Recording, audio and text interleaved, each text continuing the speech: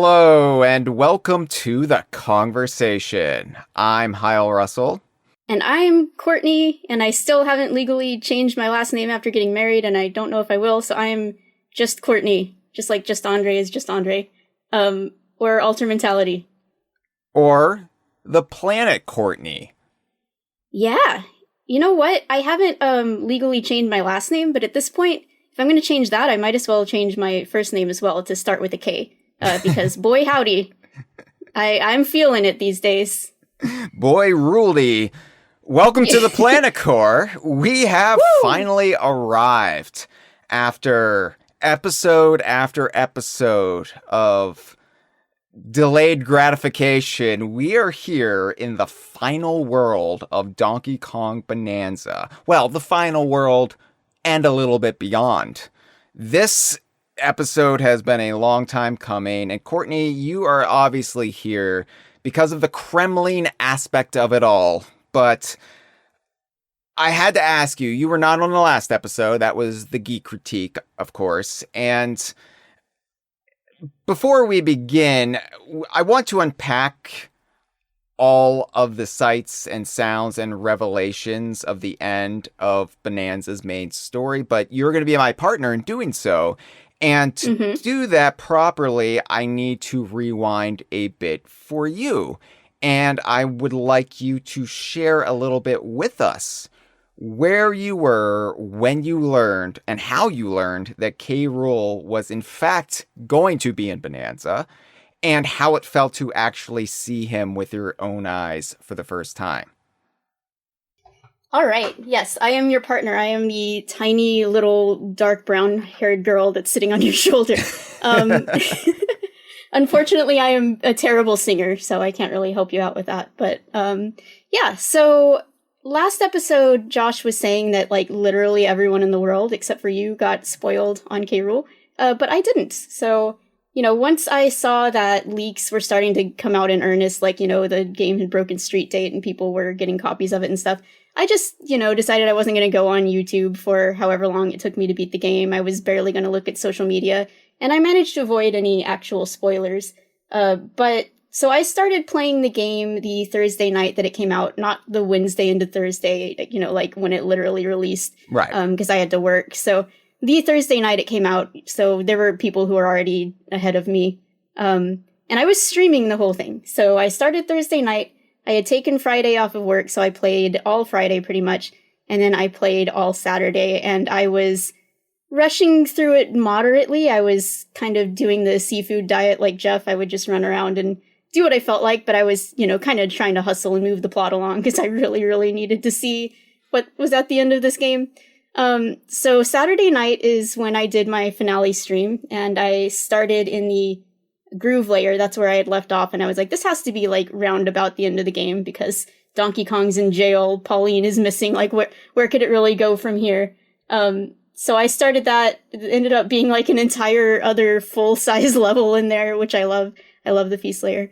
And by this time, you know, because I had sort of been talking to people in Discord and people weren't spoiling anything, but I had friends who had already got to the end of the game, and just because this general aura of the ending of the game and how people were reacting to it without actually spoiling anything, I had a feeling that something big was awaiting me there.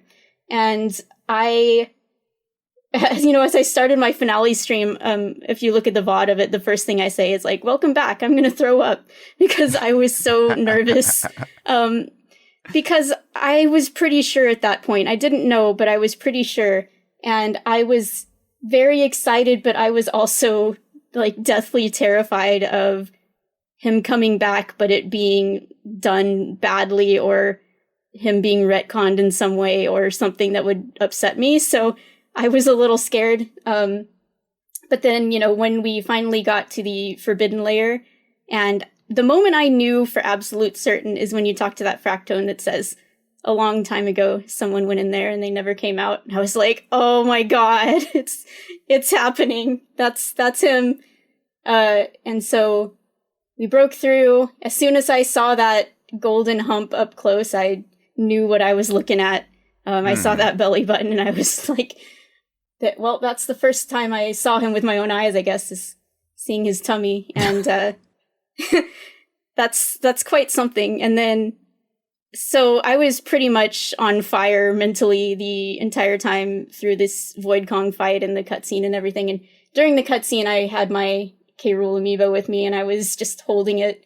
And then he pops out. Well, his eye, first of all, first thing you see. And I screamed really loud, and apparently people like that, and that became my most viewed clip on Twitch. So I guess a lot of people who don't even really know me or know who I am have enjoyed watching that reaction, so I'm happy about that. I screamed super loud. I was just completely... I don't know. I don't think I need to really put it into words, because you can imagine, but I was ecstatic. The first thing I noticed is we see him and it pans up is that it was the DK64 chords that were being played, and that made me so happy. DK64 fans, stay winning. That was just probably the moment that broke me wide open, was hearing that music. And then the way he looks us, the audience, directly in the eyes with his bloodshot eye and says that he's back in action. And from there, the rest of my experience with the game, which was like 3.5 more hours, because I kind of took my time going through the core, it was just like walking on air. It was a dream. Oh, that's you taking your time? Okay, well, yeah.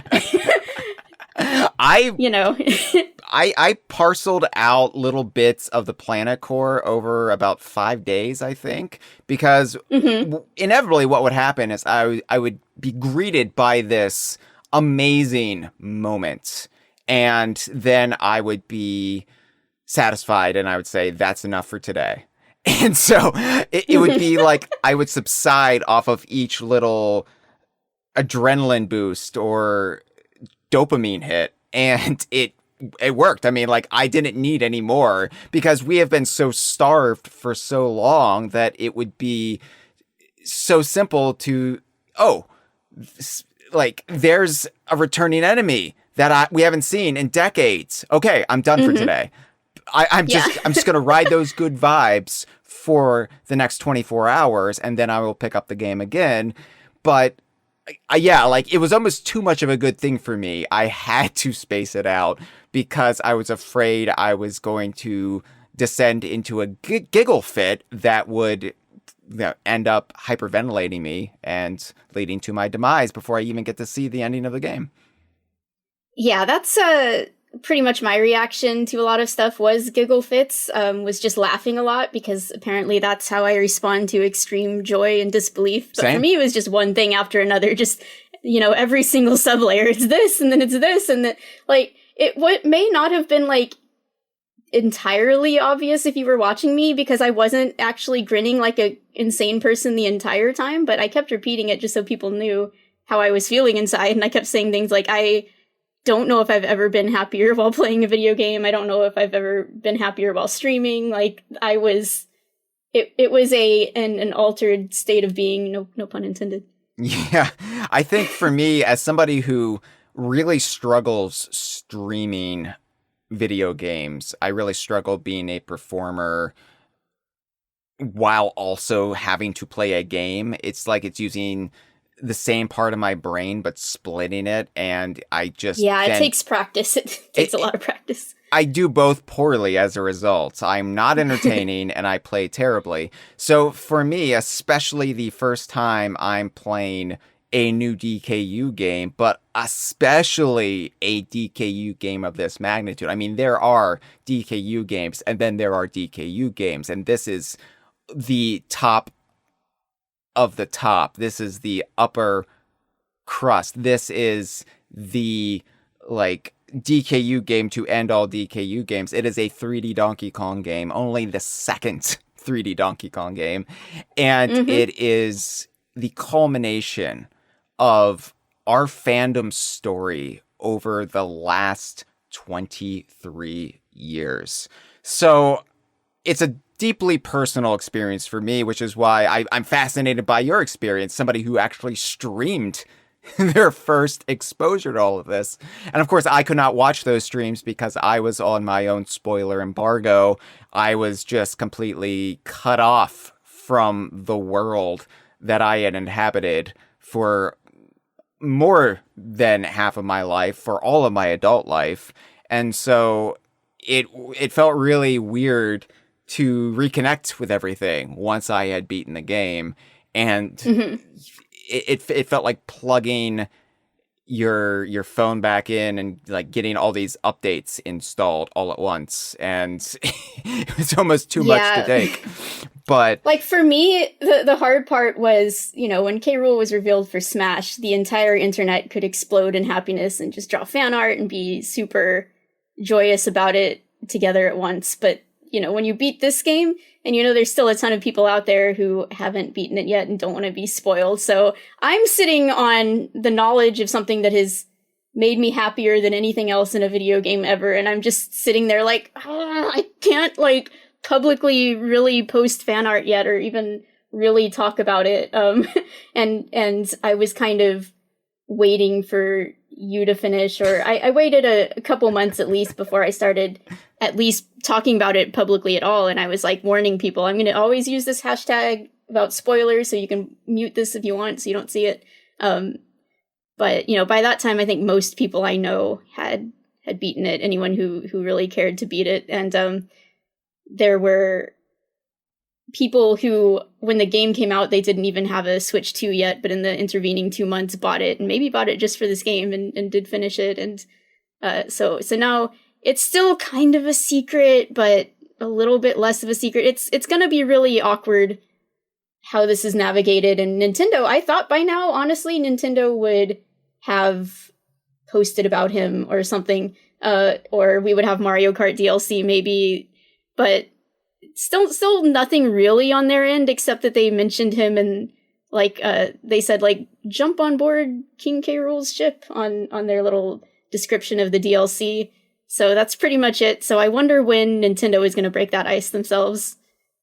The amazing thing about Bananza is you don't even need it. You don't even need the K. Rool aspect of it all to sell the game. So they are, I think, playing it very smart. It is still a secret if you are not just completely immersed in the online sphere of Nintendo fandom.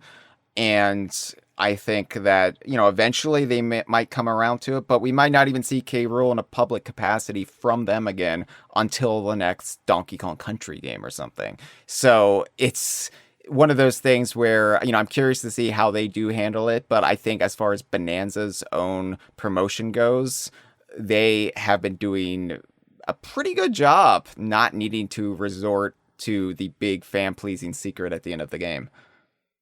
Yeah, I could get off on another tangent here. I don't know if you wanted to move on to other stuff that we need to cover, but like everything we need to cover. yeah. I mean, you still haven't done the proper intro of the show yet. It's true. It's true. But I mean, no, go ahead. I mean, this is your time. This is our time as Donkey Kong fans, as K. Rool and Kremling fans, to say what we want to say. Yeah, okay, so talking about not needing him in the promotion or not needing him to sell the game or whatever, so before the game came out, I was talking with my husband about the likelihood of K. Rool being in the game, and I was trying to remain very skeptical because I did not want to be disappointed, and he was also trying to help me remain skeptical and was sort of providing some devil's advocate things to some of my arguments, and one of the things he said is well, if they were going to put K. Rool in this game, I mean, he's got a lot of fans. Don't you think they would have showed him beforehand? Why, if he's this big anticipated return, why not tell people about it to try to sell them on the game? Why save him and make him completely secret? And I was like, I guess I see where you're coming from, but also, even though K. Rool has a big fandom online, I think the amount of people who outright would not buy a new Donkey Kong game if he wasn't in it is fairly small. I was going to buy this game no matter what. I bought Returns and Tropical Freeze and I love them even though he's not in those. And, the Donkey Kong fandom is more than just people who love K. Rool, and the segment of people who are like, no K. Rool, no purchase is small, and so I could sort of see that argument, but I didn't really buy it. And it turns out that, yeah, they knew this game would sell itself to the fandom on a lot of other factors, and it would sell itself to the general public, and they didn't need to use him to advertise it, but he's there. And, so we kind of get to have that wonderful surprise, and they didn't spoil it for us. I mean, I think the important thing is that the Donkey Kong fandom isn't necessarily just who this game is being sold to, or at least the Donkey Kong fandom as we all know it. There is a new generation Donkey Kong fandom that is growing because of the Super Mario Brothers movie, because of the theme parks. And in the last couple of years, that next generation has been expanding in numbers steadily. But, surely, like, it has been this very, very deliberate campaign from Nintendo to indoctrinate people into the ways of Donkey Kong. And I think that doing it this way, because King K. Rool will mean very little to those people unless they are inquisitive little geeks like I was, and that you probably were once upon a time, where if you get into something, you immediately research it. You go on these wiki binges, or you just try to find out everything you can about that subject. And then they're like, oh, King K. Rool. Yes. But I think mostly people are buying this because of Donkey Kong, or at least that new generation of Donkey Kong fan, because Donkey Kong was a delightful part of the Super Mario Brothers movie, because they might have gone to Super Nintendo World and gotten hugged by him.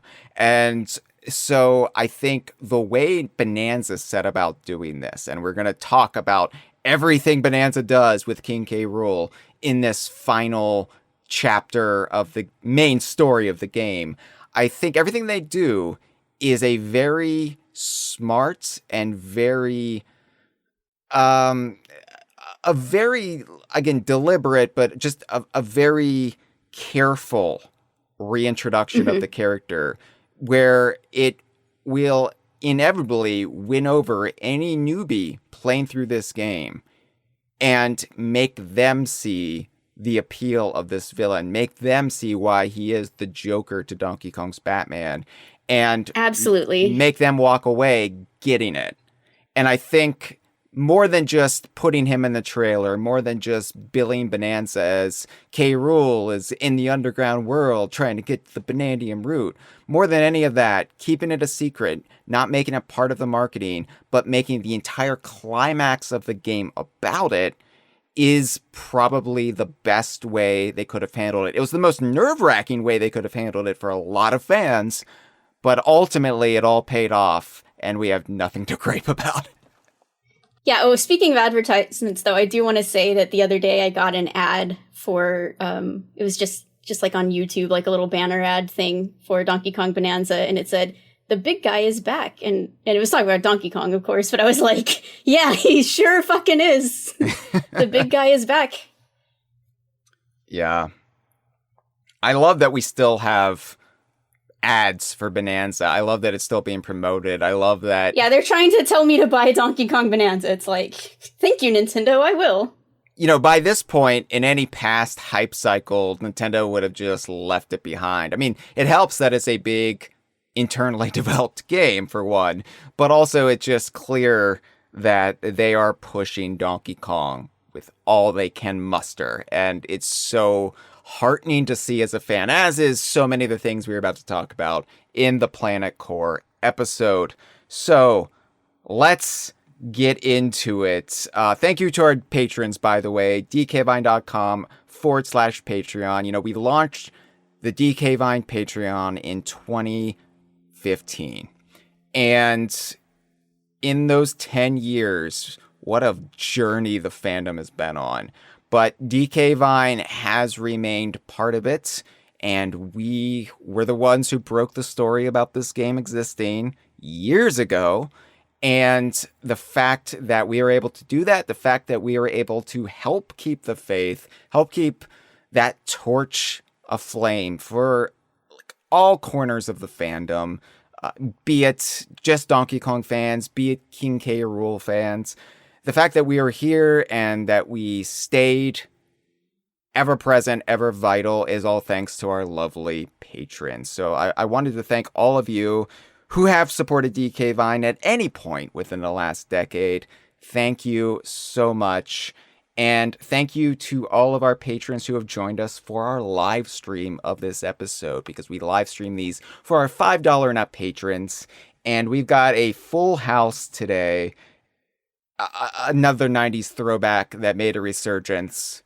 But unlike that one, we are still in full swing, and they have ended, and Bob Saget is dead. So hello to... I can't even name them all. There's so many names in there right now. I saw Grunt was in there. I've been thinking about Grunt a lot, compiling these last 2 episodes, because Grunt, in particular, was kind of my weather vane for this. Because I knew, even not being spoiled, even not knowing for sure if K. Rool was in it, I knew, based on Grunt's reactions, whether or not K. Rool was in it.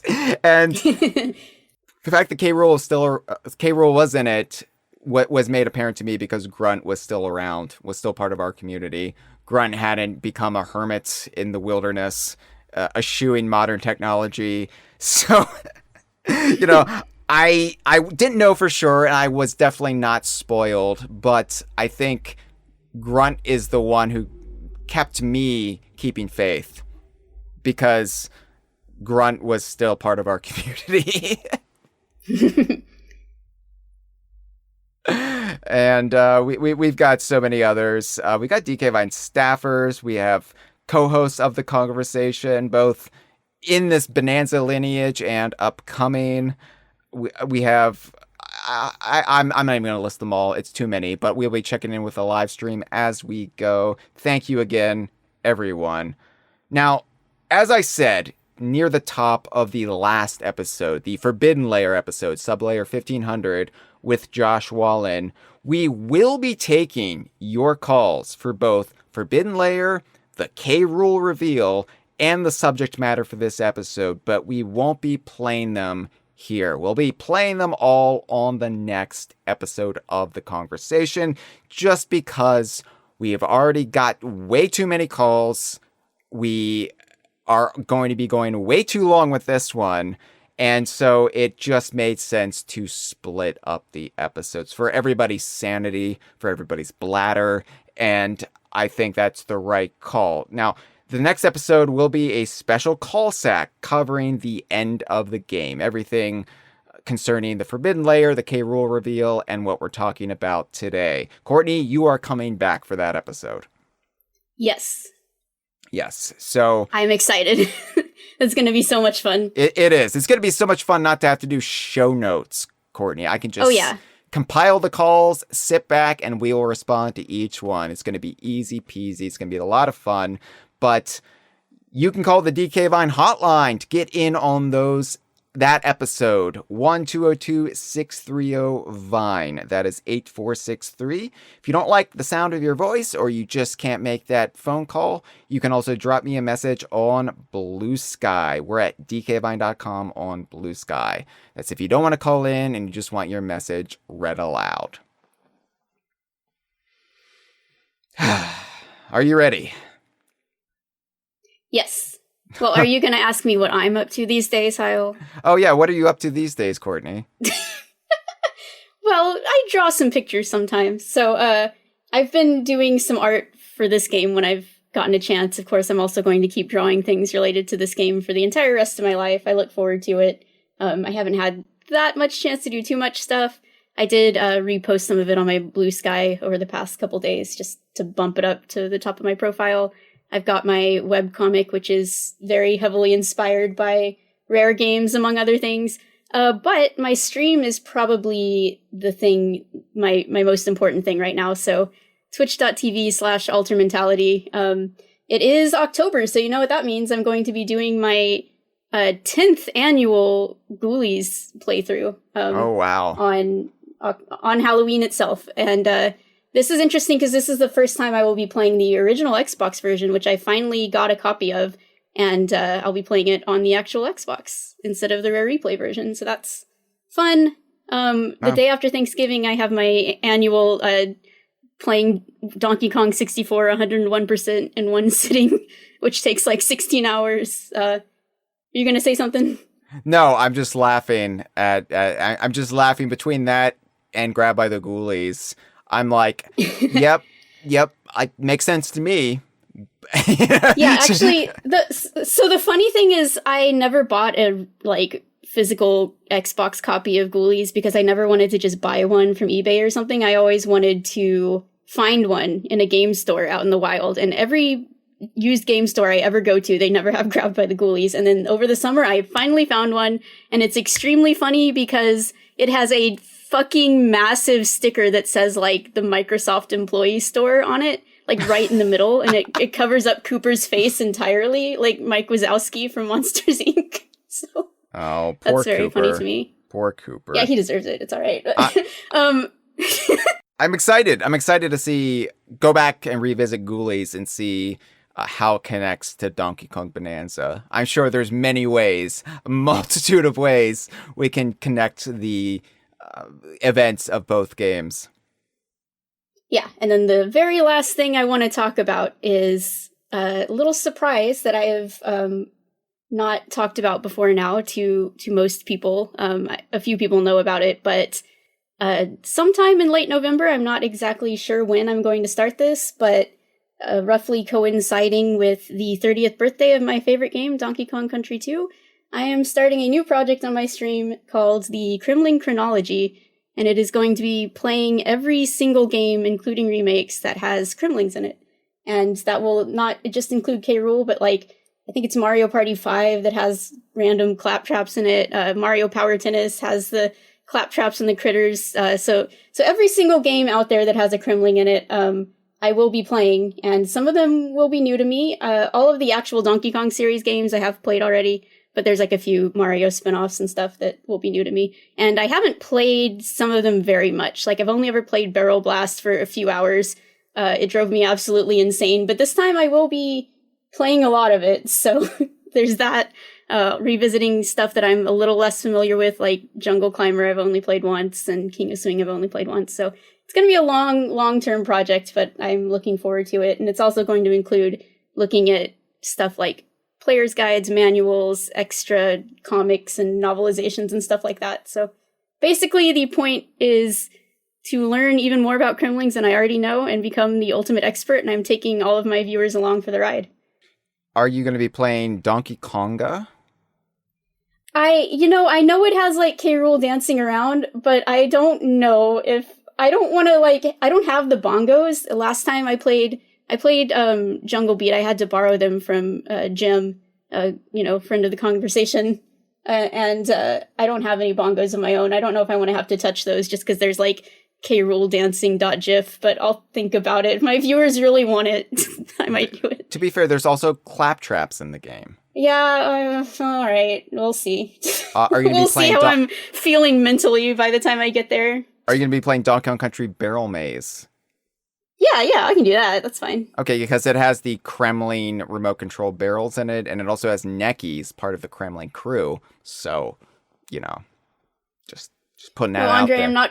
I'm not going to talk about my Kremsona. I've talked about myself enough. It's fine. People can find out if they're interested. All right. Well, you have a busy autumn ahead of you then, don't you? Oh yeah, I'm thrilled though. It's and my anniversary is coming up in a few days, which is Donkey Kong's birthday, October 21st. Hey, yeah, thank you for remembering. I have that in my calendar.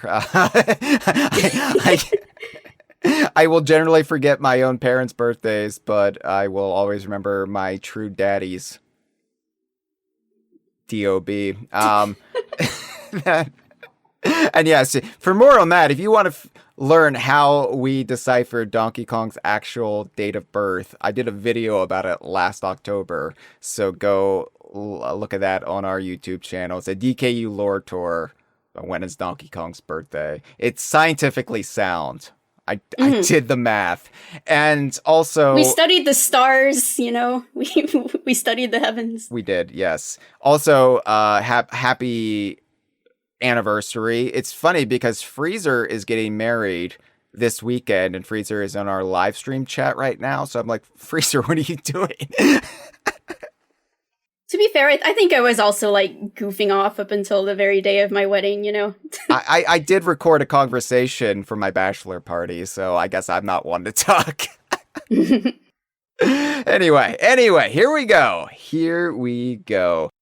So, diving down in the sinkhole after that big K. Rool reveal in Forbidden Lair, Pauline says, ugh, we finally get to the Banandium route, but it's not even the Banandium route. It's some kind of crocodile monster instead. He said his name was K. Rool, right? And he has his own banana bandits called the Kremlings? Well, he's strong, that's for sure. He beat Void with one punch. A bad guy like that definitely wants to get his claws on the Banandium route. One way or another, we have to catch up to K. Rool. We better hurry, DK. And then there's this great moment in this like final sinkhole dive where it's like pitch black, and then it gradually gets more enveloped by the golden roots from the Banandium roots, and then eventually it just becomes this mass of tendrils, and it just becomes blinding, and you fall into the planet core. And yeah, when it opens up, it just, like, when you kind of fall out of the tunnel part of the sinkhole and you're just falling down into the core, it opens up into this, like, cosmic view, and it's incredible, really. It's a little psychedelic, it's a little trippy. It's about what I expected this last sinkhole dive to be, but I was not expecting the first image when we land in the planet core to be this completely dark area, save for the like 2 or 3 small islands in the middle of just this spiky sea of sharp nails. And up on the top of this hill in the main island is an enormous statue of King K. Rool. And then it just flashes on the screen, Planet Core, Sublayer 1600. And I'm just feeling out of my body seeing this. This doesn't feel real, especially then when it comes up, the actual name of the location you're in, Kremling Courtyard with 2 Ks. Yeah, this is actually my yard, so that's pretty neat, the courtyard. So here's a funny thing. I know K. Rool mentioned the Kremling Krew when we just met him. Yeah. But at this point, for the next, like, you know, few minutes before I dove down here and everything, I thought that they were all gone. Like, either the remaining ones had abandoned him, and maybe a lot of them had died on the way down and became the Crocoids, but I didn't expect that there were actually going to be any more Kremlings in this game. I thought it was just going to be him. So when I came down here, that's the mindset that I was operating under, and I thought that, like, he made this statue himself, like, really quickly using the remote or something. Right. So before, you know, we're going to talk about what's actually down here, but, you know, just immediately for the first couple minutes, I did not expect to see another Kremling in this game besides K. Rool himself. So everything beyond this point totally took me off guard. I anticipated it, weirdly enough. I was like one of the ones thinking K. Rool will definitely come back. K. Rool will probably factor into Bananza in some way, but I could see them not bringing back the rest of the Kremlings. That's the camp I was in. I was just like, well, K. Rool, the Kremling camp. not yet. We're not there yet. Yeah, all right. But it was, K. Rool has proven his bona fides. He's been proven as a heavy hitter to Nintendo. He's been a made man thanks to Smash Brothers. So K. Rool is definitely going to factor into future Donkey Kong games. But as far as the Kremling Krew themselves, I could see them being retired in some form or fashion, whether that's for geopolitical reasons, given their name, or whatever, you know. But as soon as K. Rool mentioned them in Forbidden Lair, I was like, oh yeah, we're in for it now. But I don't think... Yeah, they sure are not shying away from the name. They say Kremling about every, like, 5 seconds, and it's fantastic. Yeah. So, like, I was anticipating Kremlings down here, but I was not anticipating the execution, how they would do it, and also what that would actually entail. Emphasis on the crew more so than just Kremling. I thought you were going to say emphasis on the tail, like what that would entail. I mean, K. Rool does have his tail back, so it's very important. Yes, I mean, his tail has regrown. You know, it's fine. I mean, Kremlings can apparently regenerate their limbs. Or at least he can, and there's reasons that might be, but... Makes me think that the Klomps, the tragedy of the Klomps, isn't so sad after all. They just got their legs back after about a year or two. But... yeah, so this is a big, like, shrine to King K. Rool. And, like, walking around, I was just trying to soak in all the details. The Kremling head torches. These are great. And these are all around the planet core. These torches that have, I guess, critter heads, but just, like, critter heads on all sides of this torch in the ground. Yeah, they make me think of the background of the castle levels in TKC2. Those Kremling torches back there. Yeah, and so I just love this idea that the Kremling Krew has been trapped down here for years. And so they just kind of make this makeshift crocodile isle or this makeshift Kremling, like, home away from home, this sanctuary. And part of that is we need to build this giant shrine to King K. Rool for when and if he eventually awakens, so he knows we have been steadfastly loyal in that interim. And there's a little bit more context there, in fact, that actually supports that theory. But yeah, like, wandering around, as soon as I tried to get my bearings, as soon as I tried to suss out what the fossils were, which I was able to do this time, there wasn't a chaos situation where I thought it was a bat and you thought it was a Jinjo. But as soon as I did that, as soon as I, like, looked all around to see where, you know, the Banandium gems on this sublayer would be, I saw the Crocoid. Or my first Crocoid in this sublayer. And, of course, I immediately went into camera mode. I was like, are they doing it? Are they actually doing it? I went into camera mode, zoomed in, and I saw the fleshy green hands poking out of the Crocoid exoskeleton. And I went, oh my god, they're doing it. Oh, yeah.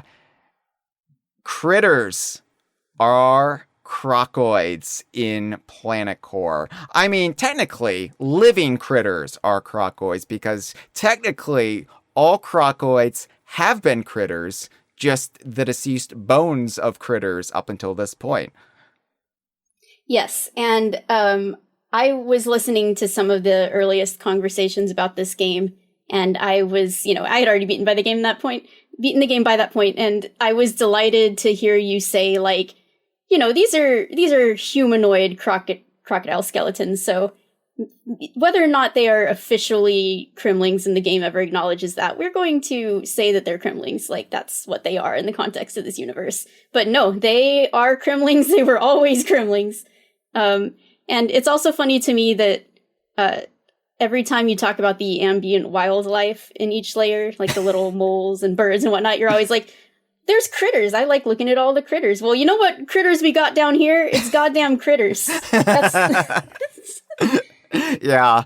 But it is funny you say that because, or you said the point about me talking about how Crocoids are Kremlings, whether or not Kremlings actually appear in the game or not. Like, I think that's funny because that is the way my brain works and is always working like 5 layers of fandom and just like logical connections and like bringing these disparate dots together through different lines and just saying, yeah, of course that's that, because in this universe that would be that, case closed. Even if Nintendo never says that, we can just use logic and deduction to figure that out. But Bananza is, I think, the first Donkey Kong game since I don't know. It's hard to say, but you can make an argument some of the Payon games kind of did this.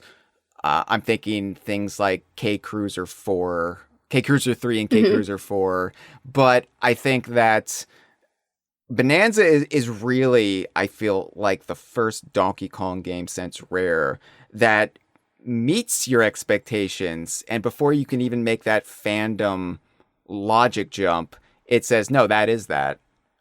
Yes. We've got you. We've got you. We already figured it out for you. And it's clear to me that the people on this team were Donkey Kong fans. And I mean, that has been confirmed even beyond what we were saying in the years before this game came out. It's been confirmed in dev interviews, but words are one thing, actions are another. And it's clear by this team's actions that they are Donkey Kong fans. Yeah, and the way this recontextualizes so much about the game to this point, you know, I was listening to the conversation where we were talking about the minecart carnage or minecart madness bonus area, and how you were like, oh, I love how they recreated the crashes by putting crocoids in these minecarts, and they were really just critter skeletons in there, so they just really were crashes in a way. Right. And, you know, all of the different crocoid types, like these were Kremling bones that were encased and entwined in stuff like brambles. And to me, that iconography is just the fucking coolest thing of all time. Like, for someone who has grown up with DKC2 being my favorite game for most of my life, just the idea of like Kremling bones just being encased by brambles, like, oh, that's like a tattoo idea. That's just really sick. I also just love the idea that all of these crocoids were in fact critters on this expedition to the planet core who all perished along the way. It's just, one, very dark, but two, it also just shows K. Rool's complete lack of leadership, or his very self-centered idea of leadership, that he got all of these critters killed journeying down to the planet core, and then they were co-opted by Grumpy and Void to make the crocoids. But God, it's just right in front of our faces the whole time. So I have some theories about that, but it might be a little more appropriate to get into it later when we've seen some of the other enemies down here. Yeah, of course. But I do want to say on the topic of it being dark, that is one thing that I love about this game, is that it embraces the darker and more serious aspects of the DK series, just like DKC2 does, where there's like a lot of ghosts and skeletons and, you know, that kind of thing.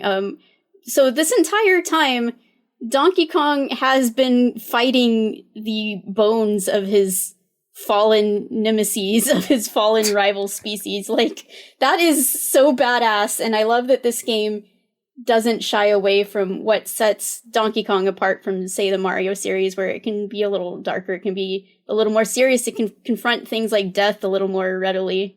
Yeah, absolutely. I mean, Donkey Kong's mom/grandmom, dead. Yeah. I mean, she hangs out with them all the time, goes on vacations with them, but still dead. Yep. Can I also just say, I love the tweaked critter design. It's effectively still the Payon era post-buyout critter design that debuted in King of Swing, but it has been tweaked a little bit. It has been given a few more flourishes. For one, we've got the new Kremling Krew emblem on their belt buckle.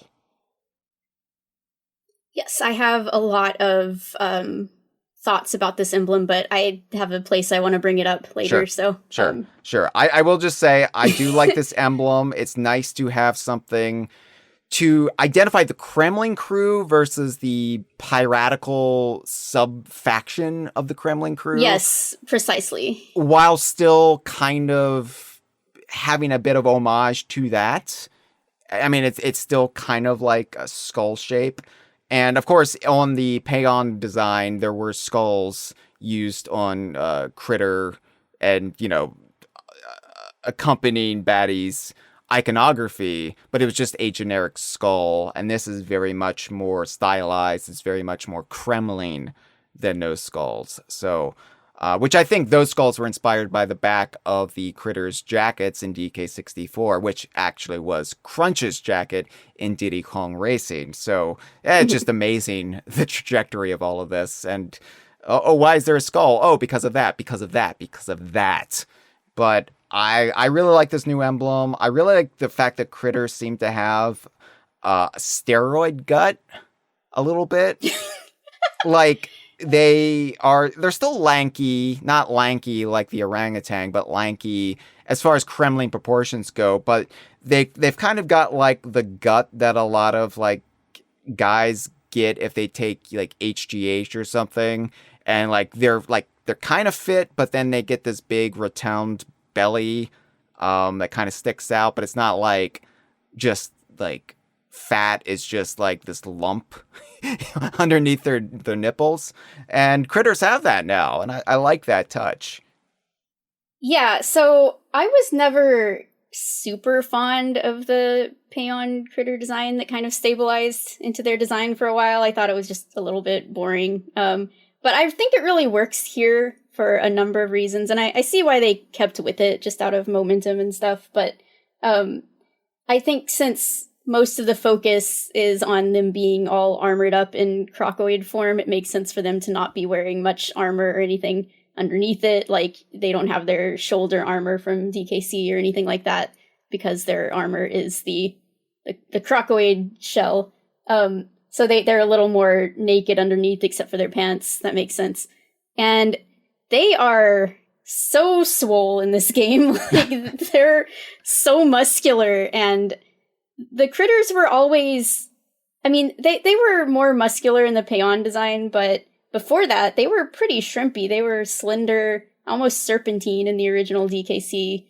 They were very wimpy in DK64, kind of pathetic, honestly. And in here, and I'd like to think it's because they've been eating pure raw banandium, because I don't know what else they'd be eating down here while trapped in the core. So the steroid gut is appropriate because they are juiced up on that banandium. That's how they all got so strong looking, I guess. See, I imagine they would at least have some like military rations, but eventually those would run out. We can talk about that, but yeah, and I they didn't plan on being trapped down here for years, so I think any rations they brought would have run out eventually, for sure. Yeah, but yeah, I like that their heads seem to be more almost shaped like the rare era Critters, just a little bit. Mm-hmm. They've got a little bit more slenderness to that design, although maybe I'm just seeing what I want to see. I didn't have a problem with the Payon design. I didn't have a problem, which is what we call the Payon design. I don't think Payon actually designed any of those characters, save for maybe the new Kremlings here or there, although even then. But I think that this is just great to see, given how long it's been. Like, whatever. Like, you could have put Critters in anything, and I would have been happy to see them. And to have these little tweaks, to have them make them visually different enough, but also just harkening back to past designs. And I don't know. I really like it. And I also really like that they're wielding the big crocoid clubs after you break off their exoskeletons. It reminds me of the Critter action figure that Toy Site was going to make in Wave 2 of the Donkey Kong line, but they never went into production. Sad day. Sad, yeah.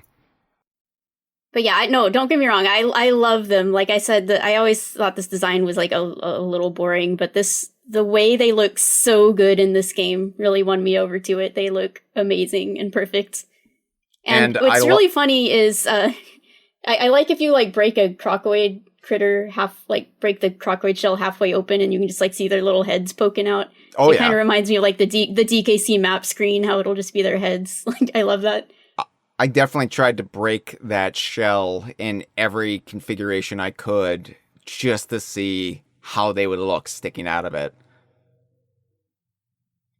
it definitely became this obsessive thing where I was trying to get a screenshot from every possible angle, every possible little bit of destruction I could ebb off in a slightly varied way. It was a lot of fun.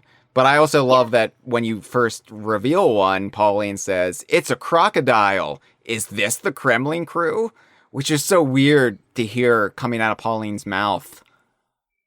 Absolutely. I think the most surreal part of this entire experience for me was Pauline talking and actually saying words like Kremling and Rool over and over again, because this, there's so much about Bananza that was completely new, and I adore this game. I adore every aspect of it, even the aspects that have nothing to do with previous DK games. This game is my second favorite game of all time now. I adore every single part of it, but I mean, I might have some quibbles here and there, but those famous quibbles. But so the newest part, and the part that at first seemed the most maybe strange for the DK series, was DK teaming up with this little human girl who is Pauline, who has been kind of readopted into the Mario series, and sort of now splits her time, I guess, between being a Mario character and a DK character. We can talk about that later, I guess. But so that was the part of this game that represents all of the newness. And to have her talking about Kremlings left and right just over and over was the part where the two lobes of my brain crashed together, I guess, where it's like, this is all the new stuff I like, this is all the old stuff I've liked my whole life, and now it's colliding in this violent moment with Pauline saying all this stuff, and it just sort of made me crash mentally. Yeah, absolutely. I think that, well, we'll get into Pauline. I have my own quibble about what you just said about Pauline. Yeah. Don't worry, it's a quibble with a K. It's fun. But yeah, okay. I just think getting to know this version of Pauline, I'll say, throughout this adventure, and you associate her with the Underground World adventure, with the Fractones, with the zebras, with the ostriches, with the Bananza forms, and then all of a sudden she's just talking like she's on this damn podcast, and she's like, "Oh yeah, Kremling Krew," and I'm just what? It's very, very kind of head trippy. It makes you feel like you are no longer playing a game and you're just reading fan fiction about the game. Yeah. And another thing that makes me really emotional about it is because Pauline is a young girl, and I see my younger self in her a lot. Except, like I said, I am a terrible singer. But aside from that, so having this kid who is going to be the surrogate player character for, a lot of kids playing this game, and being introduced to this world for the first time, and her being, she's very interested in everything around her, and she's interested in the Kremlings and curious about them, even if she also thinks they're scary and evil. But it really took me back to, I was much younger than her, actually, when I first fell in love with the Donkey Kong series, but still, just being young and being fascinated by this world and having this little girl be the surrogate for it all was just very magical for me, just to consider it in that way. Yeah, I mean, for me, I had experienced that with Diddy Kong back in the original Donkey Kong Country, because Diddy Kong was effectively my age, and I eschewed my humanity in favor of the monkeys. And so I saw myself in Diddy. I mean, I still see myself in Diddy, but Diddy is, and always has been, sort of my surrogate self inserted in this series. And it's great to see that from a different perspective, that Pauline can be that to other people, especially like new Donkey Kong fans of a certain age getting into the series for the first time.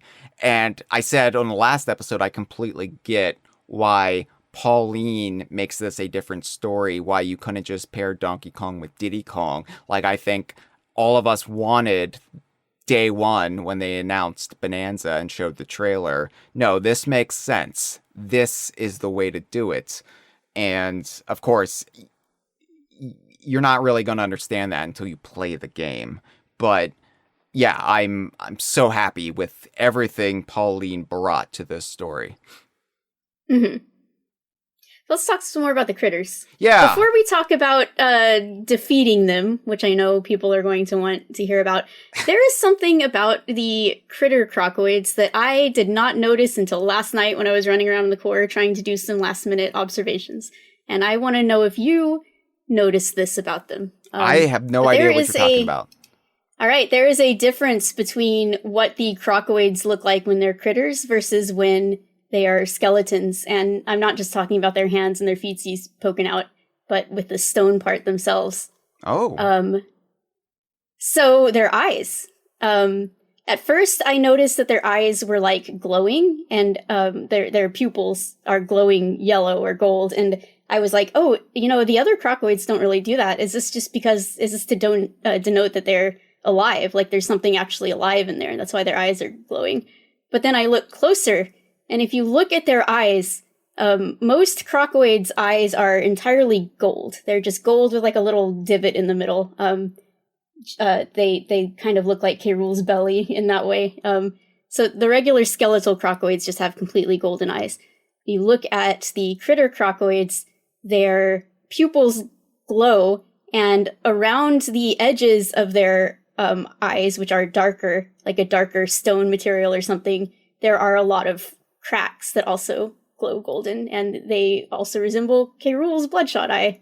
And that's not the first time that's not going to be the last time that specific imagery is going to come up during this discussion, because there's a lot of that to go around. But wow. Yes, they have different eyes, and they look like K. Rool's bloodshot eye. And I did not notice this until last night, and it blew the fuck out of my mind. So this game is insane. It's insane. One type of crocoid has golden eyes, and the other has the remake of Golden Eye, which wasn't as good. Yeah, Bloodshot Eye. Yeah. Wasn't. It's like Daniel Craig makes no sense in that. But anyway, so yes, let's talk about what happens when you defeat a Kremling crocoid, i.e. a critter. And like, this is after you break off the exoskeleton, which, by the way, K. Rool, I love the detail. The game specifically makes a point of showing K. Rool pick up the All Mine remote. And then that explains why the critters have crocoid exoskeletons, because, in the All Mine remote, there was presumably Grumpy's programmed blueprints, his creature creator, and K. Rool used that to augment his forces where applicable.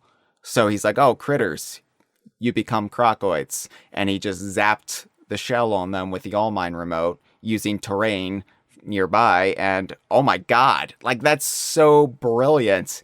And it's such a fun way of bringing the whole game together in this cohesive way where like the Voidco elements do not feel completely tangential to the Kremling Krew elements. Yeah, and I just love imagining this from the critters' perspective, because imagine you've been trapped down here for Log knows how many years, staring up at King K. Rool's ass and his tail poking down in the sky as he's trapped up there. And all of a sudden, he wakes up, he falls down, he's among you again. There are probably loyalists who are like, oh, Your Majesty, you're alive! And then there's probably some who are like, oh my God, he's alive, he's gonna kill us.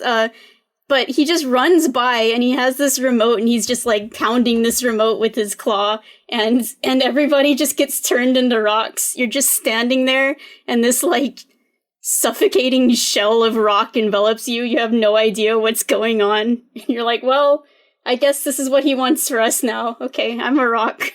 Sure. Well, I mean, as far as fates go, it's better than the time he came with the hacksaw and he was like, all right, let me take that leg off. You're a pirate. We're pirates now. Yeah, it could be worse. At least they seem to be fine in there. It might be a little heavy, but they seem fine with it. So I, of course, I didn't experience this until everyone everywhere had already experienced it.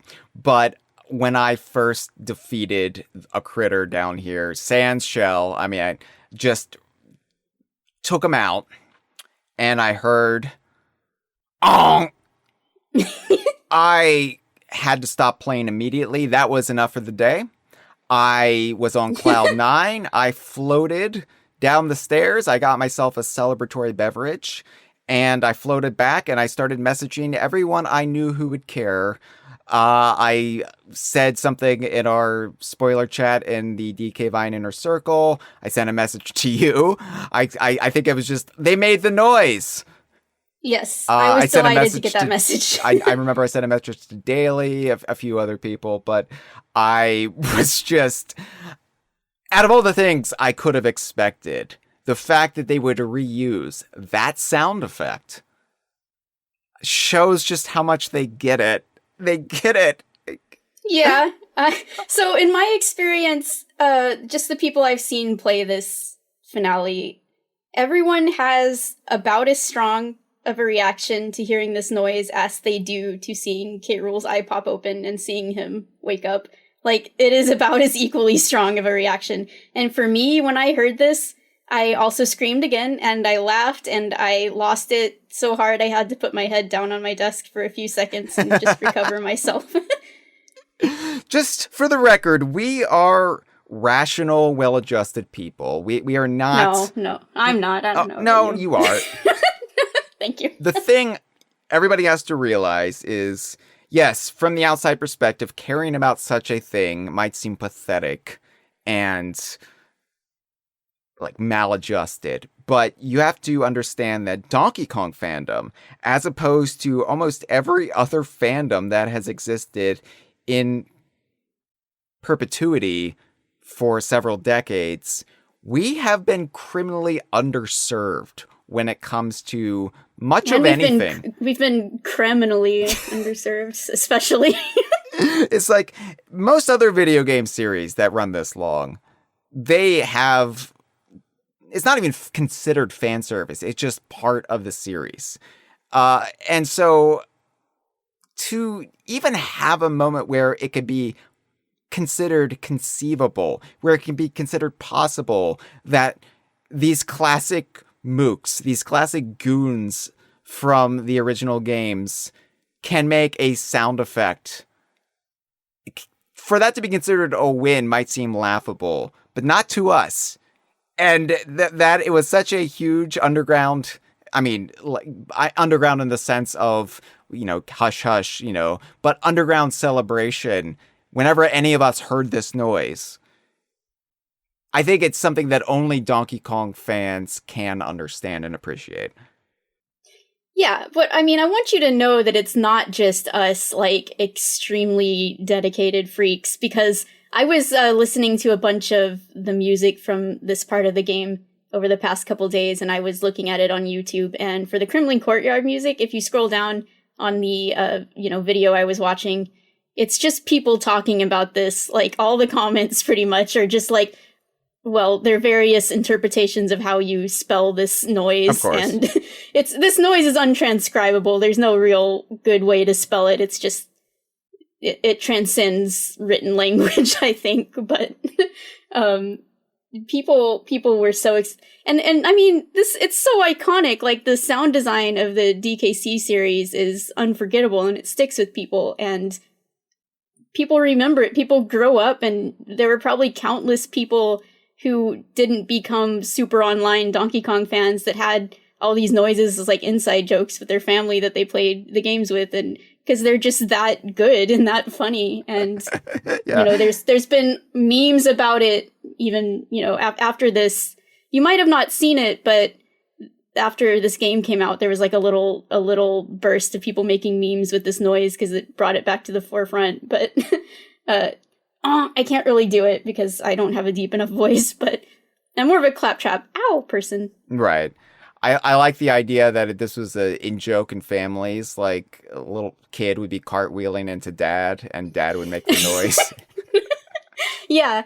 And so actually something I want to point out is the origin of this noise. It was not used for critters in the first DKC. They had much more of a like softer, right. like, ah.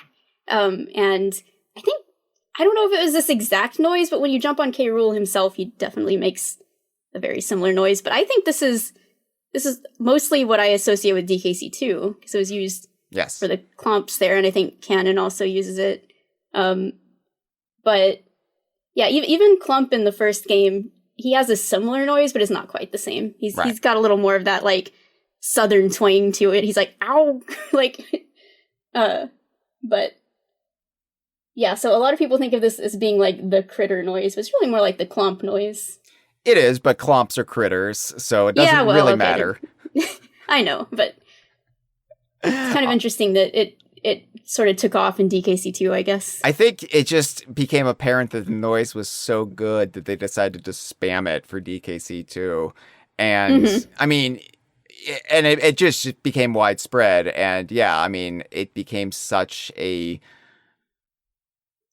like, inseparable memory from the game that I think, and it's clear how much DKC2 looms over all of this. And we'll get into that. We'll get into how this actually enriches DKC2, a game that we are about to celebrate the 30th anniversary of. And what a treat to get to celebrate the 30th anniversary of DKC2 after Bananza, because Bananza has really elevated. I mean, Donkey Kong Country 2 is still my favorite game of all time. And it's so wild to me that now my second favorite game of all time, Donkey Kong Bananza, has retroactively made my favorite game of all time even better. That's exactly how I feel. Yeah. Same thing. So, anyway, as you approach the statue of K. Rool, oh my god. Someone the other day was talking to me, I think it might have been Traveler, and said that we wouldn't get out of Kremling Courtyard for like an hour or so. I mean, yeah. Yeah. Once we got here, it's fine. I'm a bit worried considering there are 9 sublayers. Okay, but they won't all be as extensive as this one. We got to establish some stuff here. You're right, so. You're right. This is why we're not taking calls, mind you. Yeah. So you approach the statue and, yeah, Pauline's like, is that a statue of K. Rool? And I'm like, good eyes, Pauline. But in her defense, she's only briefly seen the guy after a very intense battle with Void and the trauma of Donkey Kong becoming an inert slab. So, you know, if she had been obsessively pondering the machinations of K. Rool over the last 31 years like the rest of us, then she wouldn't have asked that question. But considering they just had their first meet cute, then I guess it's fair to say, like, wait, is that K. Rool? I don't know. You know, maybe. Could just be any rotund crocodile. I don't know. Yeah, so the fun thing about this statue is going up to it and climbing it. The first thing that I said, and Traveler has also pointed this out in the chat, but is that it reminded me of the ending of Jungle Climber. You're climbing all over K. Rool, which is very traumatic for me because that game is hard, and that final battle is really the hardest thing I think I've ever dealt with in a Donkey Kong game personally, just because I am not very good at the pegging games, and it was very difficult for me. So it was traumatic to bring back those war flashbacks of the Jungle Climber final boss. See, for me, the flashbacks came from the Smash ballot and looking for K. Rool fan art to boost and discovering the Vor community for the first time. So, considering that there is a Banandium gem that you can get from the statue, and it's actually titled "In the Belly of K. Rool," I went right back to 2015. I went right back to Google to look for some more of his art. I'm just kidding. I was like, yes, give me more of that. I want to get in his belly, like all the people quoting Austin Powers in 2001 said.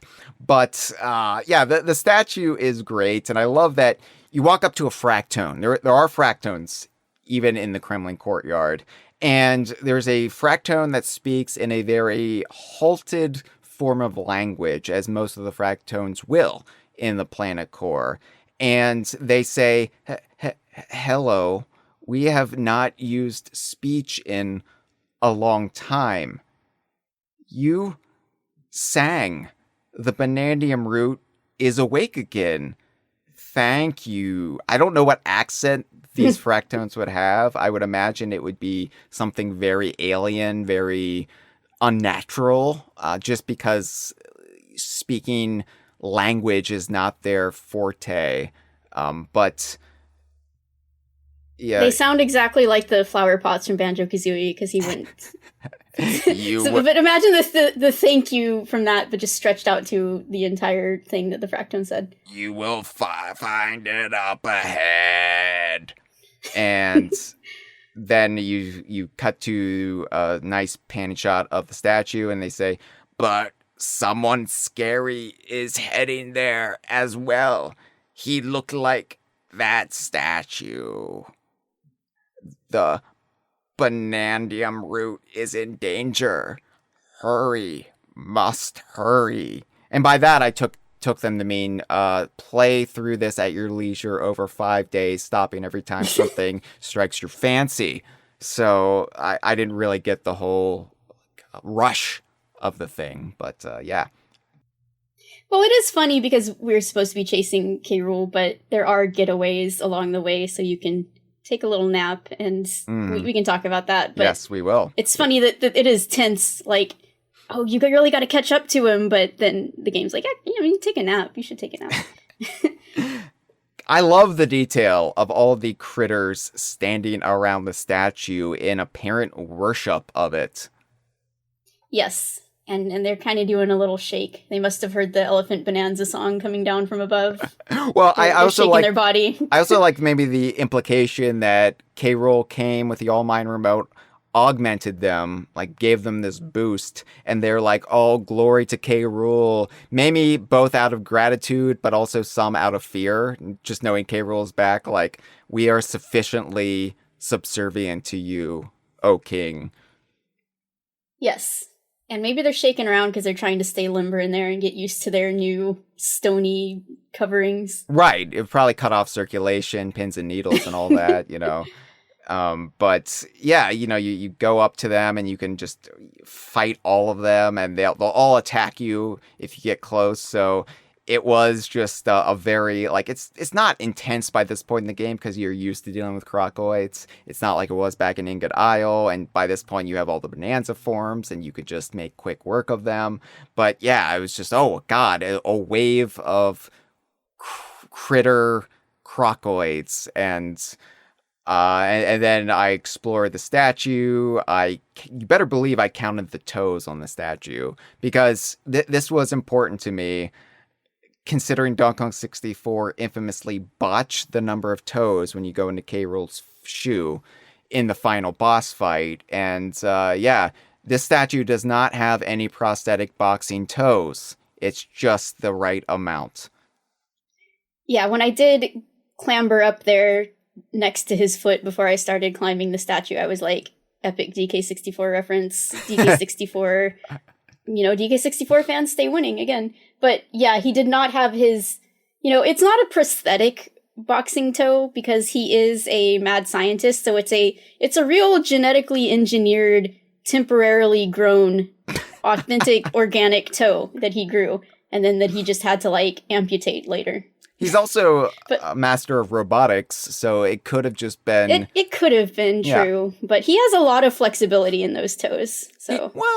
but I mean, so do Spirit Halloween animatronics.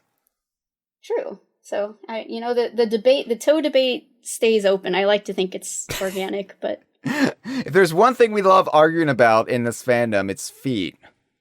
Yes. Yeah. My absolute favorite thing, maybe even something I liked more than hearing the noise, if that is possible, is that there is a lore tablet down here. Weirdly enough, written in the banana glyphs, which I guess is possible. I guess it's possible that a Kremling, a critter, learned how to write the banana glyph language in all the interim time they were down here. But it is a lore tablet that's entitled Diary of a Kremling Krew Member. And just seeing that alone, I talked about in the last episode how surreal it is to just have the liberal use of the term Kremling Krew in a damn Donkey Kong game.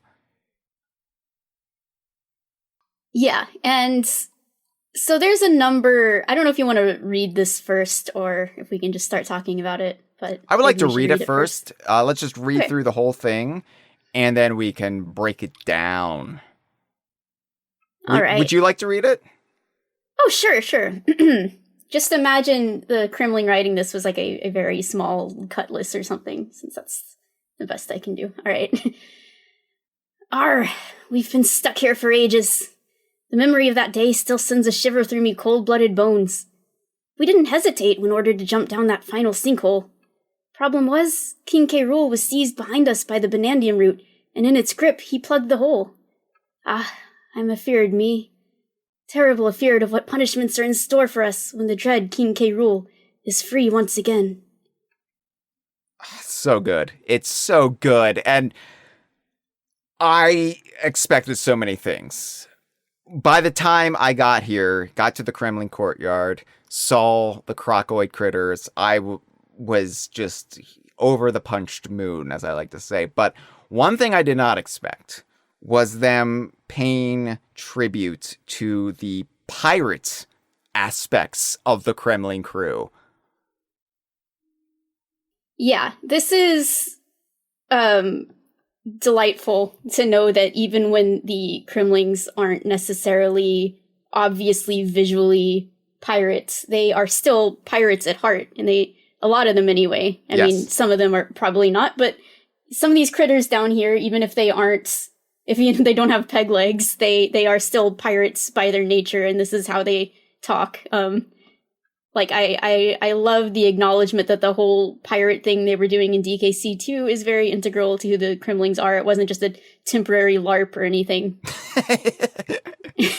They weren't just all going to the Ren Fair dressing up as pirates. I think for K. Rool, in some respects, it was. I mean, he fully bought into it, as he's wont to do, but I think, like, there's always been piratical aspects to the Kremlings going back to, well, the era of Sea of Thieves, as Rare would have us believe. But I think that, like, for a lot of Kremlings, that is their lifestyle, even if they're then called upon to join the ranks of the Kremling Krews venturing down to the planet core.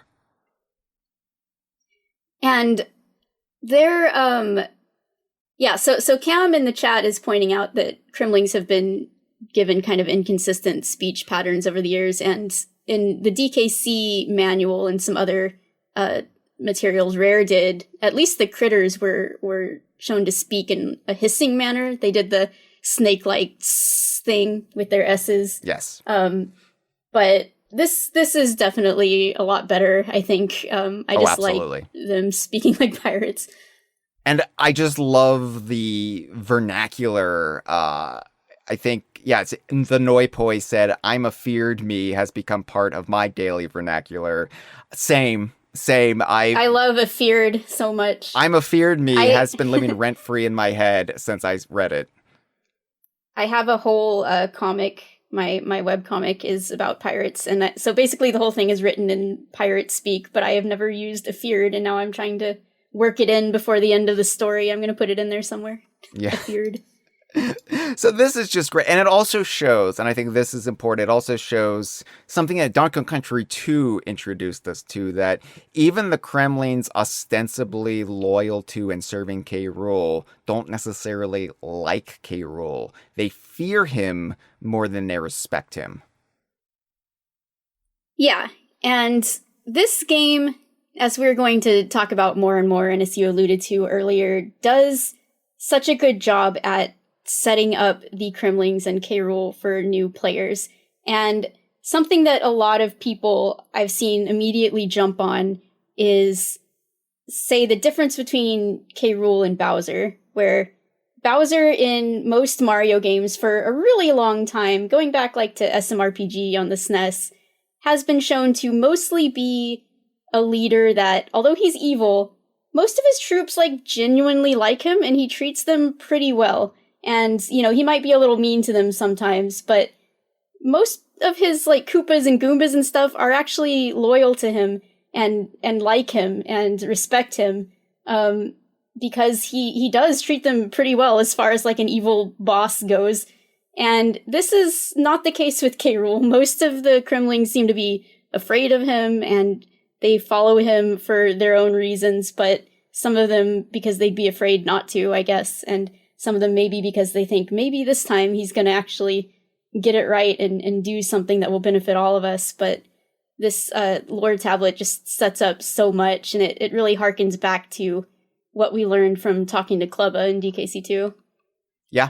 I mean, Klubba has also lived rent-free in my head for the last 30 years because it was my first introduction as a youth that just because you have these enemies that are all classed as this species, as this, type of baddie, it does not necessarily mean they are all in lockstep with each other.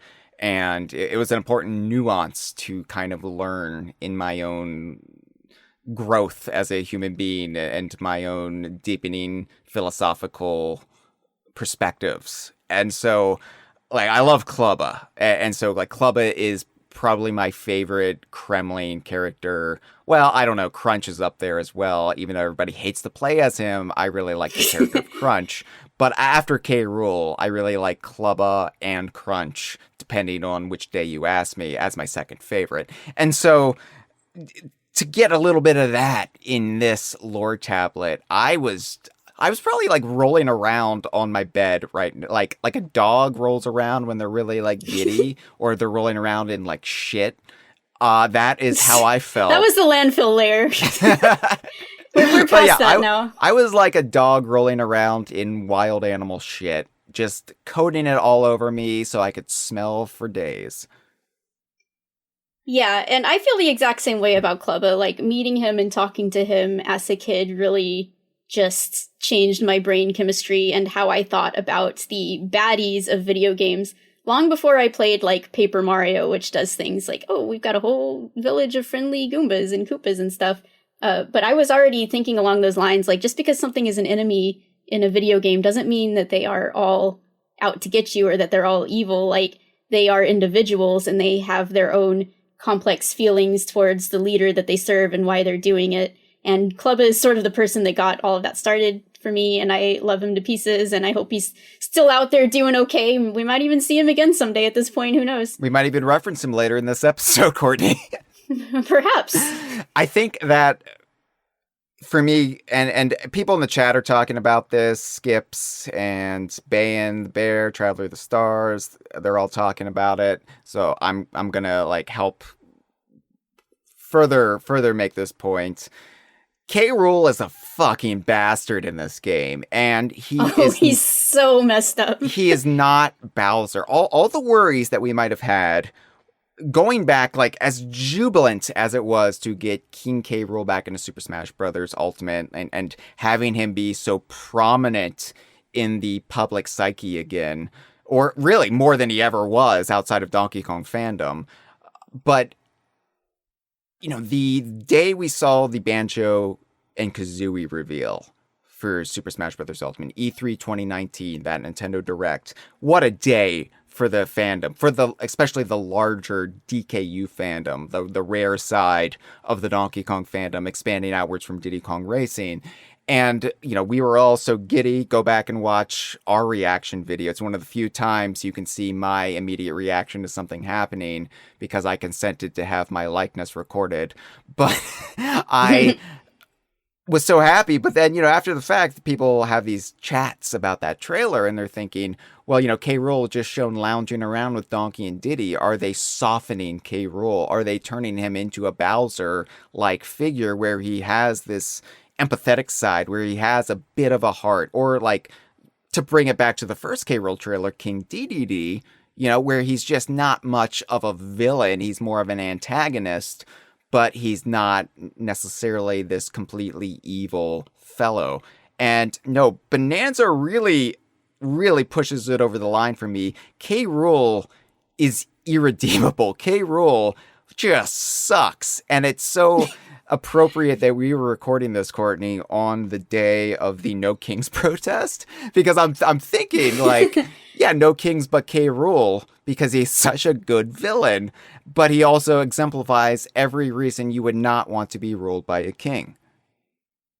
Yeah, it's really incredible how not only this game kind of summarizes what we've known about him to this point, but adds on to it. And yes, people are probably forever going to bring up the K. Rool versus Bowser comparisons just because they are both big reptile villains in sort of sister series to each other. But this game goes further than ever before to, especially as being kind of a sister game to Odyssey, of showing the differences between the two. It's never been more clear. What's always been clear to us is the DK fans who pay a lot of attention to the way K. Rool is characterized. But if you were looking at more of a surface level, you're probably just like, oh, they're both just big, evil reptile dudes who cause trouble. But no, this game really lays it out. Like, Bowser is kind of goofy and lovable even when he's doing kind of terrible things. There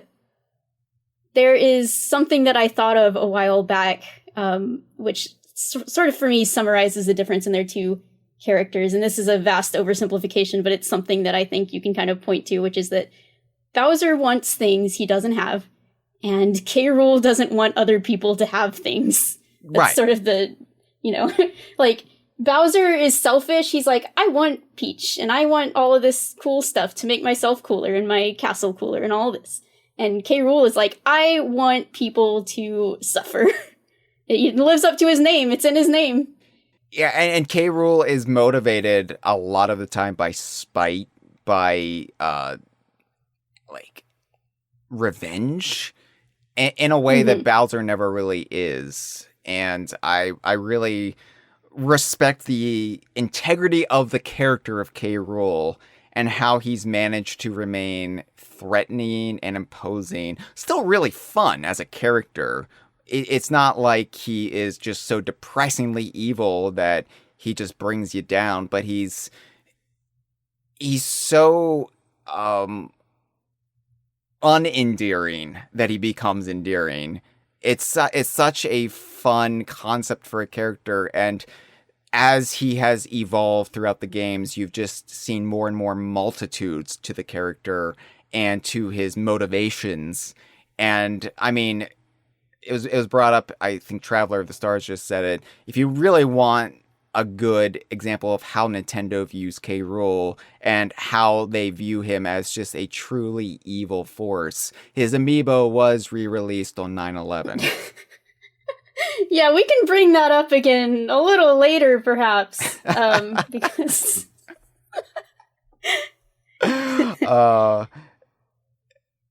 Cameron says, this game justified my headcanon that K. Rool installed factories on DK Island and the Northern Hemisphere, not actually in the name of making munitions or producing anything useful for his forces, but specifically as an excuse to poison the natural beauty of the land.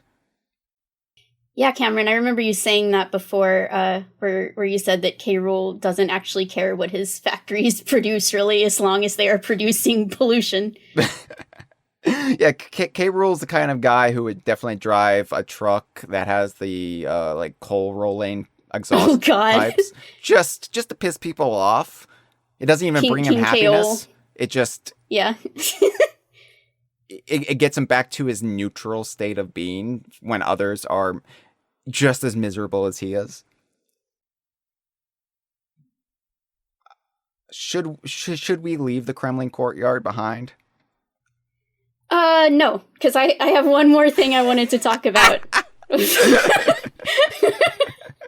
I promise we can leave quickly, but this is, I guess, kind of the best place to bring this up. Sure. But the green barrels and crates and little helicopter boxes with the ropes that fall down that we've been seeing through the entire game, why do you think they're green? And why do you think, if you look closely at the crates, they have a little crack in them that looks like sharp, jagged teeth, and they have little, the sort of metal part on the edges breaks out to form what looks like little toesies.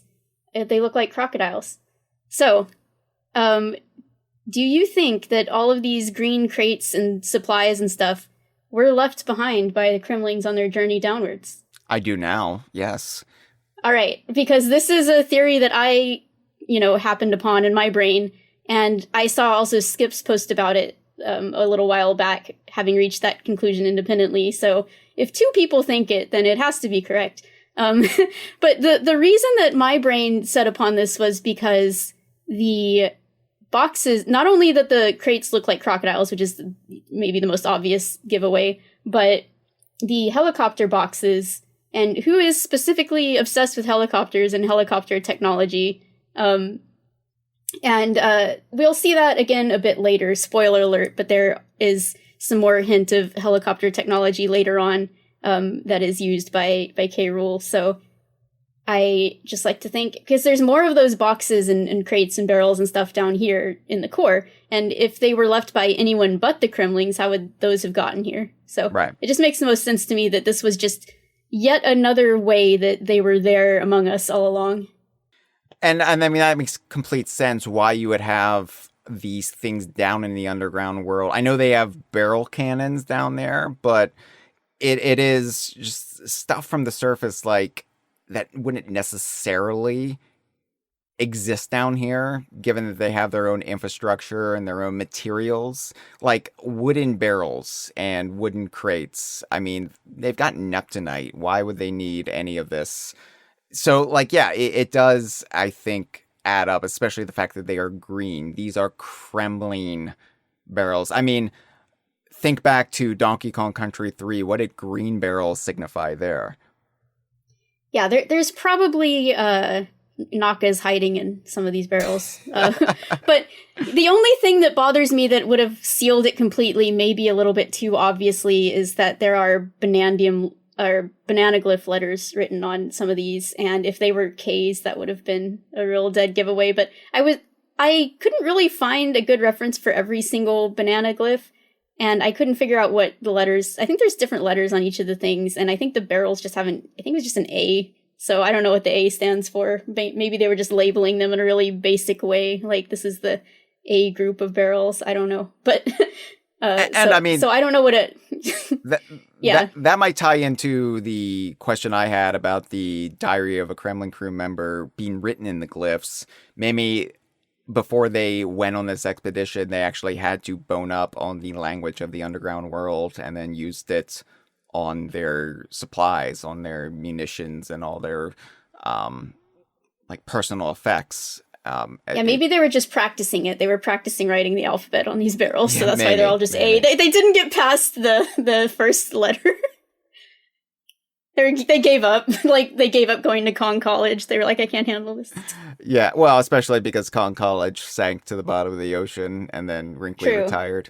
But yeah, I think that everything about the Kremlings existing down here in the planet core, being trapped down here, while K. Rool was kept in hibernation, some sort of cryogenic sleep for the better part of how many years. Which, by the way, I didn't mention this on the last episode with Josh, but I love that K. Rool effectively got close to touching creation itself, and it sealed him away. Like, it sealed away his evil. We'll talk a little bit more about that as we progress, but again, I grew up reading DC Comics, and there's a thing in DC Comics called the Source Wall.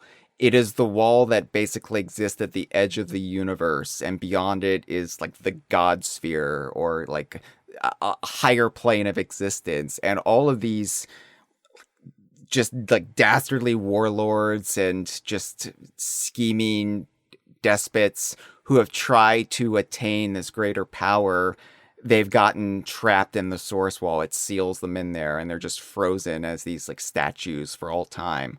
And that's exactly what happened to K. Rool. And I just love like that little detail of where has K. Rool been all this time. He was sealed away by creation because he tried to pierce the veil. Yeah, for me, this probably reminded me most of like a Zelda plot, because it's always a thing where Ganon or Ganondorf tries to touch the Triforce, which is the artifact left behind by the goddesses when they created Hyrule and can grant any wish. And he always ends up getting trapped in like the sacred realm and corrupting it or something like that. So I think this game has a better Zelda Ganondorf story than a lot of Zelda games actually do. And I'm a huge, huge Zelda fan, but it's just incredible the way this is pulled off and tied back to everything throughout the rest of the game. Yeah. I think I saw in the chat, I forget who said it, but that K. Rool is more comparable to Ganondorf now than Bowser. And I think that is actually apt. Like, of course, the comparison will always be against Bowser, but I think as far as just pure evil, pure dastardly motives, K. Rool is probably the most vile Nintendo villain aside from Ganondorf. Yeah, I would say he and Ridley, they're kind of up there together. That's why they're buddy buddies, the big boys who got into Smash. I like to think they're besties. Yeah, but we have to leave the Kremling courtyard, Courtney. I'm sorry, but okay, I think I'm good now. I think I'm ready to go. All right, so there is a golden minecart that is at the edge beyond the statue, and Pauline's like, a minecart. Let's use it to follow K. Rool. And God, I just love every time the adjective comes up, chase King K. Rool. I'm like, what is happening? Where am I? What, like, is this real? Is this a fever dream from when I had COVID? Yeah, I think maybe we both just died a few months ago and we're just sharing this mutual coma dream because there's no way any of this is real. This is our Flash Sideways universe, and we're gonna eventually enter a big church with a K. Rool statue instead of Jesus, and we're gonna go through the Kremling source light as it fills us. That's a lost reference. My one true king who rose again. Actually, Lost is an apt reference considering it revolves around a mysterious light emanating from the earth. I mean, literally all I know about Lost is from watching that one Lord Tour video where you also compared the source to whatever happens at the end of Lost. So I'm like, okay, I guess it's like that. I will always defend the end of Lost because it's Donkey Kong Country 2. And I'm just like, how do you not get it, you idiots? Anyway, so I love the minecart sequences in the Planet Core because, I mean, it's all on rails. It's all basically just faff. It's all just window dressing, but it's Donkey Kong and Pauline riding this minecart, this underground world minecart that's pure gold, and you're riding it on a jet stream of pure liquid banandium. Wait, Hyle, I have one more thought about the Kremling courtyard. It's really short. Oh, no. I forgot to bring this up. Okay. I just wanted to talk about the music because there's unique music that only plays there before you go into the rest of the core and the music changes. But I'm not very good like you. I really love music, but I'm not very good at sort of describing why. But it reminds me a lot of Misty Menace in particular, which is the most ominous DKC track. It just has this sort of droning background noises and pan flutes and stuff, and it even kind of reminds me a bit of the Game Over theme from DKC, where it's just very oppressive and a little bit of Cave Dweller Concert in there too as well. But I just wanted to point that out. I can tie that into where I was going though, because all right. The Kremling courtyard, it's the complete antithesis of where you thought the Planet Core was going, what you thought it was going to look like, because it's complete pitch blackness. It's dark.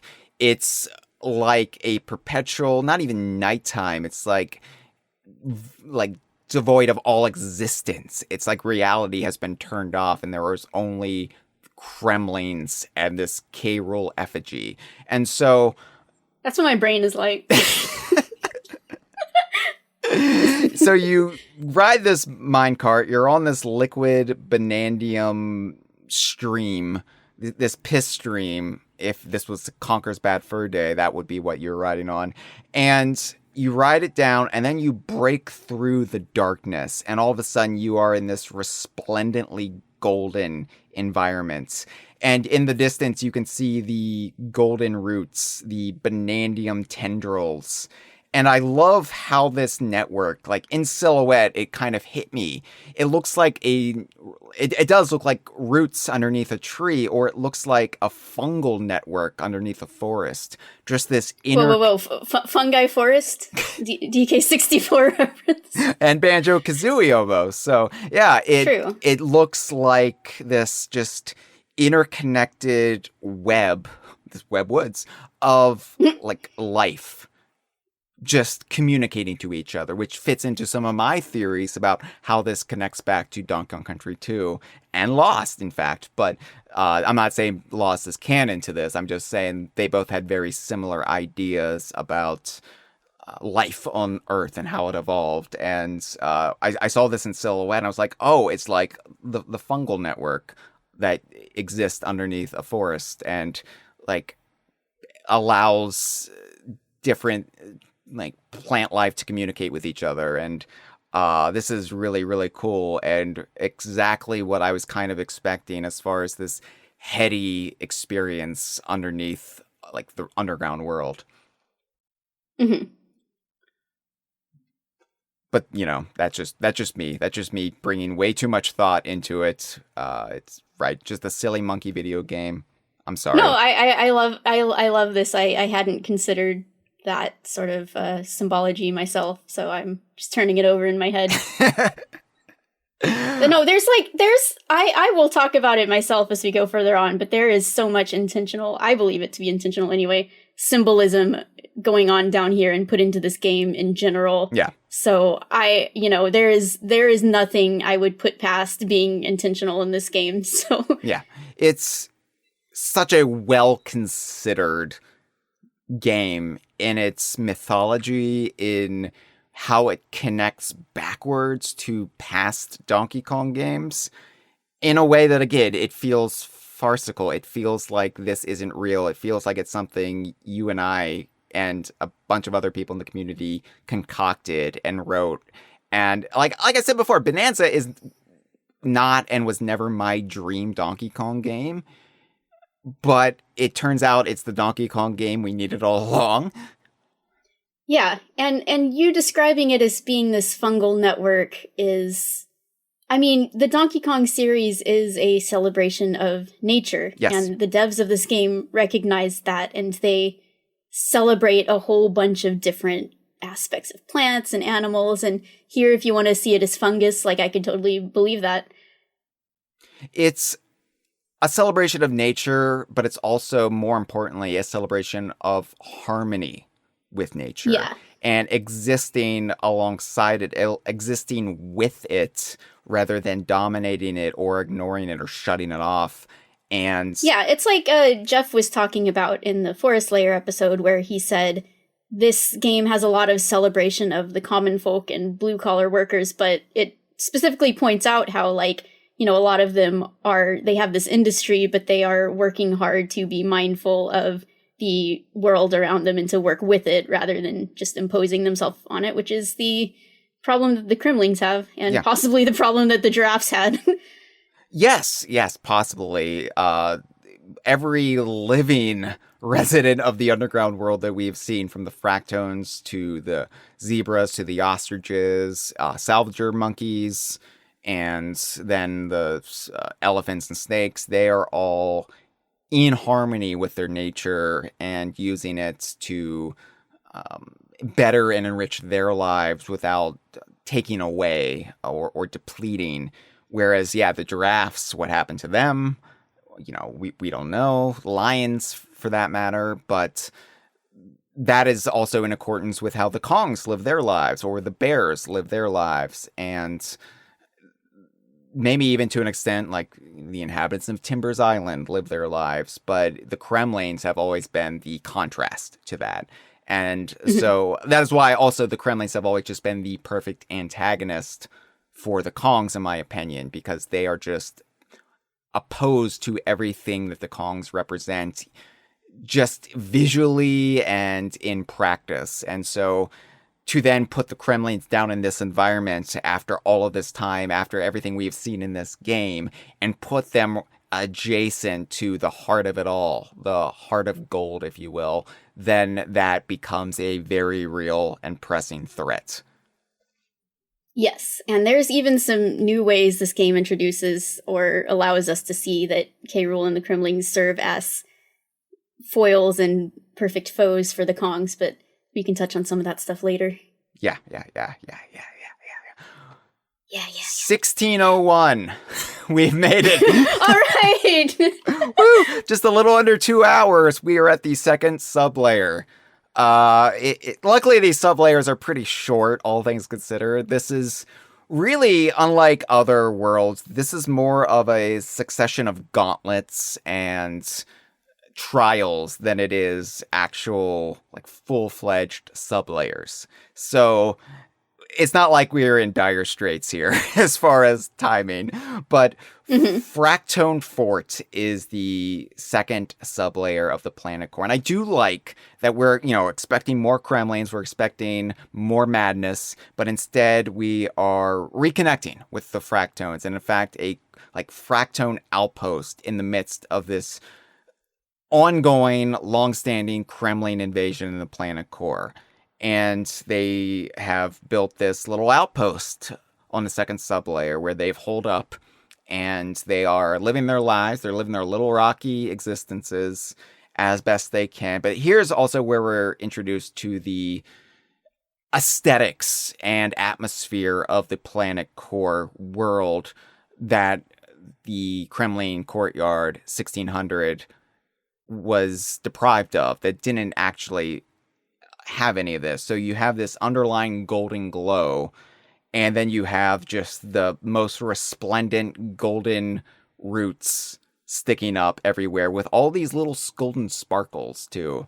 It's very lovely. It's very understated, and I like that they walk the line between being foreboding and being a little awe-inspiring and a little peaceful and almost contemplative at the same time. Yeah, the aesthetic down here is really cool. The way it gets more and more golden the closer we get to the core, and it makes me wonder why. I guess the Kremling's main base was about as far away from the core as you can get, and if they chose to sort of mostly hang out up in the courtyard, or if the route sort of was repelling them away to some extent. I mean, they're all over the place. They're all over the place, and I think also they just had to stay as close to the sinkhole above as possible, just in case. Yeah, they wanted to be there because, if K. Rool woke up and no one was there, he'd be so mad. Yeah, no one was here to greet me. So they had to leave some sentries up there, I guess. Yeah, and of course that's where they built their big statue because they wanted that to be the first thing that K. Rool saw. Yeah, it's welcome home, welcome awake, I guess. Well. Yeah, Congrats on waking up. We love you, Crocodile Daddy. See, we made you a big statue. So I really liked that, talking to the Fractones here, there's a style shop down here, and even though this is a Fractone in the shape of a t-shirt, like the other Fractones, and it is, the same kind of style shop that we've seen up to this point, the Fractone greets you differently. The Fractone speaks in this very halting language and says, "We don't sell human clothes." I'm talking like Frankenstein's monster now. I'm sorry, but Rulenstein's monster. Okay, Rulenstein's monster. Yeah, but since you came, referring to Pauline, we'll work on making some. And so, yeah, you don't get Pauline's outfits here right away. This is actually not something that will come up in this discussion. It's a post-game thing that you kind of have to wait for, which means this is the first world I did not immediately sell all my fossils upon claiming them, upon collecting all of them. But you do have some options for Donkey Kong. We don't sell human clothes, but we have some gorilla stuff ready to go. Interesting. Yeah. Well, the gorilla was prophesized to come, so we were working on some stuff already, but they left out the part with the little girl, so we're still working on that. A gorilla already maybe came down here long ago. We'll get into that in a little bit, but true. There are also Cranky was down here already, so yeah. Cranky John it down, and they're like, "Oh shit, it's a gorilla," and they already had these ready to go for Cranky. But we have the golden breeches, which are just pure gold trousers, which kind of look like Banjo shorts a little bit from a distance. Mm-hmm. There are the ones I immediately switched into as soon as I could afford them. The girded breeches, which great name. It is the neon girders from Donkey Kong 81 with the ladders in there too for the cyan for against the magenta girders. But reading the description of these trousers for these breeches, it says that they, reduce damage from thorns, spikes, and banandium mush. And I'm like, banandium mush? What is that? I think that's something that's coming. It has to be. So I was confused by that too. I thought that was something that maybe I had missed along the way. Like, is there some material we've already interacted with that's this? And I just wasn't paying attention. I was very confused by it. But I want to say I love these pants. These pants are so good. These have become Donkey Kong's standard pants for me in Bonanza. And it's funny how readily I'm embracing the arcade era. That's not me. That's not my interest. That's not my area of expertise or my heart's most wanted desire. But I was like, I love the look of these pants and I love bringing it all full circle. I'm putting Donkey Kong in these breeches. And I was really hoping to get a boy from Cranky, but no. And they like glow in the dark. They do, yeah. Which is really neat. Yeah. Donkey Kong goes... Next time I play DK64, which is going to be in a month or so, I'm going to imagine that before DK does the DK arcade, he puts these pants on. Like, he's putting his gamer pants on. He's getting ready for it, because that's the hardest part of the game for me. Donkey Kong comes back home, and Funky and Candy see him coming, so they know to...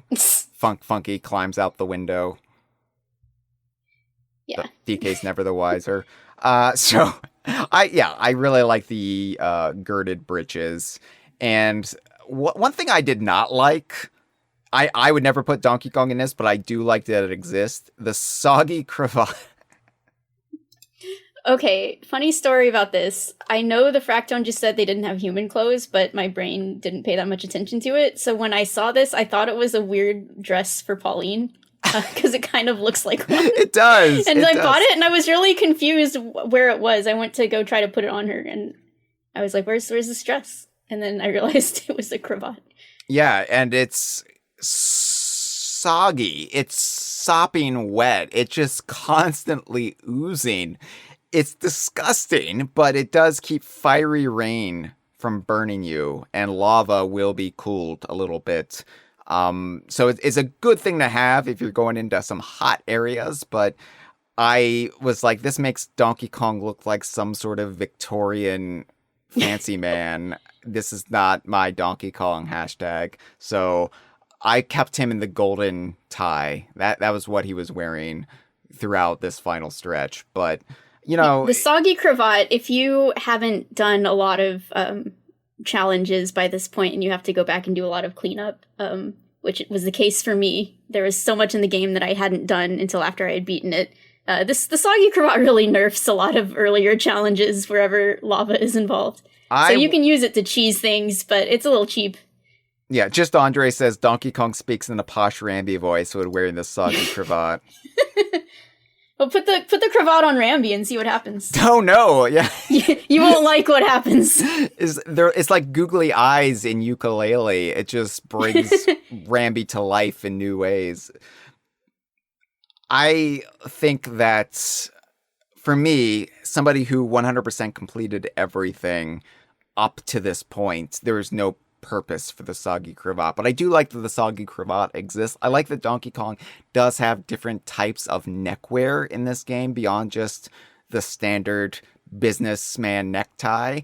It's just so weird for me to see him in anything but a necktie that I could not do it. Just like I could not dye his fur, except for maybe a couple of times in the post game when certain things called for that. I just kept him au naturel, and it was fine.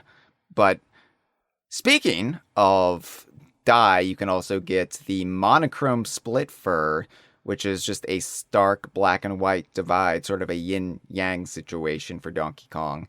And you can also just go all gold with the Banandium gold fur, which I think is fitting for the end of the game, but I still was like, no, I want K. Rool to know he's being defeated by the Donkey Kong and not some sort of bizarre variant. Yeah, he wouldn't want to think it was Super Kong or something. Right, right? Exactly. That guy does not deserve any. That guy is a LARPer. That guy is living like with stolen valor. That's what Super Kong has. He's not actually Donkey Kong. He just wants everybody to think he's Donkey Kong. Oh, look at me. I can do this challenge perfectly. I can beat this level. Oh, yeah, but you're not getting any of the puzzle pieces, you idiot. Sorry. I have opinions about Super Kong. It's all right. All right. Well, this is the Fractone Fort, and you can talk to Fractones around here. One of them says, "Did you two come from the surface? We have always been here to watch over the Banandium root." Which, it doesn't get into it, right? But I like the implication that the Fractones evolved not only just by sheer proximity to the Banandium roots, but also maybe the Banandium root had a hand in evolving the Fractones to be guardians of sorts, to be the perpetual sentinels, making sure that the Banandium root is not absconded with, or is not, liable to fall into the hands of the ill-deserved. And of course they do a pretty poor job of it, but I don't know, I think that the Fractones and their connections to the planet core is of course been hinted at from Hilltop Layer onwards, but I do like that it's more broadly spelled out here. Yeah, it's interesting because they say that they're the guardians of the Banandium root, but then also there's another one who admits that they aren't fighters, so it's like, what were they really going to do if a threat came down here to the Banandium root besides the Securitones who try to prevent people from getting there by asking them to pay a lot of money? I think the Securitones do the best job, and it's still a pretty piss-poor job, but I think these Fractones would definitely write a sternly worded letter and maybe a sternly worded lore tablet to all those who have taken the Banandium root and have upset the balance of existence on life, as life on Earth falls into disrepair. And the Fractones would be, tut-tutting, and maybe they would temporarily feel bad about it, those who have caused the apocalypse. Yeah, and I have some theories about the origins of us, but we can perhaps save that for a little bit later on. Probably when we talk about the Exploratone, which we're going to talk about right now, just a little bit. Sure. Because unlike past episodes where I just read most of the Exploratone tablets in just one marathon go, I feel like we need to read them as we approach them in the Planet Core, because it would do a disservice to the narrative of the Exploratone if we were just to reveal everything here. So the Saga of the Exploratone verse 29 can be found here in the Fractone Forts. And here the Exploratone says, "It wasn't the end after all.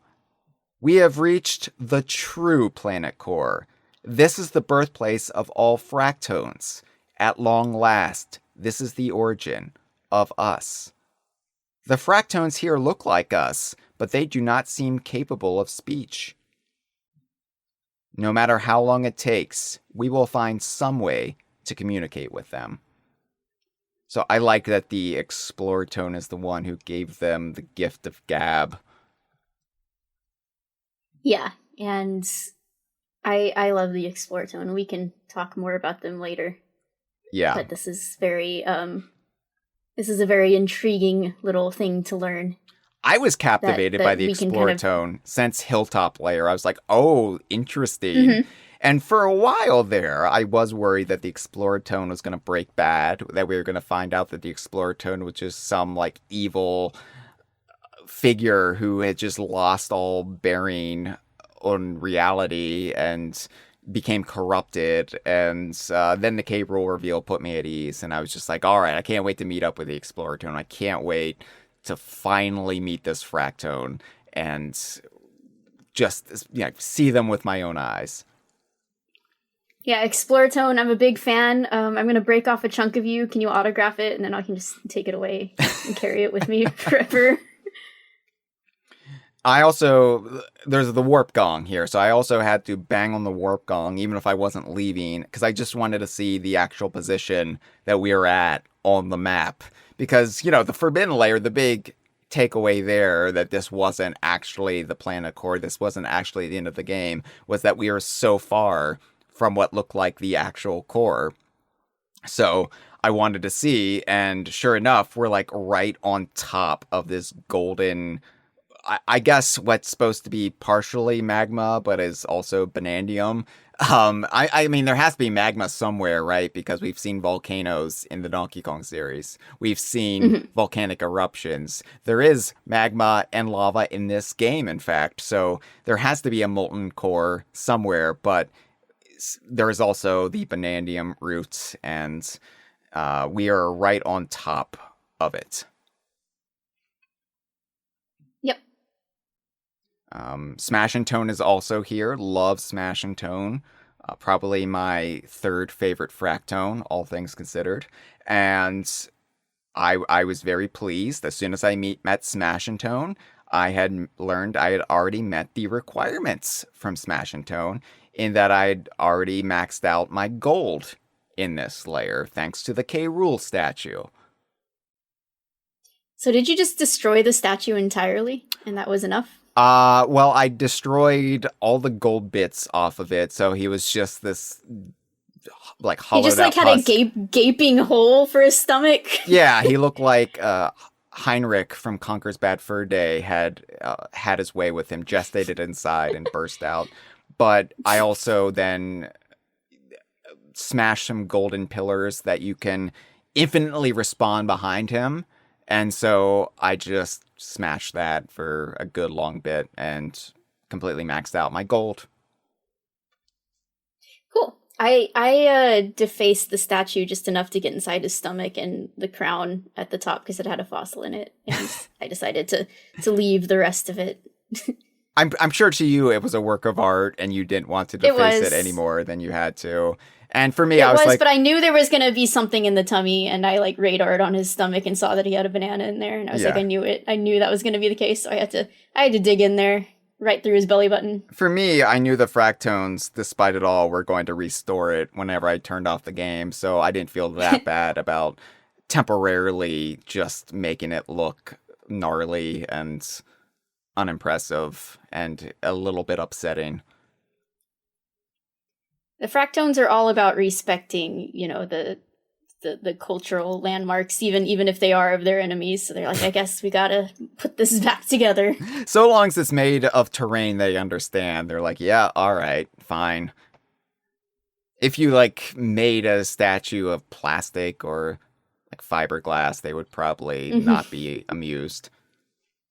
So there are getaways, as you said, in the Planet Core, and that means we have Pauline getaway commentary.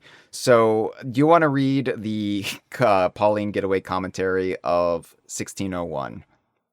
Sure. Hey, DK, are you awake? What do you think the Fractones eat? Their bodies are like rocks, so maybe they eat crystals or something? I'd never eat a crystal down here. It might turn out to be someone's great-great-grandparent. Oh, good night. Interesting. That's it. Interesting. Oh, I did want to point something out, which is that on the Feast Slayer episode, you were talking about how Fractones eat, and I think Andrew said something like maybe they form around things like an amoeba and just sort of absorb it into their body. So I went back, I was listening to some conversations in prep for this, I was re-listening to some stuff, and I noticed that in the resort layer, the Exploratone mentioned feeling saltiness. Like, they specifically said, we feel saltiness against our rocky hide, which is a weird thing to say, so I think they might just be able to taste with their exteriors, as was being theorized, and they can just sort of absorb things like that. It might be true. They just rub their butts against food and then they just get the taste of it, which honestly, it might be the ideal form of eating for me if I didn't actually have to go through the trouble of chewing and swallowing. If I could just rub my butt against it and get the nutrients or get the sensation and be like, yeah, I got it. All right, moving on. Time to record a 5-hour plus Donkey Kong podcast. Andre's pointing out Pauline's bloodlust for crystals earlier in the game, where she wanted to smash and destroy them all. So maybe this is some character growth, because now she's met so many fractones, she's really thinking twice about that. She's like, maybe we shouldn't be destroying crystals. They could be a fractone in disguise. I'm so glad Pauline hasn't been in Smash Brothers, because if she met the Crystal Assist Trophy... Oh no. It would be a bloodbath, and then Fox would forever be mortal enemies with Donkey, and then what would Diddy do at the Diddy Kong Racing reunion when he meets up with Tricky again? It would be so awkward. Well, a lot of people want to smash Crystal, but Pauline wasn't talking about that because she's too young. I think they've moved on to Poppy now, though. I think. True. I mean, people have two hands, you know. Oh, no. I meant for holding hands, obviously. Yeah. Holding hands with both of them. I'm picturing that fan art right now. No, but I have to admit, I mean, I'm not attracted to I love monkeys, but, you know, monkeys aren't my type. I'm pretty humocentric, but I do get the Poppy thing. I've started to understand that, especially after Poppy's face turn in Groove Layer. I was like, yeah, you know what? I kind of see it. As a, you know... I think Traveler of the Stars called me a horny teddy bear on a previous live stream. And yeah, as a horny teddy bear, I do understand the Poppy thing, at least intellectually, even if I don't necessarily feel those stirrings myself. So anyway, moving on. We have other fractones here to illustrate the point of, yeah, these are pretty poor sentinels. One of them says, we hate fighting. The other says, monsters swarming, so noisy, but below. Which, yeah, you know, they're all terrified of the Kremling Krew. And also, it's a great way to point out that, yeah, you're safe here in Fractone Fort, but just below, you're going to have more Kremling Krew members, so brace yourself, buddy. There's also a Banandium gem up on high, and I love that one of the fractones, I think after you collect it, says, oh, banana, which I don't know if that's ever been expressed from an in-universe perspective. Like, of course, we hear the, oh, banana in DK64 and in Bananza, but is this the first time a character's actually said it? You know, once again, I'm just going to say, DK64 fans, stay winning. It's like the fourth time I've said it, and it won't be the last. It would be funny if this fractone was just, like, plugged into it all, and so every time you've ever collected a golden banana or a Banandium gem, it's this fractone saying it. It could be. I like that this fractone is also my favorite type of fractone, which are the curvy ones that have their eyes, like, on the very tip. They kind of look like a banana. Almost like a periscope or something. Like they're the ones that are always like looking at something in specific. They're looking at something interesting. Right. This one's looking at where the banana is or was. So you hop on the golden minecart, you leave behind Fractone Fort, and then you break through even more resplendent golden imagery, and Pauline is impressed. Pauline says, wow, this has to be the Planet Core for real. If there's any doubt up until this point, yes, Pauline. Correct. I do love Pauline, even when Pauline is like super obvious, and Pauline is sometimes even a little bit obnoxious. It's never obnoxious to the detriment of her character, and it never makes you feel antagonistic towards her character. You're just like, oh yeah, she's a kid. She's just a kid on this wild adventure, and I appreciate that. And maybe it's something that I could only appreciate from the perspective of either being a kid of similar age or a full-fledged adult, without that angsty middle period. Yeah, I know there were some people who said that they thought Pauline talked too much or that she was annoying, but I love her, and I think that once you keep it in perspective that she is awed by everything around her, and sometimes when that is happening, you do state the obvious because you don't know what else to say. It's like I was talking about earlier when I was playing this part, I just had to keep talking about how happy I was and how amazing I thought it all was because, like, I mean, what else do you even say at that point? How do you express yourself? Pauline was awed by everything around her, and she was awed by Void. Yep. Little Odd humor for you there. Just keep Odd in mind. Odd doesn't factor into this, but you know, it's so wild to me that like I remember just being put off that Donkey Kong had this little rocky blob of a sidekick in that initial trailer, and I was just like, what are they doing? And how it all just worked out in the end. Like, it wasn't Sir Blobsworth, my nightmare scenario from DKC3, where Diddy Kong was paired with yet another new sidekick, a protoplasmic purple blob named Sir Blobsworth. This is an actual nightmare I had early 1996, thinking about Donkey Kong Country 3 and what it would be like. And it was Diddy Kong in a subterranean world with a little sidekick named Sir Blobsworth. And here we were, Donkey Kong in an underground world with a little purple blobby sidekick named Odd Rock. And I was just like, fuck. But it all worked out. Damn. Oh yeah, speaking of things that were just coincidences but are cool, I could have brought this up again in the Kremling Courtyard, but I didn't. A couple of people have pointed out the similarity of Rool being underground to the Return to Crocodile Isle fan animation, which has to just be a coincidence because that only came out a couple years ago, but it is cool that him being like sort of underground was actually a true thing, and there was a little bit of similarities, I think, in the aesthetic there to like Kremling Courtyard. It's just neat, just a neat little thing. Yeah, unfortunately, that really couldn't have influenced Bananza all that much, just because we know how long Bananza's been in development. It's a total coincidence. Yeah. It's just neat. Yeah. But yeah, I'm not poo-pooing it. I'm not saying, oh well, that's just nonsense. I think that it's just one of those cool, like, we're all on the same wavelengths as Donkey Kong fans, or we tend to be at times. So again, another illustrative point of how the Bananza team are made up of us. Not literally us, but people like us, people who have thought the same things as us, people who have made the same connections as us, people who have enthusiastically followed this series like us. And that's really exemplified by coming down to 1602. Oh my god. Okay, this is also another thing where I just like stopped playing the game as soon as I saw this, and as soon as I experienced this, I was like, yep, save, get out. I'm done. I'm done for the day. I'm gonna, like, I don't smoke, but this is the point where I would just, like, take a long drag on a cigarette and be like, yep. Neki Skyway. Neckies! Fucking Neckies! Yeah, I have my quote from when I was streaming, which was, it was a Neki Skyway, now wait a darn second.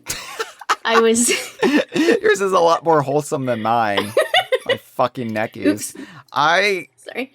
I've always maintained, right, that there are a few iconic Donkey Kong baddies that are associated with the Kremlings, being part of the Kremling Krew. My argument has always been, these baddies are part of the Kremling Krew. Kremling Krew as a term signifies the inclusion of all of these. All of these baddies, all of these animals aligned with the Kremlings or native to Crocodile Isle, they are part of the Kremling Krew if they are sent out by Rool and utilized by him. I know, like, the original instruction manual of Donkey Kong Country said something like the other wildlife of Donkey Kong Island or whatever, but I think it's been more or less retconned since then, since Dan Alson said some things in that instruction manual without having a wider understanding of where the series was going to go. Anyway, long story short, there are a few baddies that I think deserve so much recognition, so much love, and have been criminally underserved for so long, aside from just the Kremlings, the crocodilian humanoids. Neckies are one of them, and I think they were iconic in Donkey Kong Country, but then Donkey Kong Country 2 and its utilization of mini Neckies really pushed it over the line for me. And then after Donkey Kong Land 2, really not much. Donkey Kong 64 had the most pathetic Neckies, barely in the game. right? And even argued, are they actually supposed to be Neckies because they look hideous? We hate that Neki because he makes us do a flying through rings challenge. Yeah, there's that one, and then there was another one in Angry Aztec who is just like a baddie, but don't like that. Don't like that. King of Swing actually did right by Neckies. Payon actually like utilized Neckies. We had Fire Necki in King of Swing, but yeah, besides that and them flying in the background of the original Congo Jungle stage in Super Smash Brothers, and of course Barrel Maze, Neckies really haven't gotten the love and the appreciation that they deserve, considering how iconic they are. So coming to Neki Skyway and seeing that it was all on the table, that it wasn't just going to be critters. I guess you think, what Kremlings are they going to resurrect? What Kremling types are they going to resuscitate? And you're thinking critters, maybe clumps, maybe crushers, the Trinity made famous from the original games and specifically the cartoon. Neckies, however, I was just like, mwah! All right. You know what? Surprise me, Bananza. I can't wait to see what you're going to throw at me. And it was clear to me too, okay, we're going through these different gauntlets of baddies. We're going through these different themed sublayers where we have to get through a specific baddie type, and they're all Kremling Krew members from the past. Oh my good giddy golly goodness. I'm all a titter. I tried to make it more wholesome that time. You'd be all a titter if Clump was there. But or really any of the weird nudists from DKC3. Like I don't think any of them really have the chunky nips, but they definitely had some flourishes to them. Yeah. So I didn't expect Neckies at all, and I mean, really, I didn't expect the critters in the first place, and I didn't expect anything beyond them, and so every single thing from here on out was just cherry on top of cherry on top of cherry on top of the sundae. And it was at this point, a couple days after I beat the game, my husband finished it, and I was watching him as he got through this entire finale. And when he got to this part, and I was next to him, and he turns to me and he says, you always talked about wanting K-Rool back, but you really love all of this, don't you? And he was talking about the Neckies specifically, and yeah, he understood exactly. When a lot of us talk about wanting K-Rool back in the DK series, he was sort of just this stand-in for, yes, we like him as a character specifically and as a villain, but we would always hope that he would bring with him other Kremlings and other members of the Kremling Krew who were not Kremlings by species. Other things like Neckies and Zingers and what have you that are iconic and memorable and that we love just as much as the crocodiles. And so, yeah, he was exactly right. I was so enthralled to see Neckies. And the DKC series, growing up with that, is one of the things I think influenced me to be such a nature and animal lover throughout my whole life. And I think Neckies are a great example of that because vultures are this animal that a lot of people would think of as being gross or ugly or unappealing and associated with death and such things. But I think vultures are great. I love them. I love learning about them and the important ecological role they play. And I don't think I would care about them very much if not for Neckies. So it's just one of those things. Vultures are very important. Vultures, buzzards, scavengers, like they do play an important part of the ecosystem. And I do admit that I can't ever see a vulture without thinking Necki. I can't. Mm-hmm. It is just fully intertwined in my mind. Like, I love Donkey Kong Country. I fell in love with it because I love nature, even from a very young age.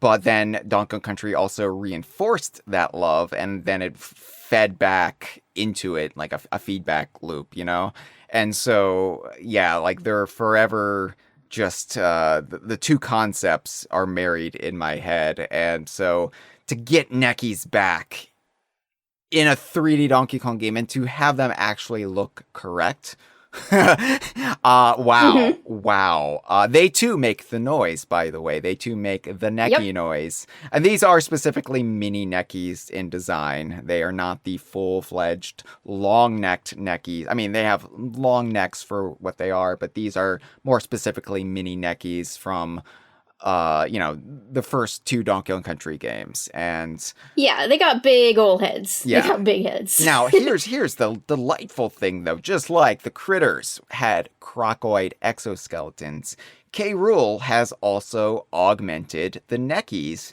and they serve a same function as a Voidco baddie. In this case, they have the external goop, the drippy, goopy white goodness of Batteroids. Yeah, K. Rool came by, he sprayed the white goop all over them, and... hose them down. Yeah. Pour some sugar on them. So this is interesting, because we were just talking about how the crocoids were built on critter bones this whole time. But the Batteroids were very clearly bats before. Their skeletons were bats. Their face mask things look like bats. But the neckies are neckies, so the Batteroids weren't built on the bones of dead neckies. They were just something else that got repurposed here. Right. So the neckies were perhaps better at surviving than the critters were. Well, yes. I think they're birds.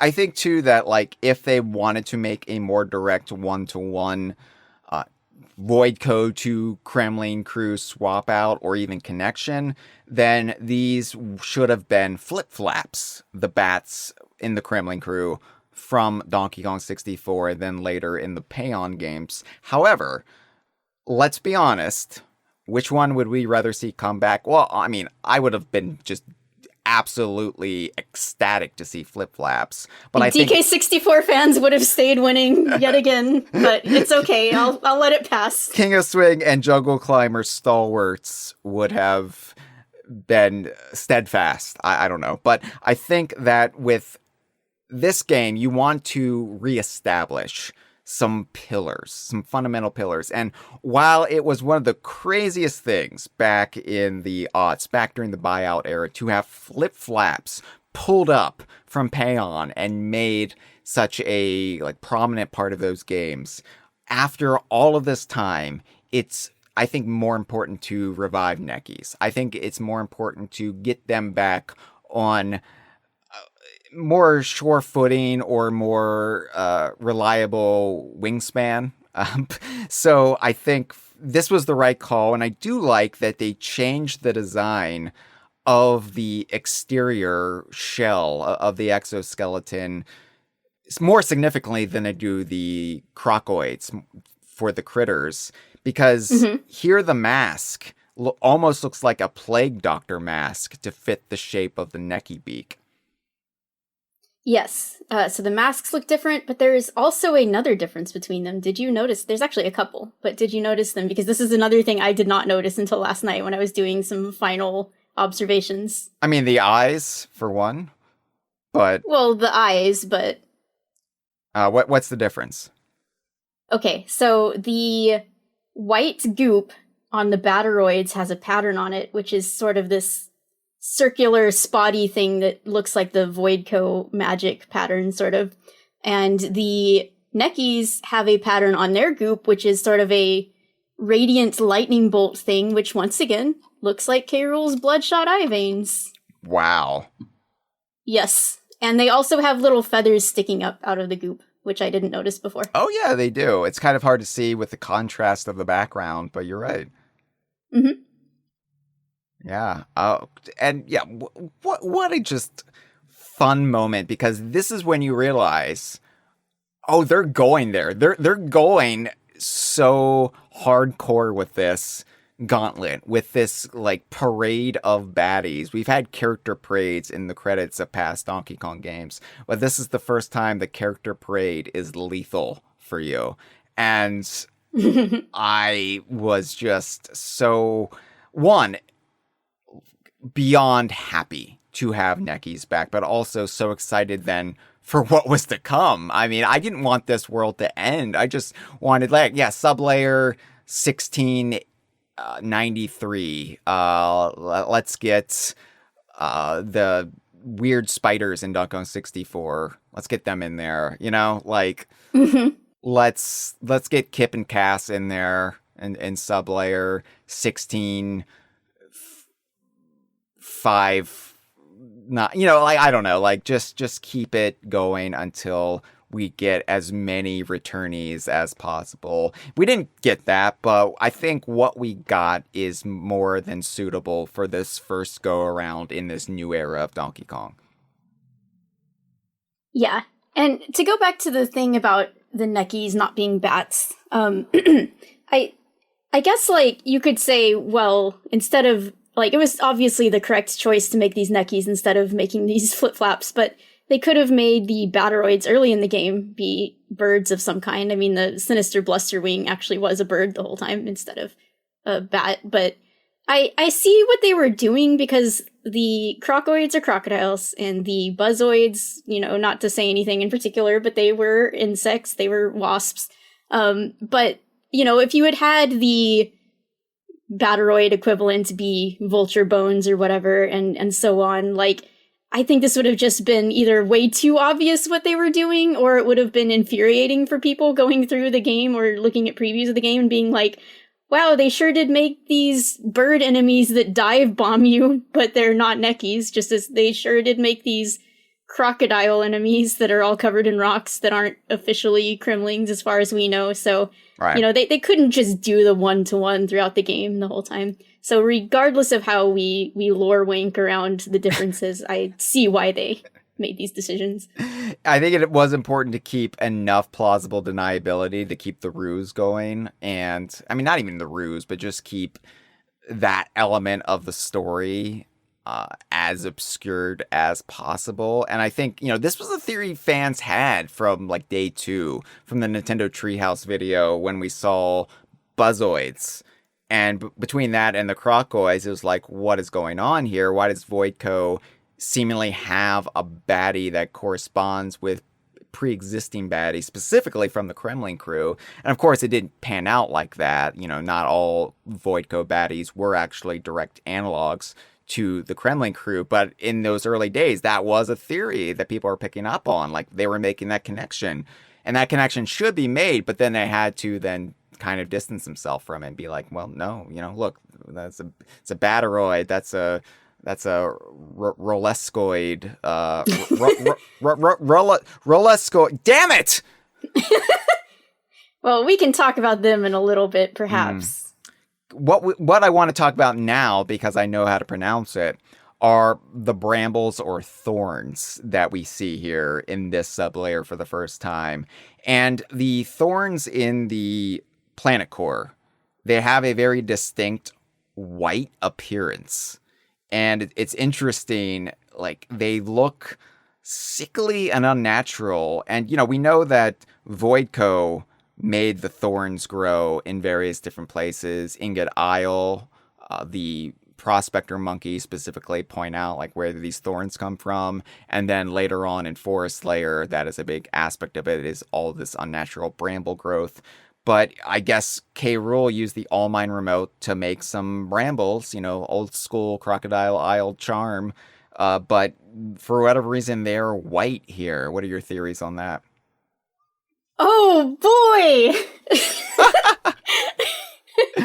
Now, this is fascinating to me. You think that he just put them here as he was going through. I don't think these are a natural element of the planet core, no. Well, they weren't originally, but you have to remember who has been hooked up to the planet core, intimately entangled in it for years, feeding off its energy and becoming entwined in its energy and giving back his own evil energy into it. Now, the planet, or the root, the Banandium root, grows golden tendrils. Mm-hmm. And we know from the Snake Elder, I believe it was, that the tendrils have been lessening a little bit over time. Correct. So there is something that has been interrupting the natural flow and growth of these golden tendrils, as if there was something in the root interrupting it and interfering with it. Now, what if that force entwined within the root with a deeply evil aura that we can literally visibly see coming off of the root when we first encounter that false root, we'll call it. What if this force was capable, throughout these long years of being in stasis, of growing its own tendrils out? And what if those tendrils were spiky green and hostile, much like the thing that was entwined within the root itself? And what if the brambles, at least the green ones that took root throughout the underground world in recent years and times, were from Rool himself, being attached to the root? That's actually a good theory. It's called Bramble Theory. It has a name. Well, it is one of the first things I thought of after beating the game. Yeah, because you're led to believe, especially after Forest Layer, that it's Grumpy who is the one cultivating this. I mean, Grumpy has a horticultural side, given abracadabra and like the poison-producing plants in Forest Layer. The brambles are also an element of Forest Layer, but is there anything that specifically says that Grumpy is responsible for those brambles as well? Well, yeah, I mean, the red ones can be Voidco brambles. Most of the ones in the Forest Layer were red, and those can be the ones associated with Voidco or abracadabra. And the green ones, though, that mostly pop up in challenge rooms and other things like that. You know, just saying. Those are some very Crocodile Isle themed brambles that perhaps came out of the half-conscious dreams of someone dreaming of their fallen homeland. It also makes sense, though, that the brambles would be white here in the planet core, where there is no sun, there's no synthetic sun. And it's almost like the life that takes shape in caves where there's no sun. It's just completely white. You know, you get those blind cave fish, and the weird brambles that are unnaturally growing down here would then just be pure, sickly white and yellow, piss-cum-colored brambles that take root in the planet core. Yes, so that's one aspect of why these brambles might look all dead and sickly. Another might be that Rool and the root have been entwined within each other and having this sort of face-off for years now, where the root is attempting to grow out its natural golden banandium tendrils, and Rool is attempting to grow out these brambles, and so down here it's become this war that has become so dense and thick that the brambles are entwined and choking each other to death, basically. Wow. That's the way I like to see it. It's very poetic to me. Yeah. Bay and the Bear in our live stream says, I remember when we got footage of Abracadabra's fight, I initially thought the bramble tendrils could have been Rool controlling the root. I wasn't right about that specifically, but not totally out of the ballpark for what we got. And yeah, I remember seeing the brambles, and it actually looks like three like toes or whatever forming out of the brambles. And yeah, there was like all these theories that, oh, is that Rool somehow like manifesting out of the brambles? And interesting how some of the stuff did line up with reality, and how some of it could still be supported by theories based on environmental evidence and unspoken clues and plot evidence. And, you know, I don't know, it's interesting. I'm not dismissing anything really at this stage, because yeah, I do like the theory that maybe the brambles are mostly Rool's subconscious exerting influence on, again, the heart of creation on the planet Earth. Yep. I mean, that's the way I like to view it, so you can take it or leave it, because I just threw that at you, but... I've got my own theories about how Rool influenced things for ill, for the side of evil, that we'll get into in a little bit. But yeah, I definitely think he was exerting a malevolent influence on everything while he was kept in stasis. So, Sublayer 1603. Got here, and it said Claptrap Crossing, and I was like, well, goddamn. Because Claptraps, you know, like, they're up there when it comes to the pantheon of Kremlings. I would say they're right underneath the three I had already mentioned, Critters, Crushas, and Clumps. You got Claptraps then, right? Iconic. The only reason they are maybe not as iconic as the others is because they were more directly replaced with bigger, meaner equivalents in the sequels. And, Claptraps then did come back in Donkey Kong 64 in their own weird way. And one of them was like K. Rool's white cat on his lap in a, Blofeld kind of style. But Claptraps also showed up, I think, a little bit more in the buyout era. We saw them in Donkey Kong, as I mentioned, Mario Power Tennis, that Mario Party game. Which Mario Party game was that? I think it was 5. It was 5 or 6. I think it's 5. Okay. 7? Okay, sorry, Skips, I'm way off. I haven't played, like, most Mario Parties but beyond the Switch and the N64, so... Yeah, Skips is very, very angry that we did not get it right, that it was Mario Party 7. So, they all sorry, blend Skips. together. Yeah, the problem with that era of Mario Party is Donkey Kong wasn't playable. And that was so depressing to have to play a Mario Party game to get all the Donkey Kong juice out of it when the bottle was just like barely filled. It was just like slightly coming up from the bottom, and I just had to like squeeze it as hard as I could to get those drops out. Yeah, don't forget Smash, though. Claptraps have remained relevant through Smash. In the Congo River, on the Congo Falls, right underneath Cranky's outhouse. So many Claptraps. And yes, seeing Claptraps back then wasn't as surprising as Necky's, but I was still like doing the fist pump. I was like, yeah, Claptraps. Now, what I didn't necessarily expect was how they were going to present Claptraps, especially in the analog to a Void Code baddie.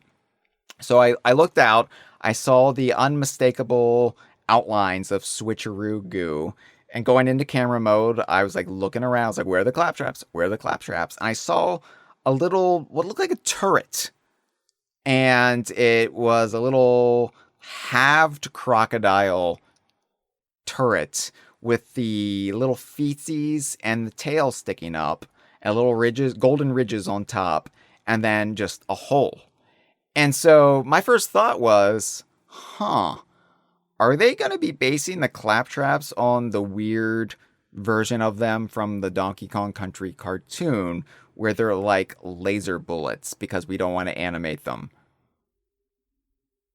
And I was initially a little worried. And then one popped out, and I was like, oh, they're doing them as Munchoids.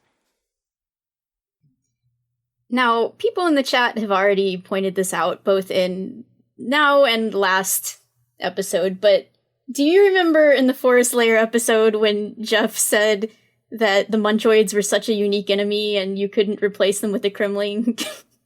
Jeff is such a little fucking stinker. Because Jeff knew exactly what he was doing. Jeff couldn't help himself. I was laughing so hard when I was listening to that. Jeff, he does a little trolling. Yeah, and like I think out of all my co-hosts, Jeff was the one who walked right up to that line and stuck his toe over it and just wiggled it around and smirked. And I was none the wiser. I was made aware of that almost instantly as soon as I let people know I had gotten to the reveal, and I'd specifically gotten to this point in the Planet Core. But yeah, this is interesting because unlike the other Kremling Krew baddies that we have seen and we are going to see in this gauntlet, this is the most abstract. This is the most bizarre reinterpretation of a classic baddie because these aren't necessarily Claptraps wearing exoskeletons. This is almost like they've completely, or K. Rool has completely reconfigured what a Claptrap is using the Munchoid blueprints in the All Mine remote.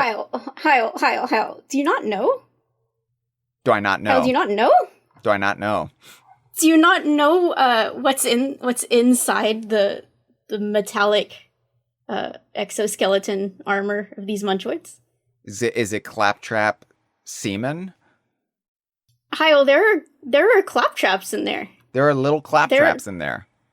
There are actual claptraps in there. Did you not know this? I completely missed this. What the fuck? I thought this was just like a little mechanical version of a claptrap, and I was like, well, they could have like turned this claptrap into a mechanical toy boy. But I was like, yeah, this is a bizarre. How did I miss this then? As meticulous as I was, how did I miss this? Yeah, like I know there were people who didn't notice this. But I thought you would have, so I am surprised. Here, I found a picture from the Mario Wiki. I'm going to put it in the show notes, like right under this picture of I see where your little cursor is. I'm going to put it right here. Okay, all right. You see it? When you look closely at the Munchoid shell opening and chomping around, you can see them in there. And when you defeat it, you can see them pop out. Well, I'll be damned. There he is. That's a claptrap, all right. All right. Well, I take it back. Bananza's still providing surprises, even after all of this time. I did not ever notice those, and I don't know if it was just because this is like the one sublayer I breezed through, and I didn't stop to navel gaze. Maybe because I was on Switcheroo Goo, and I didn't feel like I had the time to properly gawk to navel gaze. But yeah, I completely missed that inside the mechanical shell and the Munchoid exoskeleton of the claptrap. That's I so am wild. delighted that I got to break this to you because they are adorable, and there they are. So their design is very faithful, but one of the big notable new differences is instead of just kind of having a stripe pattern on their back, it's been interpreted as sort of back scutes, which kind of similar to what maybe the stomach scutes of a crocodile might be, but on their back instead. They just have this sort of yellow, different type of scales going down their back. But other than that, yeah. I really like this, especially compared to the Donkey Kong 64 claptraps, which I'm sorry, I've never liked their design. I've never liked the fact that they have false teeth in their mouths. Like, they're so bizarre and they're so farcical that... And their dogs. and their dogs, and sometimes cats, depending on how you want to look at it. But I like that these are just, like, mostly the little guys from Donkey Kong Country. And yeah, like, that's crazy to me that I missed this. This is humiliating. I feel like such a fraud right now. I feel like I need to turn in my credentials. I need to, like, turn in my badge and my gun. It's like, sorry, Chief. Sorry, this is Chief, a relief for me because I thought I was going to be the one who missed something big along the way, but I mean, I'm happy that you know now because I thought that, like, and maybe I was just getting distracted by the big goopy middle of the exoskeleton of the, like, mechanical part of the claptrap, and I never actually saw the claptrap inside. Do they pop out from the front? Yeah, they are inside the mouth of the thing, and so when you, like, hit the middle or whatever you do to defeat them, and the front part of the mouth and the little arms breaks apart, you see them pop out. I think that's how I missed it, because I always hit them from towards the back of the string from the log of it or whatever, and so I never got in, like, the vantage point of seeing the claptrap. And so, like, they would just but if you look at them when they're chomping, you can also see them inside there. Yeah, it's but again, like I think it was them. just the precarious nature of it. I was on the Switcheroo Goo, they were chomping the Switcheroo Goo, and I had to, like, get moving. So it was just never in the cards for me to see this adorable little claptrap inside, who then fell to their death.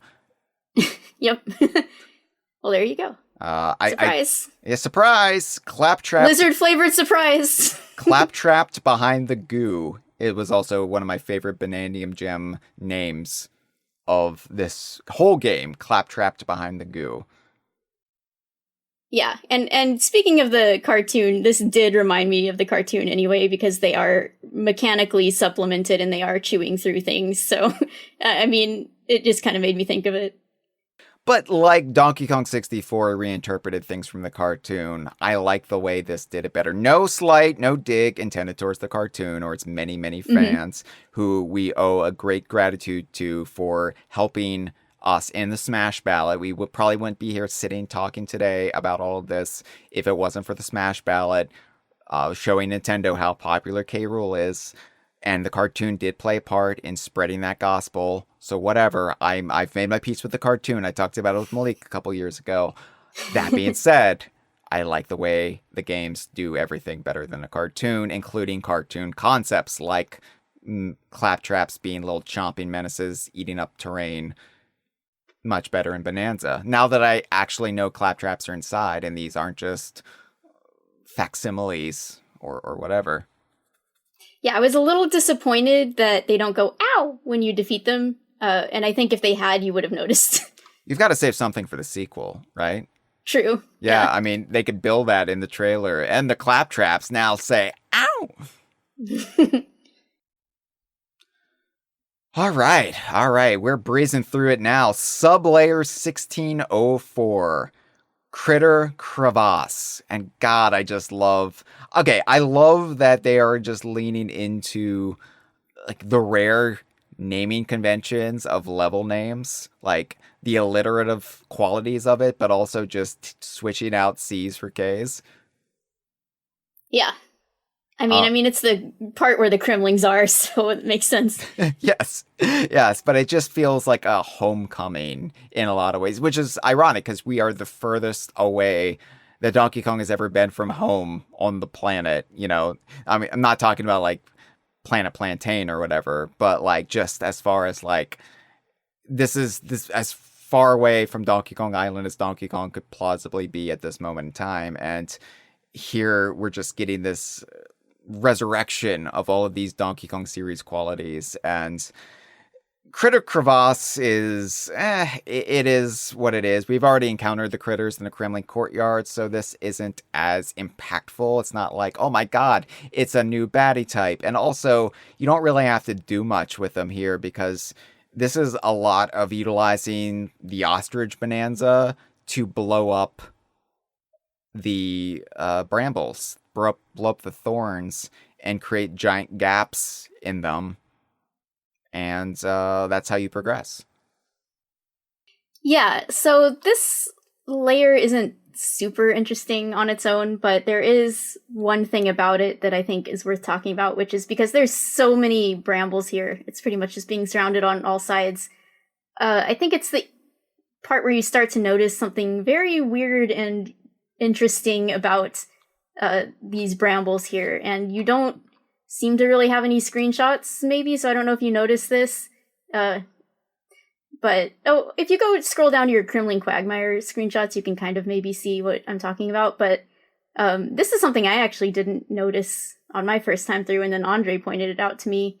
But within the brambles here, there are a lot of also things that look like dead coral and other sort of undersea little bits. And I do not know what to make of this. And this is one of those things that in the past 3 months, I have still not come up with an explanation that I am perfectly happy for.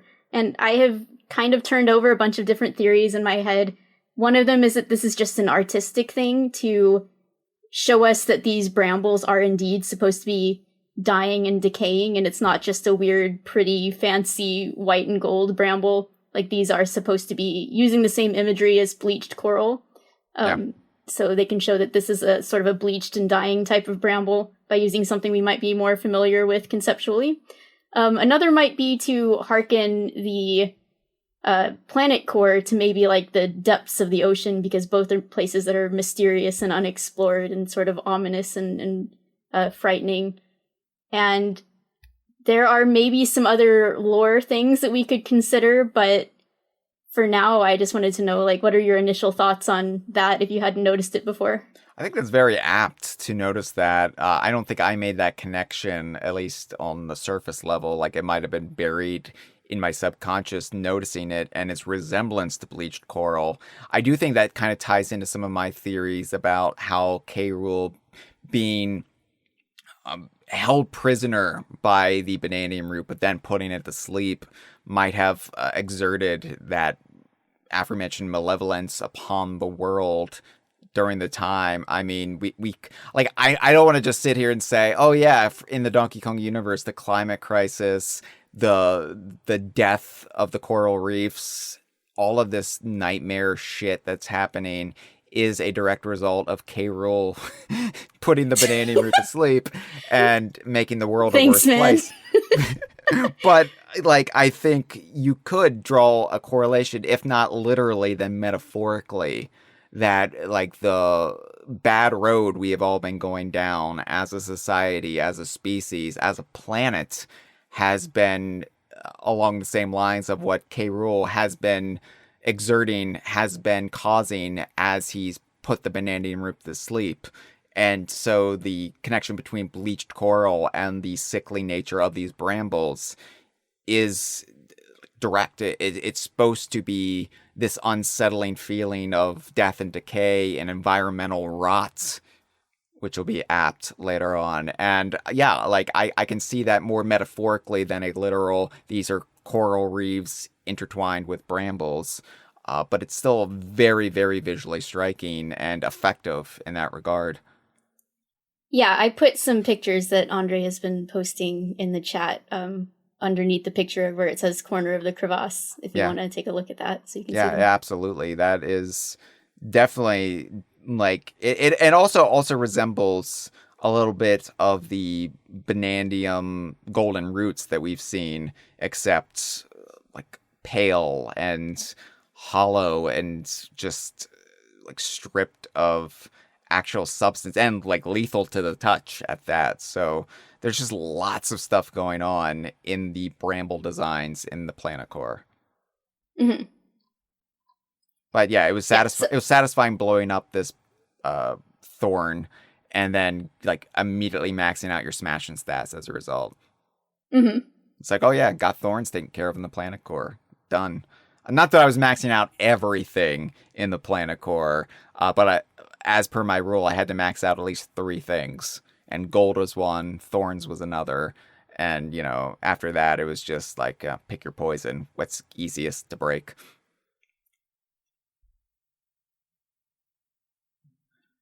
All right, are you ready to go to 1605? Yes, I mean, there are maybe some potential lore implications with the undersea stuff, but I think we might get back to that later or we might not. But I think talking about them symbolically and visually and what they might represent that way is probably the more important thing because everything else is extremely tenuous. So agreed, yeah. Yeah. Like we can move on. I think there's always like a literal in-universe rationale, and then there's sometimes a more metaphorical, allegorical kind of presentation towards it all. And it's just, as fans, sometimes we have to parse what is what and where it falls in the middle between the two. And like we know in Lagoon Layer that we're underneath the ocean effectively, and they're like getting shit that's sunk from shipwrecks and what have you that are falling down the little like sinkhole waterway. And you know, it's plausible that, you know, other stuff could have made its way down to lower layers, even dead coral. But I think in this case, I'm more comfortable saying it's there to be visually similar more than anything else. 1605 is Kremling Camp. And it's like, well, I mean, what have these other places been? But this is another Kremling controlled outpost and sublayer. And this is the one I was waiting for. After I saw Necky's, I was like, you got to do it. And we know it's coming. Just based on the Buzzoids, we knew that they were going to bring Zingers back. I was not expecting, though, that they were just basically Zingers out in the open. Like, no obscuring, no fancy exterior like presentation to more closely resemble the Buzzoids. They act like the Buzzoids, and they throw chunks like the Buzzoids. So there's your Buzzoid connection, at least mechanically speaking. But, God, the Zingers look great. They are so cute. I love them. They look menacing still, but they are just this perfect amount of rounded, and they've got their little teeny orange legs, and I just think they're adorable. I love them. I love zingers. I am super pumped. Yeah, they're perfect the way they are, so they didn't need any augmentation. You know, they didn't need to be like the buzzes from DKC3 and get a chainsaw installed inside them. They're just perfect. That being said, I do like buzzes. I like buzzes are fine. They're fine. like all the DKC3 baddies, but at this point, after all this time, if we're gonna bring back one bee monster, it's got to be zingers. I mean, no question about it. Yeah, I was talking about this just last night with Andre, but zingers have got to be the most iconic enemy from the original trilogy besides Kremlings themselves. Everybody knows zingers. Everybody's kind of scared of zingers and loves them. And part of that comes from the fact that most people are scared of wasps in real life. And so they're an extremely effective enemy. Famously, even Steve Mails is scared of wasps and was scared as he was designing them and was like, ugh, I'm going to make them as scary and spiky as possible because I don't like wasps. And zingers have this sort of fascinatingly intertwined history in the Kremling Krew where Rool allowed them to have their own royalty. They had their own queen and their own king and their own hives that were set up on Crocodile Isle. And they just sort of have this fascination to them besides just being an iconic enemy. And, you know, we've missed them. We've all missed them. And their absence has been felt, especially when there have been in like tropical freeze. There were enemies that, zingers kind of could have filled that role maybe. And here they are. We're all happy to have them back. And they also make their noise when you defeat them, which is specifically actually their DKC2 noise, which is the kind of the lower the pitched, like, instead of the higher pitched one. And again, I think it's the correct call to make. I think DKC2 kind of perfected a lot of the fun noises that we hear when we defeat Kremling Krew members. So just roll with that one. Yeah, I mean, and that's the great thing about Bananza is Bananza doesn't necessarily play favorites when it comes to the original trilogy. It's like, where appropriate, we will take from DKC2. We will take from DKC3. We will not just give preferential treatment to DKC1 because it was the first. No, not when sequels did better things. And I know like Traveler of the Stars would disagree and said you should have had more things from Returns and Tropical Freeze in there beyond just the or the Oinks fossil in vein of Professor Chops or the TV arguably fossil from Feastlayer. But I think Return stuff is also having a good year, all things considered. I mean, I know Donkey Kong Country Returns HD isn't of the same magnitude or impact as Bananza, but then the theme park stuff ensures that the Return stuff will never go away. Not entirely. And so I think we just needed to reestablish a lot of stuff that had been fallen by the wayside and hadn't really had its due or its day in years. And so zingers are right up there. For me, zingers, neckies, kremlings. They are the three most integral parts of the Kremling Krew, like concepts and ideals. And so, yeah, got to bring back zingers, especially in a game that has something called the Ramby Rumble. You've got to get zingers in there. Yeah. Now, do you want to talk about if Buzzoids were zingers all along? I mean, I think that is believable because, zingers can be tough to deal with, but they are ultimately insects, so they are maybe a little more fragile, and maybe they have a little bit shorter lifespans just naturally. So I think it's feasible that some of them could have died on the way down this expedition, and, the buzzoids were sort of repurposed out of their insectoid exoskeletons or what have you. We also have the ones that got, maybe ancient ones, that got trapped in the amber too, so they could be made of ancient zingers or fossilized zingers that were resuscitated from the amber, like Jurassic Park style. I never really put it together when I was playing this that we already saw zingers as fossils or the preserved amber, like resin zingers in Freezer Layer. And so I'm like, wow, yeah, they just used that model, didn't they? Mhm. But I think it's also possible. Hear me out. Buzzoids could be buzzes, and the buzzes that went on this expedition just died, and the zingers persevered. Yeah, zingers proving themselves evolutionarily superior, I guess. Survival of the fittest. The buzzoids have that mechanical augmentation, and they ran out of gas. Yeah. They just all fell over. Yeah, they didn't have the juice to make it very far. Mhm. But yeah, I like too that there are fractones in the Kremling camp. You can talk to them. Yep. There's a one fractone who kind of looks like an oven mitt. It kind of looks like the hamburger helper mascot. And says, long ago, the Banandium root trapped a great evil and fell asleep, but now it is awake again. Your song is lovely. It heals the Banandium roots. So just further emphasizing, this game does such a great job of using dialogue efficiently, using NPC dialogue efficiently to really stress plot points it wants you to remember, even if you're not fully cognizant of them. And so doing this, like continuing to stress that the Banandian root has been asleep, it is now newly awakened. That is important. That is not just incidental. That comes into play in the end game here.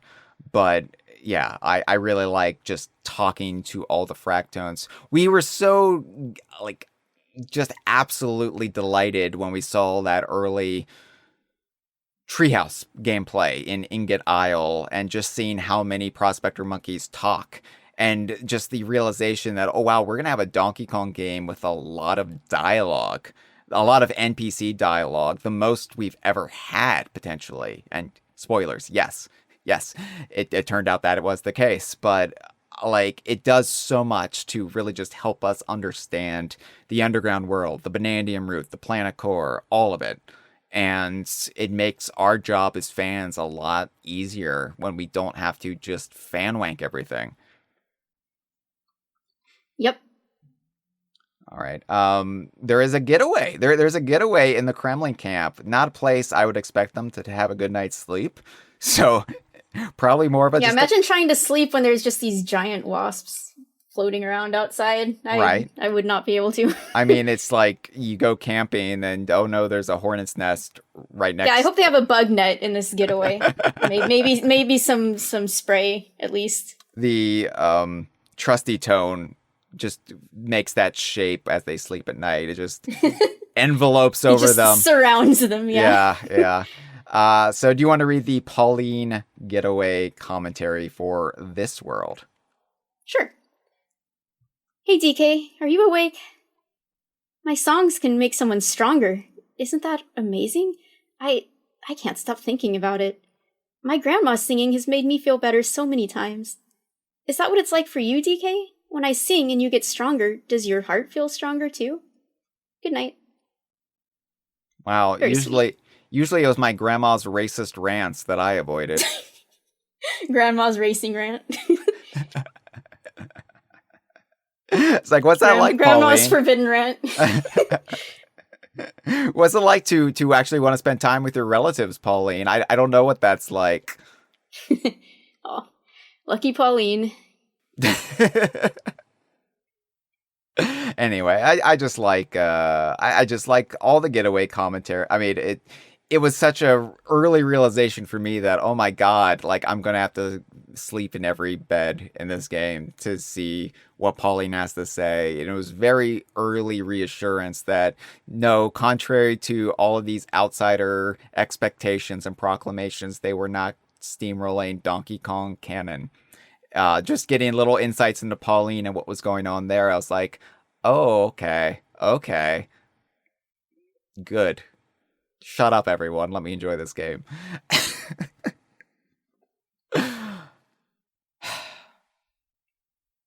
Should we talk about the mini-boss of Kremling Camp? The mini-boss of the planet core? Yeah, let's go. All right. This is where also I wanted to talk about the Rool emblem, but we can talk about the boss first. Sure. So this is a boss encounter that's very familiar. And I was like, really? Really? We're doing this again?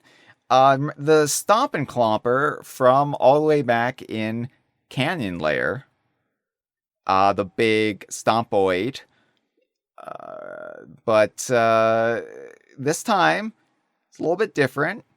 The little boss title card comes up, and it's called K Stomp and Clomper, which is so dumb. I love it so much, and I will defend it to my dying day. This is like the fact that K. Rool, like, again, used the All Mine remote. And it's like, what do we got in here?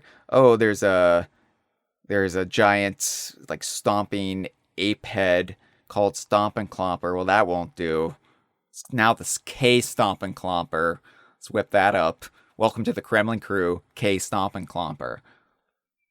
Yeah, I don't know how he could tell what the capabilities of the All Mine remote were, but I kind of imagine that he was, like, either it comes up with a little hologram of the blueprints or something maybe, or maybe he was just pressing different buttons and summoning things, but it's like he's flipping channels, and he's like, okay, we got this, we got that, we got, ooh, what's this? You know, okay, I can use this. Nintendo always has a very user-friendly interface, no matter what it is.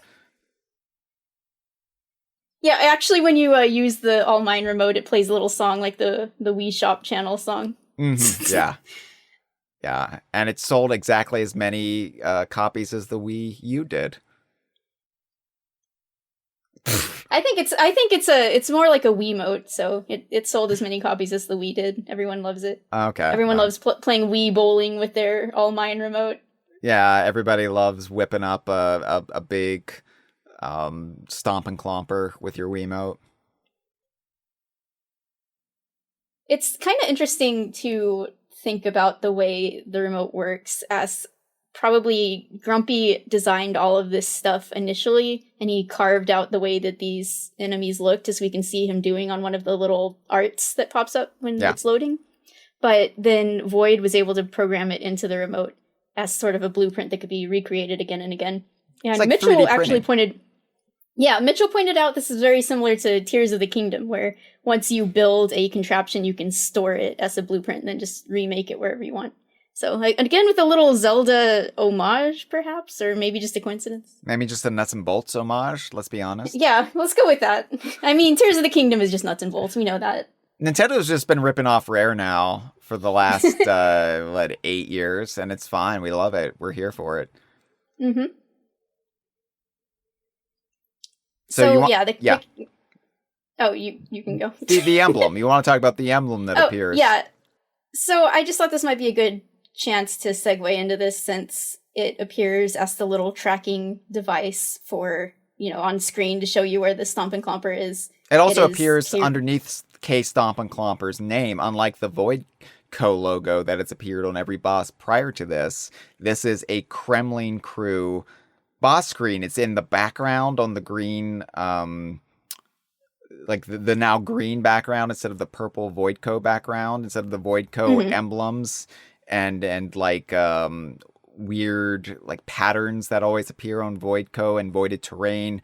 On all their stuff, we now have the new Kremling Krew logo or emblem, and it appears underneath the name in the like set title card. Yeah. So I am super excited about the existence of this emblem, logo, symbol, whatever you want to call it, because K. Rool has never really had something like this before, and a lot of people say that the Kremling Jolly Roger or the Kremling Crossbones, whatever you want to call it, was that already. But as you discussed earlier, it is more specifically associated with the pirate Kremlings, Kremling piratical activity. And it has that very specific association from DKC2. And so you don't want to just necessarily use that everywhere. And what's more, it represents, the crossbones sort of represent the Kremlings in general, or the Kremling Krew, whereas this symbol could be used a lot more directly to represent K. Rool himself. Similar to how Bowser has his iconic face that you see in a lot of Mario games. And again, giving K. Rool something that parallels him very directly to Bowser is maybe, on first glance, something that would make us groan, because we don't want the similarities between the two to be, we don't want people to simplify them down to comparing them to each other again. But again, as we talked about, this game does so much to set them apart from each other. I don't think that that's a big concern. They have this one similarity now in having this emblem that they use that's of their face, essentially. But again, they're just so different from each other in every other aspect. Agreed. And really quick, Emerald's Topaz in the live stream pointed out that the Voidco logo appearing beneath boss logos was what made me go from being 90% to 100% sure there would be Kremlings. That's interesting because I think I maybe registered that and I thought it interesting. But you're absolutely right. That should have been the dead giveaway. If they're making the point to differentiate it between Voidco, like it has to be differentiated with something later on in the game. I took it maybe more to mean like, oh, we're just corporate branding everything as corporations are wont to do. But no, it was there to make that distinction later on with the Kremling Krew. Yeah, that's actually a great point. I hadn't considered it that way as I was going through the game either. But that's a good point about the foreshadowing there. Can I?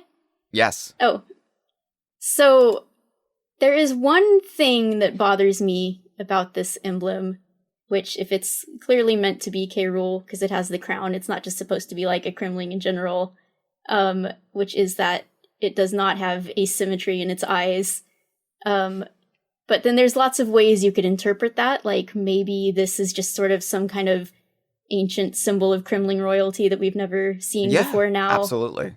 That's what I took. Like I didn't really make it I didn't really make off with it being just for K. Rool, although it's definitely evocative of K. Rool. I took it to be like this is the ancient emblem of the Kremling Krew, the military and naval, well, not necessarily naval because that would be the Jolly Roger, but the military and air force and whatever of the Kremling King under the Kremling King's command.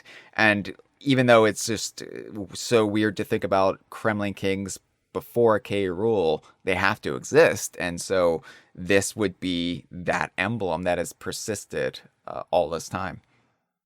Yeah, can I talk about one very minor detail of the DLC, which is kind of visible from trailers and stuff? I think it's fair because it is visible in the trailer if you look hard enough. Yeah, so on the Gangplank Galleon, this symbol also appears. It's above the doorway, and it's also in another place on the galleon, but I can leave that for you to discover. Sure. And it might be in other places too. But so that shows that this symbol actually has been around the whole time. We've just never seen it for whatever reasons before. It's not a new thing. It's been around. I'm fine. Mm-hmm. I'm fine with that, and I'm also fine headcanoning that this is the symbol that's always been on the Payon era, like critter belt buckles, and it just we never really saw it in high enough detail. And so, if you rub your eyes and then squint and smack your face a couple times, it kind of looks similar. So, it's just one of those things. Yeah. And so while thinking about this emblem did lead me on my own incredibly long tangent about how K. Rool feels about his own bloodshot eye and why he might not want to represent it in a symbol representing himself, I do think it's easier just to say that this goes back to possibly even a time before him, or at least when he was much younger and he might have not had the eye. It just goes back that long. Yeah, unfortunately, K. Rool rubbed his own eyes to try to make the icons match, and then that gave him his bulging, bloodshot eye. Maybe be careful when you're touching your eyes, folks. Yeah, especially if you have a claw. Yeah, right. Should we talk about the visual differences in the K Stomp and Clomper to the OG Stomp and Clomper? Sure. I'll let you do that, though, because I feel like I'm going to miss something after missing that there were claptraps inside the claptraps. I feel so small right now. I feel as small as a claptrap. Have a picture of the original Stomp and Clomper, because I think it is pretty much the same. Is it? I mean, I know made out of different materials. The terrain is different. Yeah, I didn't know if there were any. Because here's the thing: you are noticing some of these details far more than I noticed them. And I was thinking maybe you're right though. It is basically the same. Even the eye, I thought maybe the eye was bulging a little bit more, but no, the eye is the same. Yeah, I actually went back because I wanted to see. It has like chains hanging from it, and I thought that might have been a new detail, but the original also has those. I went back and looked at my footage of the battle last night. Kind of like earrings, yeah. And there is even another thing that I thought was unique to this battle, which is not. And it is the weird mechanical contraptions overlaid onto the Void Heart. Yeah. And I thought that was new. I did too. Because I went back and I looked at footage of the original Stomp and Clomper battle, and it is on it as well. It just breaks off immediately, and then you can see the Void Heart underneath. Again, I'll put a little picture that I just took earlier. Yeah, in my show notes, I was like, yeah, that has to be something that was added to obscure the Void heart, to obscure the head shape of Void Kong.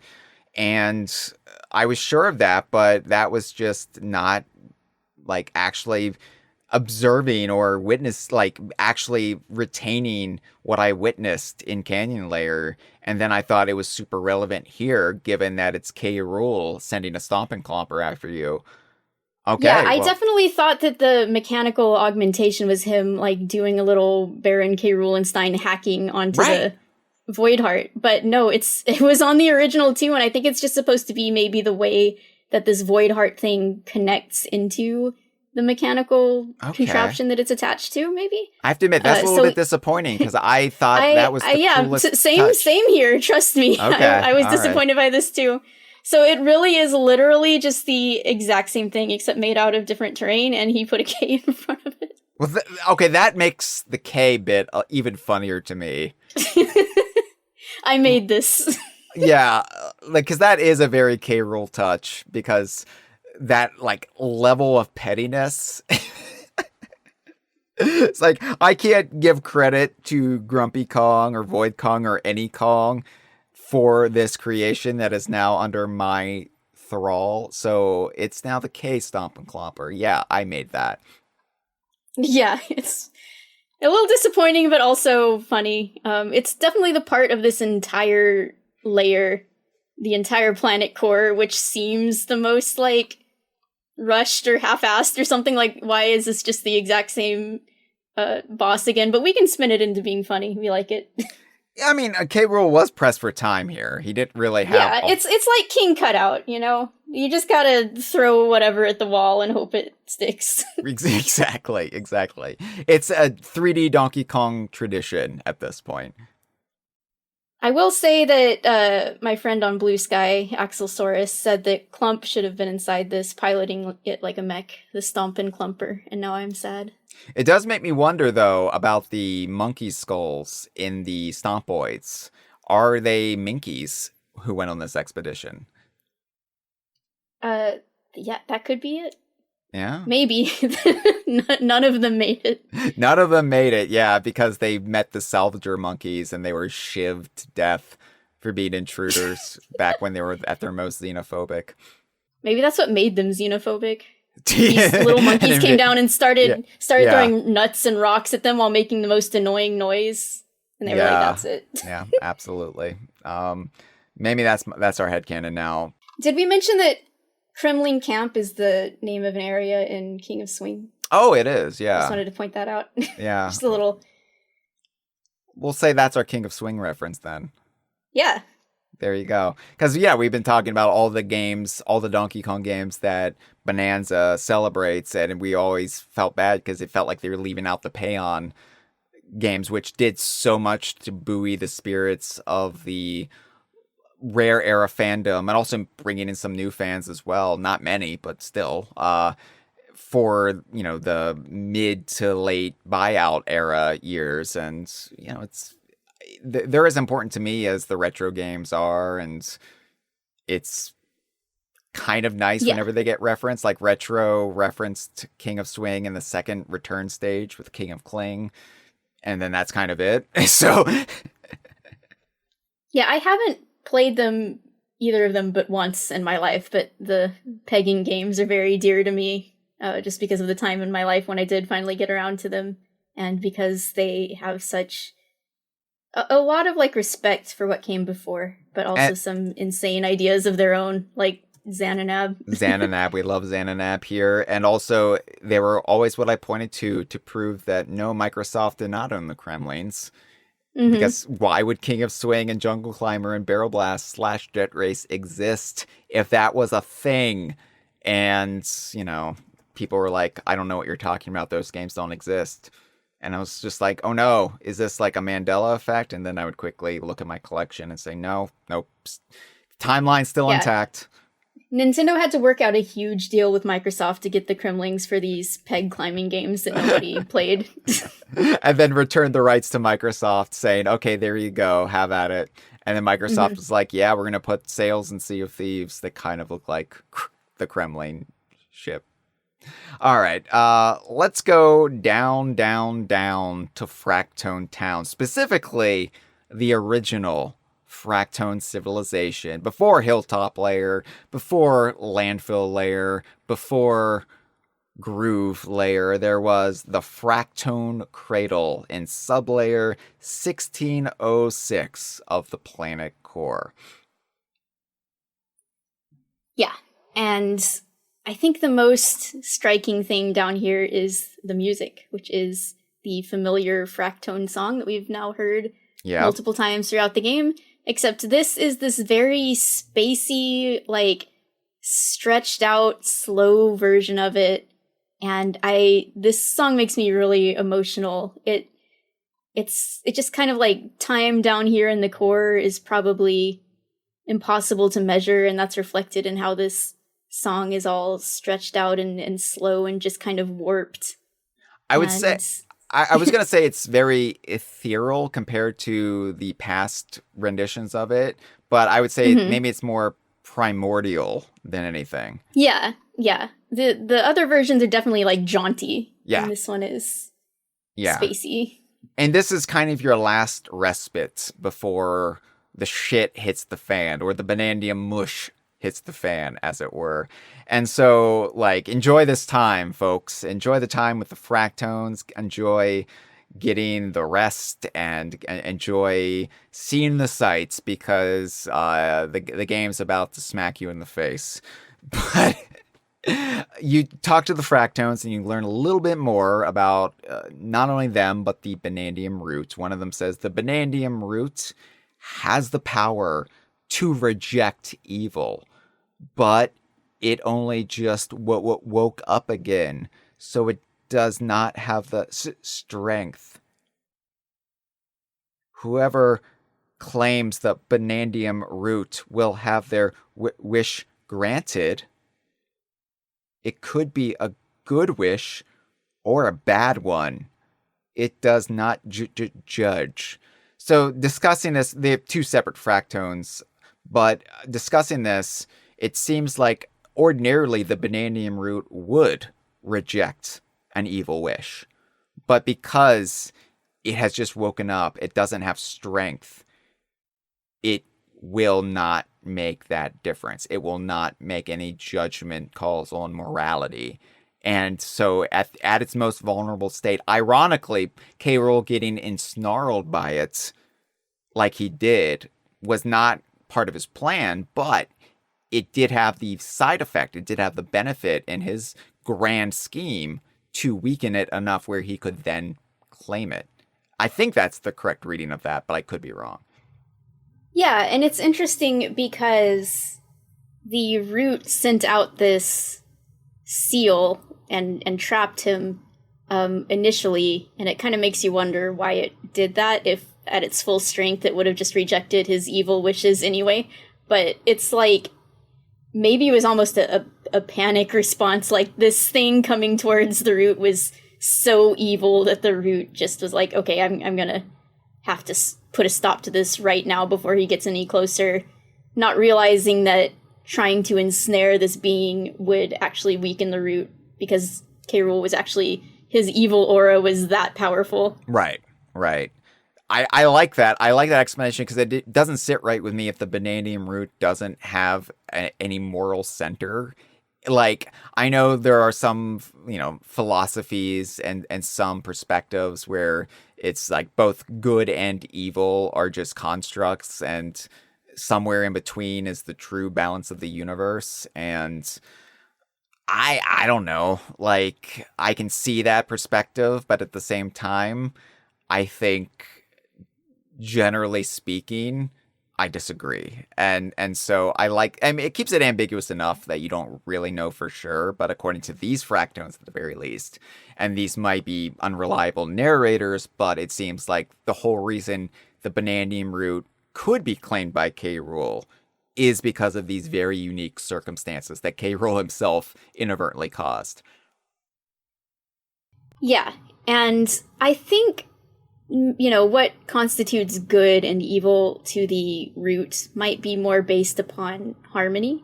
We were talking about harmony earlier and how the root is powered by music, and music is harmony. So K. Rool is a disruptor of harmony, as we know. So the root would read him as evil. God. I'm just thinking back to my discussion of the Source Wall in DC Comics, and one of the famous prisoners of the Source Wall was the character Darkseid, and that was a whole plot element in Grant Morrison's Final Crisis story, that Darkseid hates music because music is harmony, and Superman actually eradicated the presence of Darkseid by singing, which everybody made fun of at the time, and I didn't grow to appreciate until much later what Grant Morrison was saying there. And it fits so well with Donkey Kong and what Bananza is saying, and the importance of music, and how music is intertwined with nature and our relationship with it. Damn, this game is deep. I have thoughts on the, connection of K. Rool and music, which might be more appropriate to get into at the end. Mm-hmm. But it's when you smack the bongos, you drop a big steel keg on his head, so he hates music. Yeah. Okay, the final installment of the Saga of the Exploratone. This is verse 30. It took many long hours, but we finally taught the local fractones to speak. Now capable of verbal communication, the fractones here have enjoyed hearing tales of our underground travels. We have seen so much. We have met so many. Thus, we have a new quest. We are going to start a village here. We will invite creatures from all the upper layers to live and trade with us. This will someday be a thriving village that attracts all kinds of residents. This will be the origin of a new us. As one saga ends, the next begins. So this is interesting because this didn't happen. This didn't work out. Yeah, but we can maybe talk about why later. Sure. But maybe it'll happen someday. I do like how the Exploratone is just like, yeah, I'm living here. I also like how the Exploratone is like, oh, after many long hours, I taught the fractones my language and how to speak and how to understand what I'm saying. Like, wow, okay. Like, that's such a humble brag, Exploratone. Oh, God, it was so hard. It took me almost the length of an entire feature-length movie to teach them how to read and write. And this is someone who self-admittedly fell asleep for years. Right, so maybe it took... maybe time is fluid. Maybe the perspective of the Exploratone is off. Like, hours for the Exploratone is actually years or decades to the rest of us. But, I mean, the point is, teaching an entire group of people to speak is impressive no matter how long it took. So, way to go, Exploratone. Now, Pauline's getaway commentary in the Fractone Cradle, it's very superfluous, but I want it read regardless. This one? Okay. Yes. Hey, DK, are you awake? The planet core is where all the fractones come from, right? So if all the fractones visited home at once, it'd be the underground world's biggest rock festival. Get it, DK? Rock festival? It's funny because they're rocks. Okay, good night. I really thought she was going to say something super deep with this one. So profound. So a profound realization about the origins of the fractones, or maybe, the exploratone. And it's just like, I'm a 13-year-old kid and I'm waking you up to make a joke. Yeah. I love it. I love Pauline. I love it too. Pauline is such, I think, the biggest surprise of Bananza. I mean, even more so than the Kremlings, even more so than K-Rool, the fact that Pauline, this human protagonist, kind of bifurcated off of the arcade and Mario aspect of the legacy, won me over to the point where I just adore her as a character, and I think she's totally at home in this series. Is just one of the, like, I thought I was going to tolerate it at best, and it turns out I am such a big Pauline fan. Yeah, this goofy getaway dialogue reminds me of the feast layer, where you think things are getting really serious, but it's like, okay, but before, between when Donkey Kong is in jail and the end of the game, we're gonna have a theme park themed around hamburgers.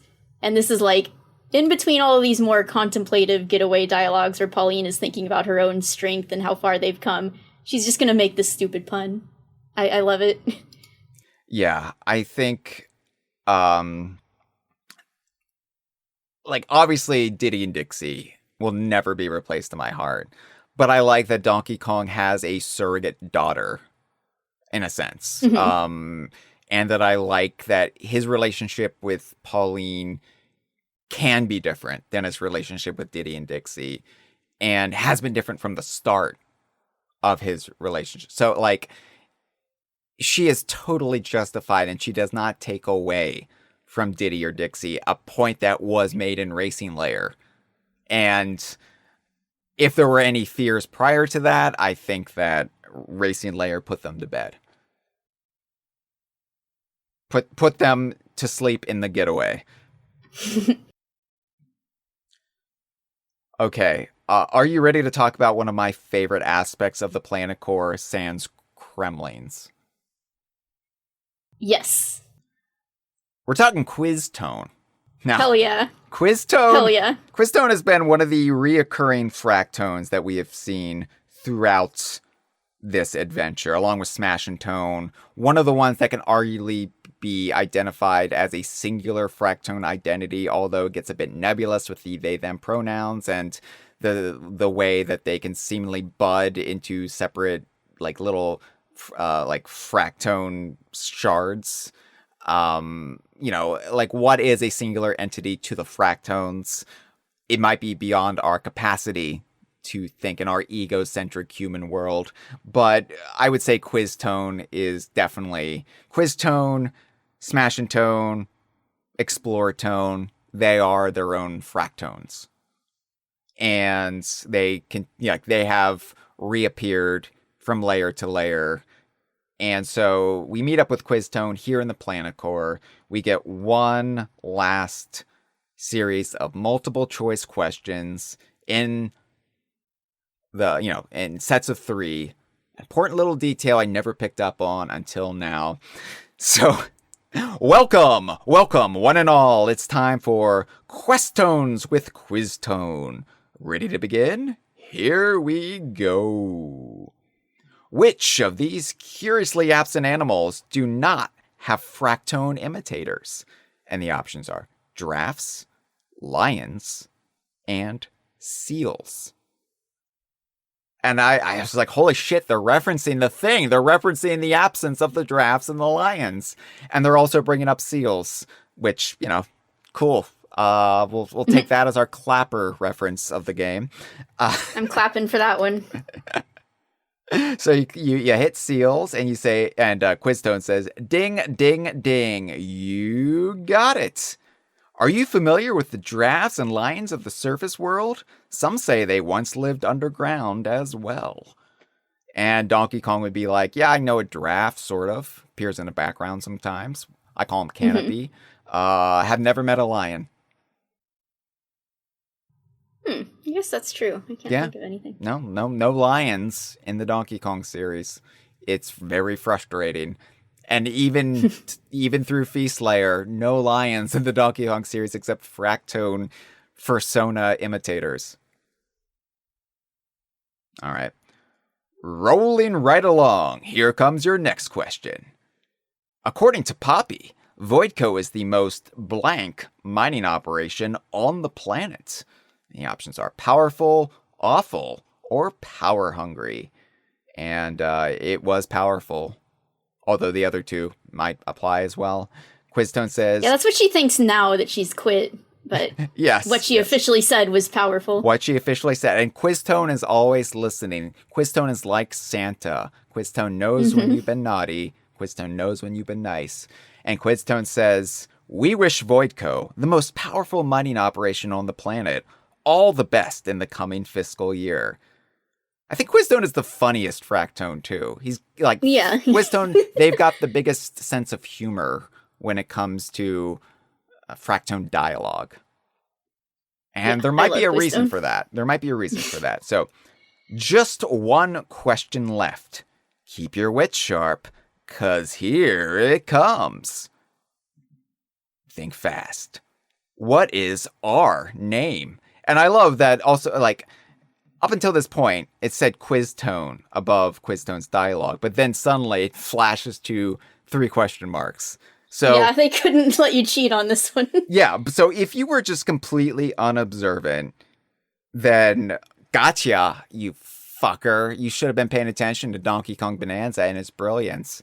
But for those of us who lived and breathed this game, despite missing that there were living claptraps in the mechanical claptrap munchoids, the options are Game Tone, Quiz Tone, and Swanky Tone. More on that in just a second. Let me finish reading Quiztone's dialogue. It's Quiztone. Quiztone's name is Quiztone. You remembered our name. We are honored, thrilled, delighted. Congratulations. Congratulations, by the way. They did the Kongversation thing. Congratulations. You got them all right.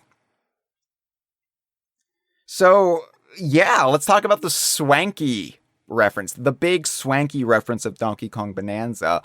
So we have been debating, is Swanky going to show up in the next Donkey Kong game, the EPD developed Donkey Kong game, because Swanky Kong showed up with a tweaked design in the Super Mario Brothers movie where we saw his body get incinerated. So the theory was, they've already redesigned Swanky. And maybe Swanky will show up in Donkey Kong EPD. Now, that didn't happen. However, looking at Quiztone, I'm like, wait, bowler hat and bow tie, which is kind of a middle ground between the Swanky designs from DKC3 and the Super Mario Brothers movie. The color is different on the bow tie, and the bowler hat has the Banandium gem in it, the little Banandium gem, like little lapel or whatever. Mm-hmm. But it has all this time, Quiztone, this quizmaster, asking you a series of 3 multiple choice questions, has been honoring Swanky Kong. Yeah, and like also the gold check pattern of the bow tie is the same as his DKC3 Fuck, vest. You're right. I hadn't even noticed. Fuck. Oh, God. So, Quiztone. Now, I know some people might be thinking Swanky died in a Super Mario Brothers movie, which is somehow canon to this, and Swanky's soul reincarnated in a Fractone or something. I think Quiztone is just a big Swanky Kong fan. And this whole time, Quiztone was emulating Swanky on purpose. Yeah, I mean, Swanky has to have his own TV show and stuff, right? He broadcasts these quizzes to who knows what. So, Quiztone's been watching them down here on the TVs he fished out of the Feastlayer. Well, more than that, like, Quiztone has been, like, on. Quiztone has been, like, aware of things that relate to Donkey Kong's past. Unlike other characters in the underground world, I could say, I could see why that would be some evidence towards people saying, see, Quiztone is swanky. But here's the thing. We're going to see Swanky Kong again in the future. This might be fun fanning for now, but you're going to have it ruined when Swanky inevitably does show back up in the flesh. But I think Quiztone, out of all the Fractones, has been somehow observing the events of the Kongs and is somehow a big super Kong fan rock. And like, yeah, Quiztone watched Swanky's Bonus Bonanza when it was on the air before it was pulled from the air after the destruction of Crocodile Isle. And according to Rareware, Swanky never got back on the air because of the cheating allegations towards the time Diddy and Dixie appeared on the final string of episodes. That's a whole DKU lore tour to come, by the way. But I think, yeah, Quiztone is a fan of Swanky, is a fan of all the Kongs, was like secretly thrilled talking to Donkey Kong all this time. And yeah, that just like so much to go off of on this one little interaction, this final interaction with Quiztone here in the Planet Core. Yeah, do you think everything Quiztone knows about the Kongs they got from just watching TV? Like, yeah, maybe. Like, yeah, just watching Swanky's Bonus Bonanza and like all those incorrect multiple choice questions. Like, wait, Swanky mentioned a Chunky Kong. There must be a Chunky Kong. All right, take notes. Take notes. Now, and doing further research. Yeah, Quiztone did know about crystal coconuts and the orange grenades from DK64. So that postdates Swanky's Bonus Bonanza. So unless Swanky eventually got a show again, then maybe Quiztone has spies. Maybe the theory that Fractones appeared in the jungle levels of DKC3 in the background is true, and they relayed back to Quiztone everything that's been happening in the archipelago. Yeah. And I do think it's funny because I'm pretty sure I was calling Quiztone Swanky Tone as a joke before I got to this myself. See, I think what happened for me was Odyssey poisoned my mind. Playing Odyssey for a time before Bonanza came out, I was more directly correlating Quiztone with the Sphinx that ask you questions in Bonanza, and I didn't put together the direct Swanky Kong homage that was under my nose the entire time. Yeah, Quiztone also reminds me of Chuck Quizmo from Paper Mario, who is a worm who shows up in random places around the world and asks you questions. I just love characters in games who quiz you, so I have a bunch of faves that fall into that category. Yeah. And, the quiz aspect was such a big part of Rare's games, from DKC2 to Banjo-Kazooie to Banjo-Tooie, so I like it, to Nuts and Bolts, but like I like that Quiztone is a direct correlation to the quiz master of Donkey Kong's past. Yeah, we've talked about this before, but we love quizzes and games because we pay too much attention and we like being rewarded for that. So glad Quiztone didn't ask me a question about the claptraps, though. I was about to say. Oh my god. Well, speaking of identity, mistaken identity, and how it relates to the past of the Donkey Kong series, let's go underneath the Fractone cradle and let's get out the big fossil. Let's break out the big extra rare fossil of the Planet Core, and let's talk about all three fossil types in this world. I've been saving it for this moment because this is going to be a discussion unto itself. But the fossils of the Planet Core are all based on Donkey Kong 81, the original arcade game. We have the common fossil, the 8-bit barrel, which there are only 31 of. There are slightly less fossils in the Planet Core compared to other large worlds, but there are more fossils than the medium-sized layers, like that just have the alt color ones. So the 8-bit barrel, the most common one, there's 31 of those.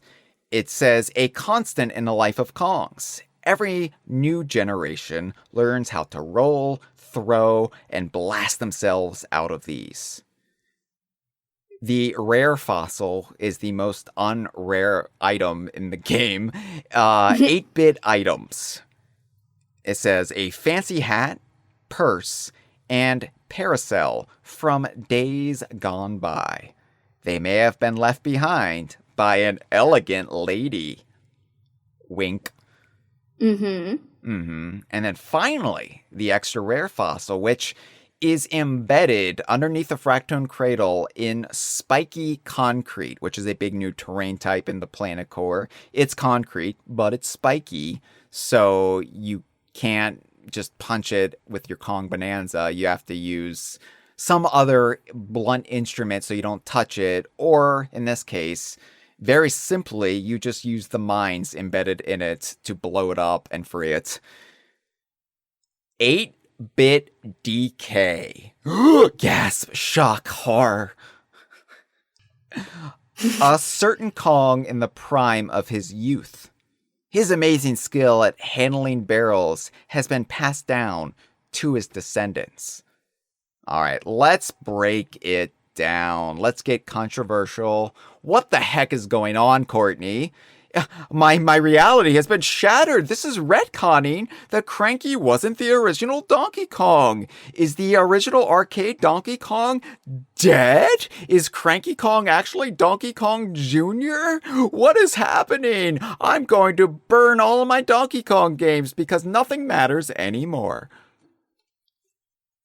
I'm going to be real. I'm looking at all of the notes and explanations you wrote about this, and I'm just going to say I didn't even read it as a problem in the first place at all. But cool. Cool. I will let you get into it then. I remain spoiler-free, so I just projected what other people were saying onto my own ideas. I just imagined the panic in the streets in certain segments of the Donkey Kong fandom. We'll talk about panic in the streets later. Okay, yeah. But I just imagined just people running down we'll say the sidewalk in this case, stripping themselves naked, shouting incoherently to all passersby, punching themselves in the genitals, and shouting, Nintendo doesn't care about Donkey Kong lore. No, there are a few things to unpack here, okay? Quite a few things to unpack, and I will try to be as brief as possible, but I will say that the fossils in this game work in two different ways, okay? There is the literal in-universe interpretation, which is, for example, you are literally collecting the fossil of a swordfish and a spider, for example, that are the same species as Ingard and Squitter. But they're not Ingard and Squitter. They're not the remains of Ingard and Squitter. They are just fossils of that animal type. But however, there is also the metaphorical reason for that fossil existing. And the metaphorical reason for the fossil existing is you are metaphorically retrieving the discarded pieces of Donkey Kong history and lore from the last 44 years. And in that case, you are collecting a fossil of Ingard, a fossil of Squitter, fossils of Professor Chops. And that is supposed to be taken not literally, but metaphorically, what is happening, which is what the descriptions hint to. So it makes sense that in the Planet Court, despite the overt Kremling theming, you would have the oldest possible Donkey Kong fossils you could pull from, fossils from Donkey Kong Arcade. And, the fossil description for 8-bit DK, I think is being coy, not the fish. It's being coy as in it's being a little, it's being a little careful about how it parses things. It is certainly implying that this fossil is not only the DK from the original arcade, but it's somehow implying it's Cranky. A certain Kong in the prime of his youth generally means one thing. And the problem is, of course, Cranky exists in the game. Cranky is Cranky is flesh and blood. And oh yeah, Cranky also makes a few allusions to being the original arcade Donkey Kong.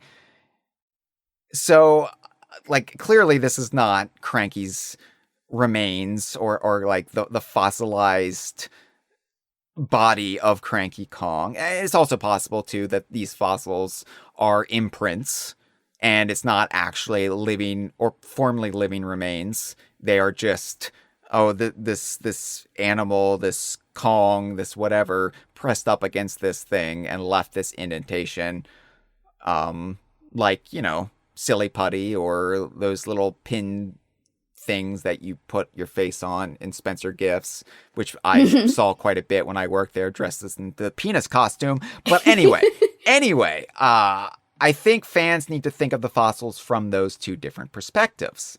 How they work in universe and how they work as out of universe history lessons for the Donkey Kong series for both returning and new fans. Now, from the out of universe history lesson, this is a fossil of young Cranky, case closed.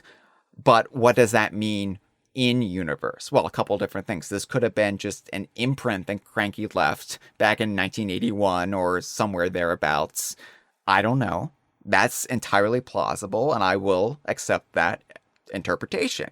However, I do want to remind everybody, okay, that in universe, there have been many Donkey Kongs that predate Cranky Kong.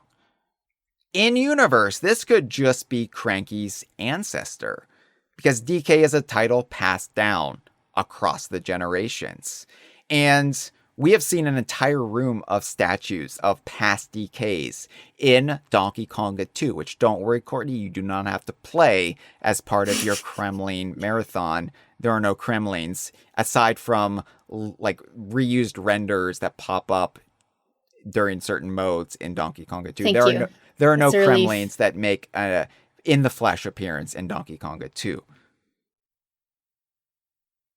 So you are not going to suffer like I once did. But we saw a whole room, a hall of records for past Kongs, for past Donkey Kongs in Donkey Kong 2. But more than that, the art in the temples in Donkey Kong Country Returns suggest a long lineage, either that has already transpired by the time of Returns or is prophesied to come after the time those temples were built.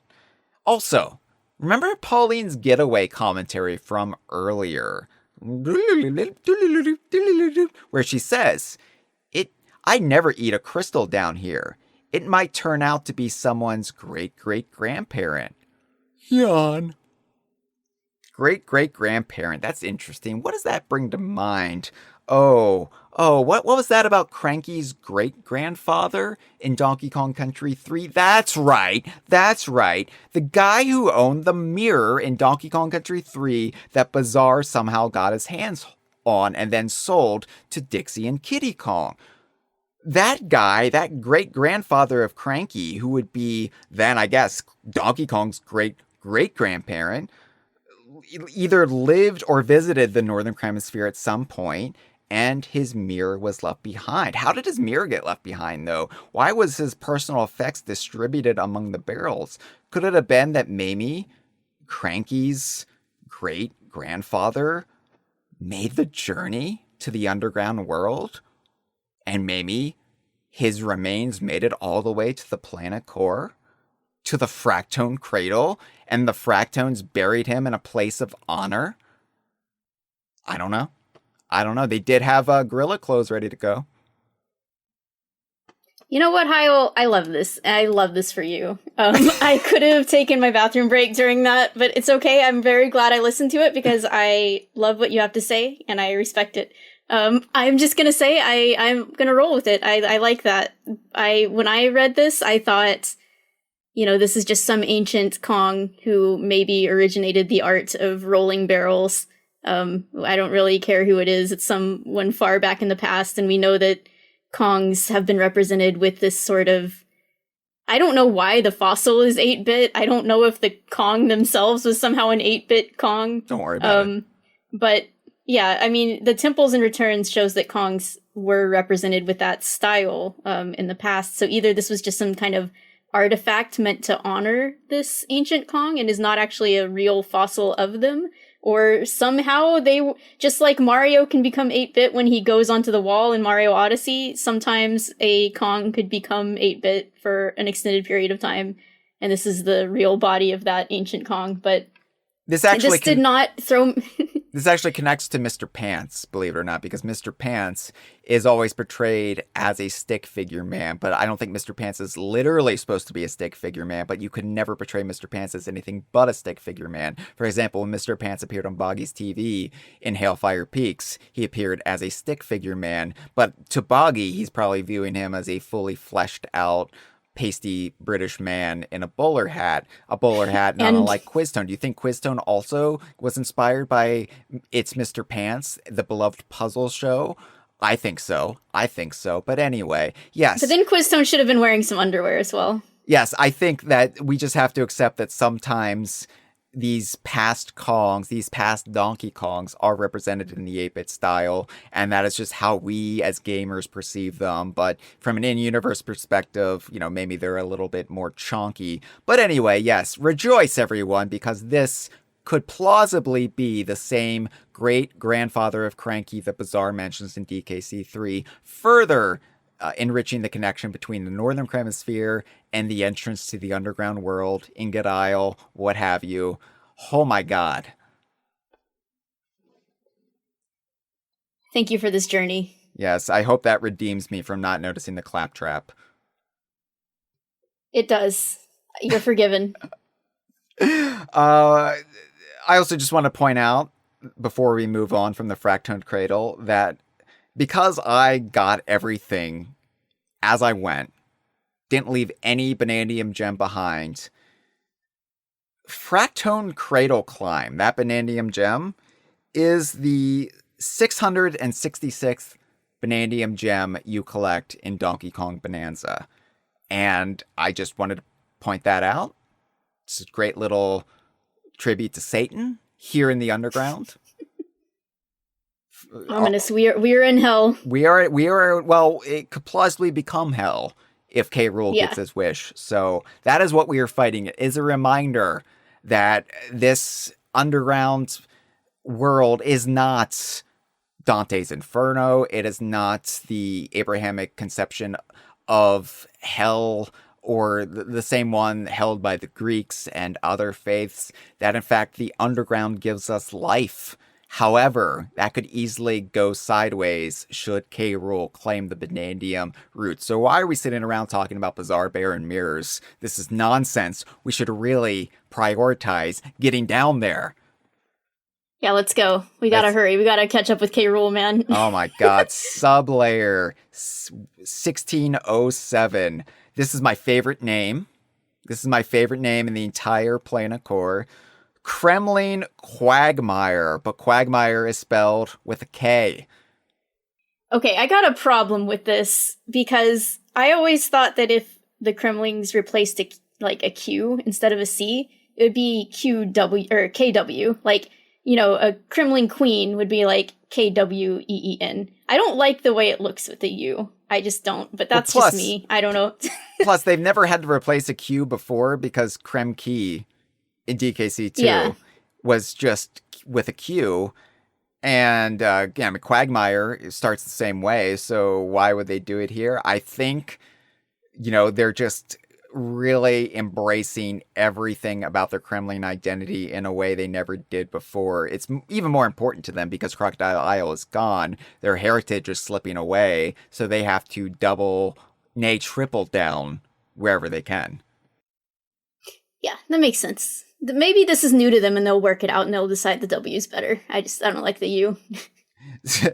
So, yeah, maybe if they can reestablish a foothold on the surface and, have some sort of normalcy return to their society, we'll see a restoration of the Q eventually. But yeah, speaking of footholds, sorry, but I haven't had a good chance to point this out, but throughout the Planet Core, you can see random big, long, jagged claw marks, and also big footprints that are left by K. Rool as he was scuttling on. And because of the claw marks, I like to imagine he was doing the Smash Bros. All fours run as he was going, just going real fast. Oh, yeah. Like I said in the last episode, Smash Brothers is canon, and you will pry it from my cold, dead hands. I don't care what anybody says. Smash Brothers Ultimate can inform us so much about K. Rool, and I don't want to hear otherwise. Yes. K. Rool has fought Steve from Minecraft. It's canon. Get over it. Maybe that's how he knew how to operate the all mine remote, because he knows so much about mining from Steve. He beat it out of him, right? Exactly. Yeah. And also, it was very satisfying for him because it reminded him of Bowser somehow, tangentially. Jack Black, you see, the movies of both. The Jack Black is the thing that connects them, and K. Rool doesn't like Bowser. We learned that from Sluggers. Anyway, Kremling Quagmire. This is, of course, another bramble sublayer. It's full of the sick coral-like bleached bramble. And in this case, you can't blow it up. You have to turf surf over it, which is a problem because it's littered with Kremling Krew members. And we've got more zingers there, but the zingers come in handy because they do lob the indestructible terrain that you can then use to turf surf. So you actually want to utilize what the zingers are chucking at you to turf surf over the brambles. But then, oh my God, who is that I see on the horizon? Could it be? Are my eyes deceiving me? No. Boom goes the dynamite, 'cause kaboom goes the kaboom. The returning Kremling Krew member, Kaboom, from off of Donkey Kong Country 2 and Donkey Kong 64. Yeah, so DKC2 being my favorite game, I was obviously... When I got down here, I saw them in the distance, and my reaction was, There's kabooms here! Sorry, I jumped right into fucking spikes. Because I ran towards them intuitively to give them a big ol' hug. You were like Boy Kong running to what he thought was the Banandium root, but it just turned out to be his undoing. Exactly the same situation. And running towards a kaboom is not a great idea at the best of times, but that was my instinct. And so I actually ended up not turf surfing here, even though it's extremely long, because I wanted to get up and close and personal with all of this, and also because I didn't figure out that you were supposed to use the zinger thing, and I tried using just another piece of material from around here and it broke instantly. But it was for the best, because I just Elephant Bonanza'd my way through all of this, and I got to spend a lot of quality time with the kabooms and maybe with other things that are here. Maybe. I think, obviously you can use the Elephant Bonanza. I wanted to do it the proper way my first time through, and I haven't gone back to actually try the Elephant Bonanza, but I looked closely at the kabooms, and the kabooms now have spikes on the steel rim of the TNT barrel. It's they're even more dangerous. Why would you even add that? What is the point? Yeah, that seems a little unnecessary if you're going to explode anyway when you run into someone, but just to make sure. Just to make sure. Yeah, you're extra dead. You're not only burnt to a crisp, but you're also impaled and bleeding out. But I love the look of kabooms here. I mean, everything is in place, from the bandage, from the black eye, the earring that doesn't make any sense. It's all in place. Yeah. Oh, God. Again, Donkey Kong Country 2, for a spell of time, it felt like it was a struggle to even get DKC2 referenced, despite it being such a fan favorite, despite it being held in such acclaim, just because it wasn't first. And for some reason, kabooms always seem to break through. Kabooms always seem to get through any embargo on mentioning the sequels or post-Donkey Kong Country content. It's no, we'll get a kaboom in there. Why not? Yeah, because they break through because they explode. They explode any barrier in their way. Yes, they whether the devs want kabooms or not, they really don't have a say in it, do they? Now, kabooms actually operate similar in behavior to squealoids as far as mechanics go, but they have no squealoid augmentations here. It's kind of like the zingers; they just exist, and K-Roll's like, good enough. Well, they do have one similarity to the squealoids, which I didn't notice at first either. But they have fuses. They have little fuses coming out of their butts, like little tails coming out of the back of their barrels. I just took that which is cute, and I just took that to be them. something we never saw on their original designs, but I mean, it kind of makes sense. And maybe it's the Sea of Thieves player in me and how gunpowder barrels work in that game with the lit fuses. Maybe I'm just conflating everything in my weird little bubble.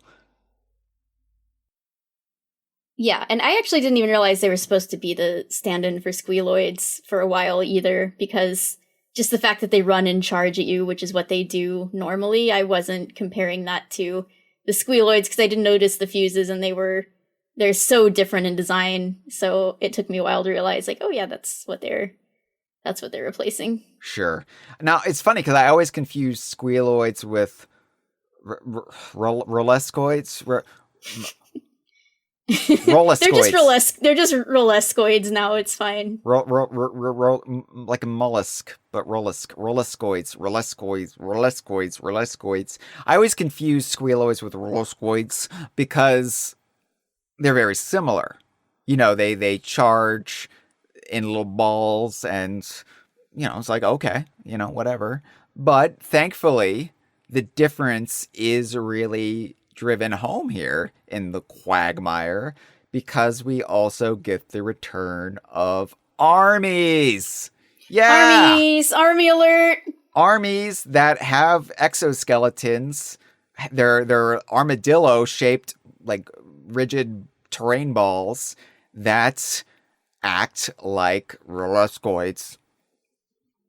Yeah, I know that you're so relieved that in this layer the rolescoids have been replaced by armies, because you can pronounce army. Armies. But their ball form, their rock ball, is really cute. I love it. I just love this ultra compact army carving.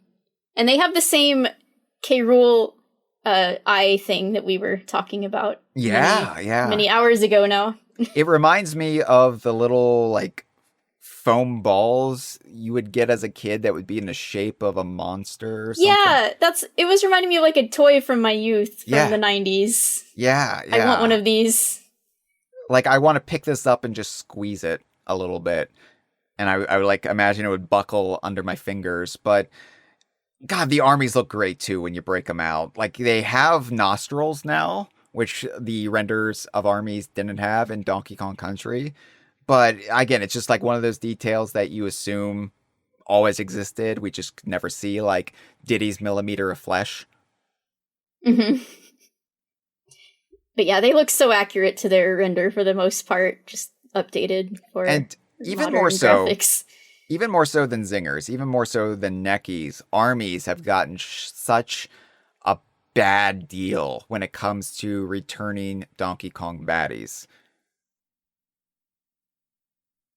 Like, obviously we had Armydillo, the big boss form of armies in DK64, but the actual, like, just regular class of enemy were cut from the game. And, of course, they were in Conker's Pocket Tales, which not many Donkey Kong baddies can say.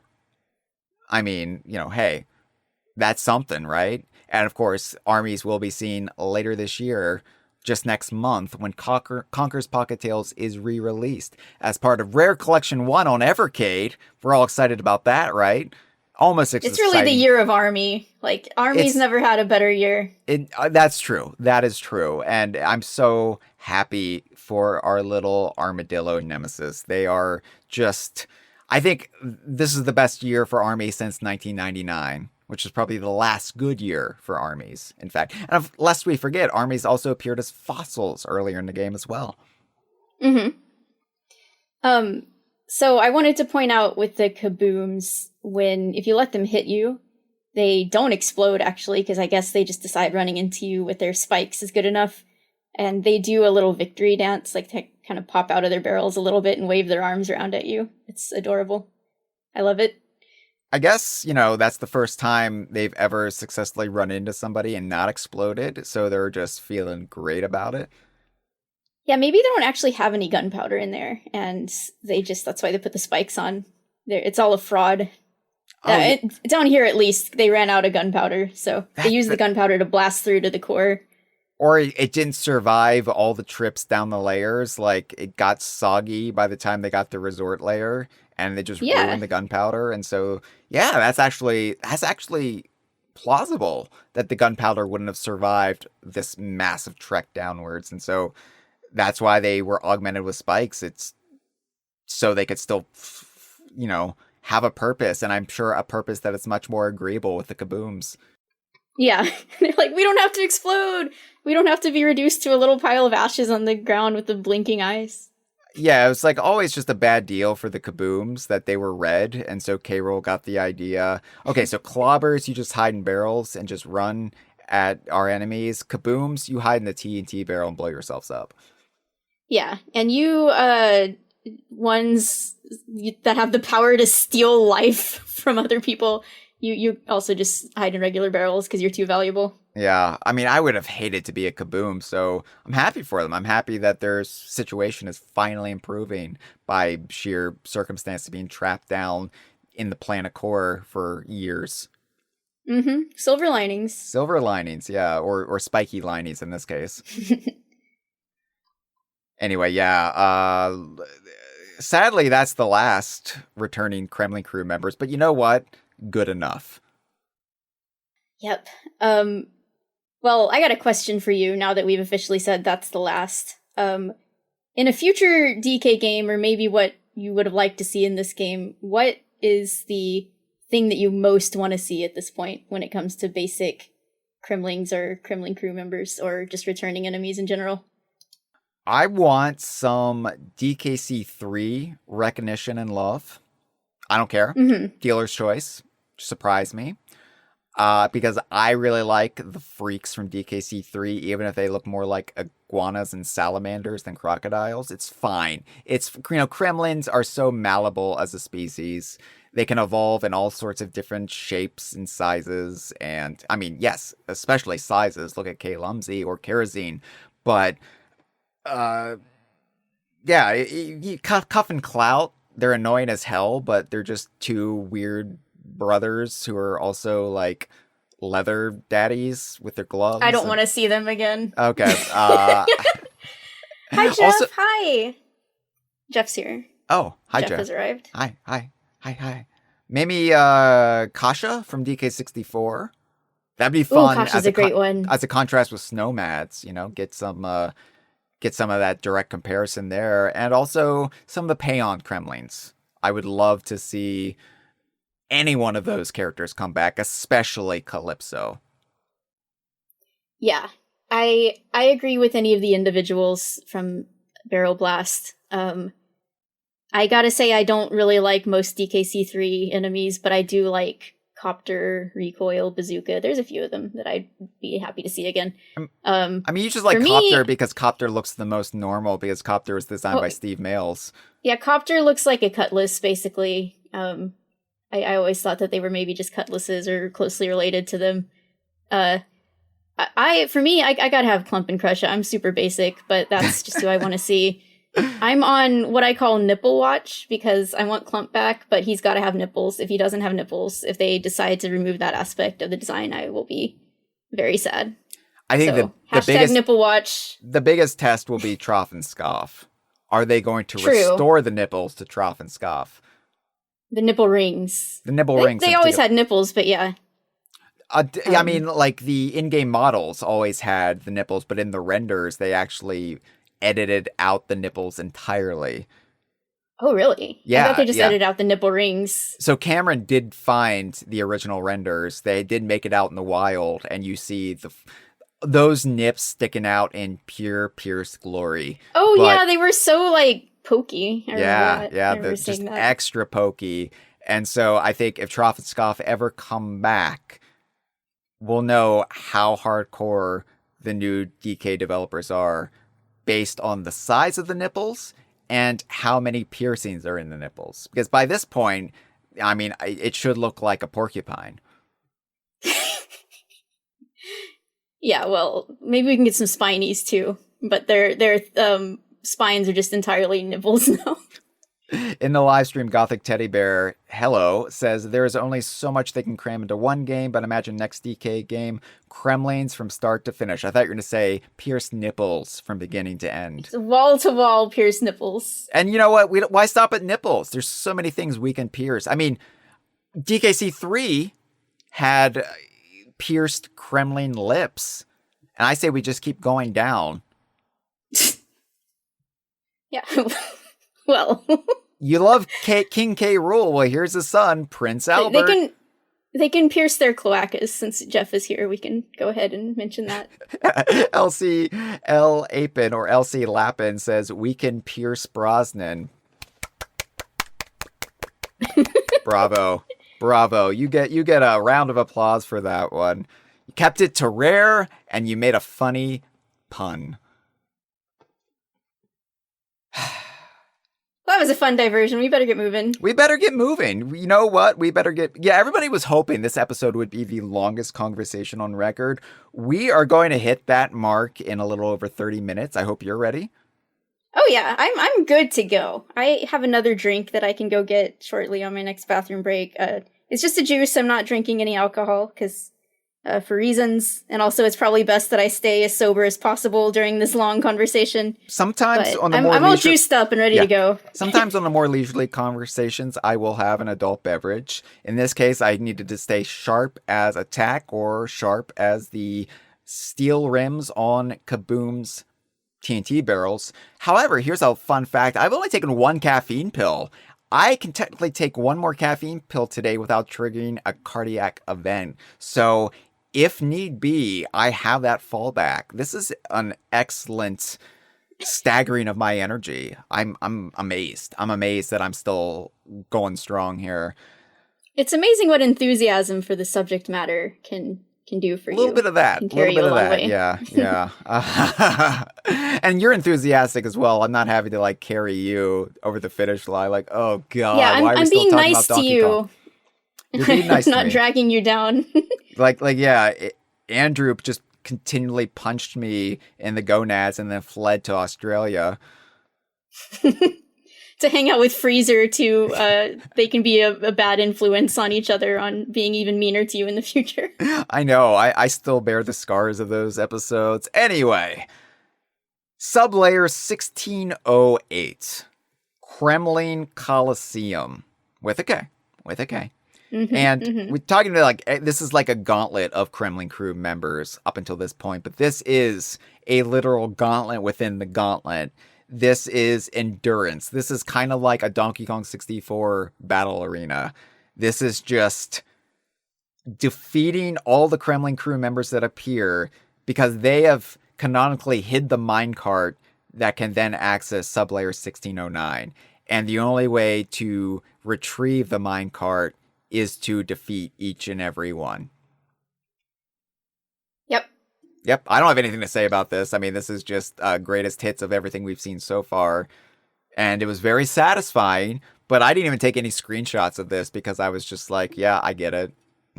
Oh, there is one funny thing that happened here, which I don't know if this happened to you, but I think it's the first wave that spawns in is 3 kabooms, and one of them spawned in facing the wrong direction. I don't know if that was a glitch or if it was just a funny thing that they programmed in, but yeah, he was facing backwards.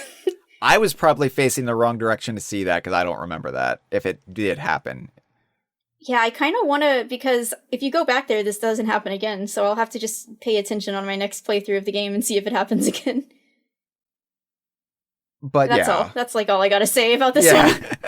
Thankfully, like I said, some sublayers don't warrant the discussion of others, and while we spent 5 hours almost in Kremling Courtyard, sadly we didn't. That would have been funny to just have 5 hours and then... Actually, so we just have a separate conversation on every single sublayer once we get down to the core.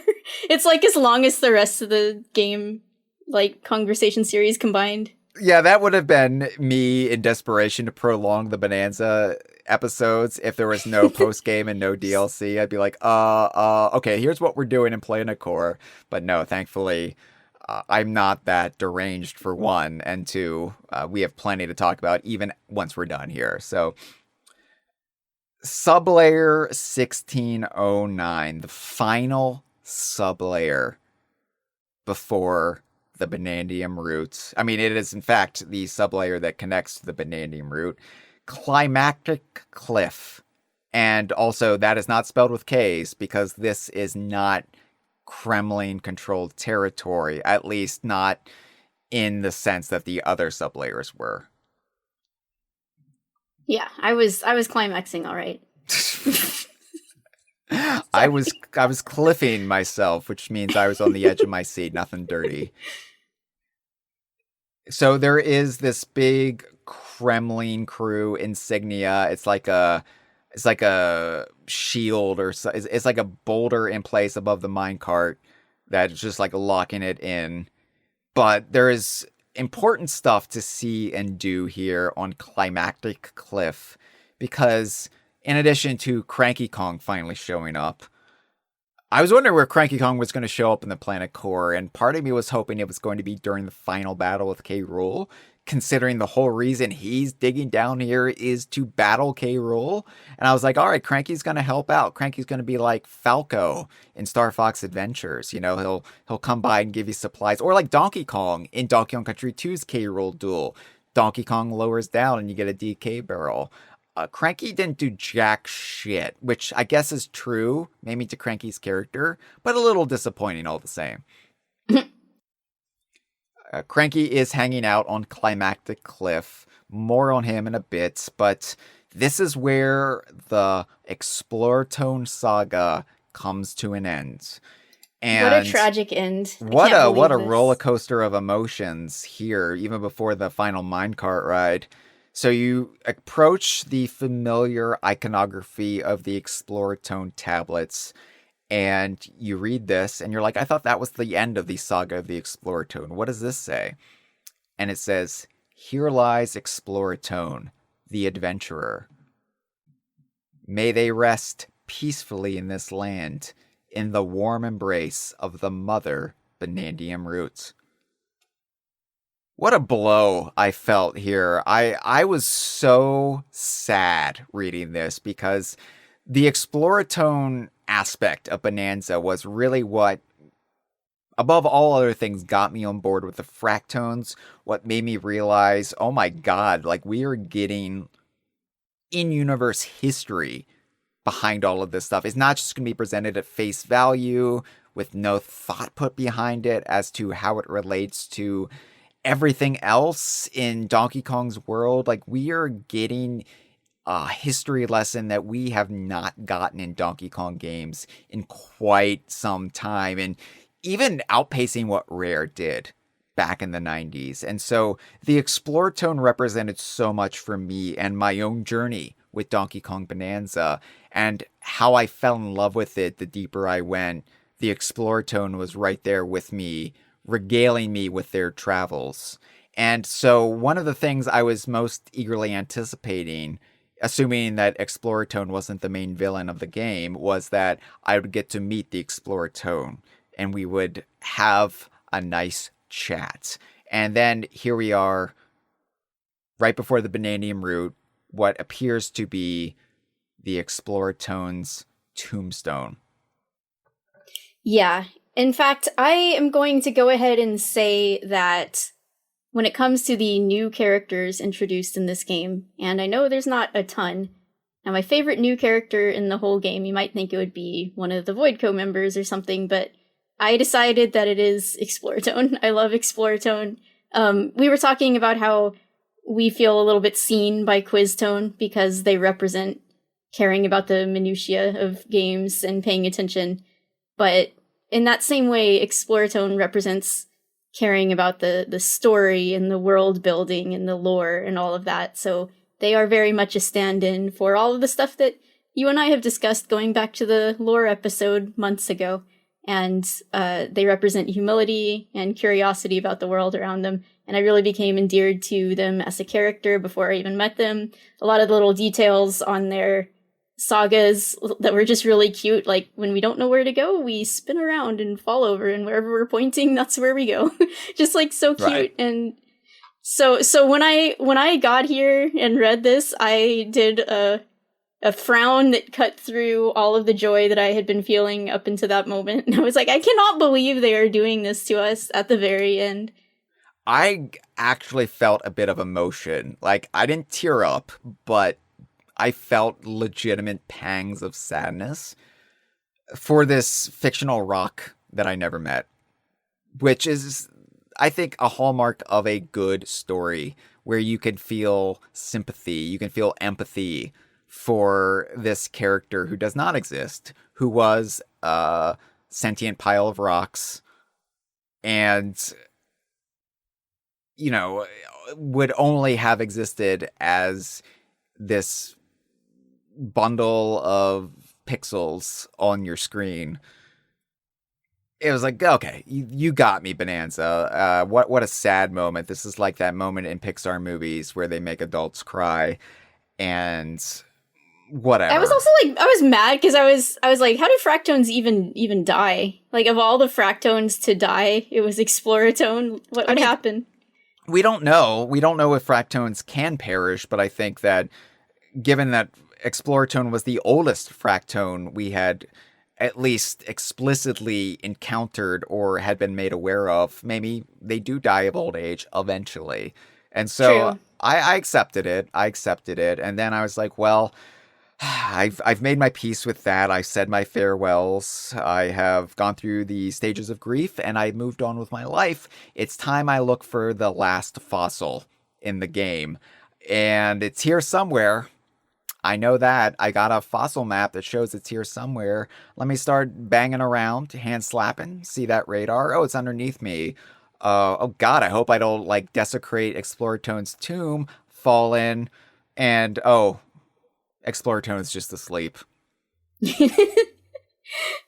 So this gag is so good, and it really got us, and I think it fits in perfectly with what we've been discussing about the humor of the series and how this game captures it perfectly. It also reminds me of Paper Mario. This is like a real Paper Mario gag, I think.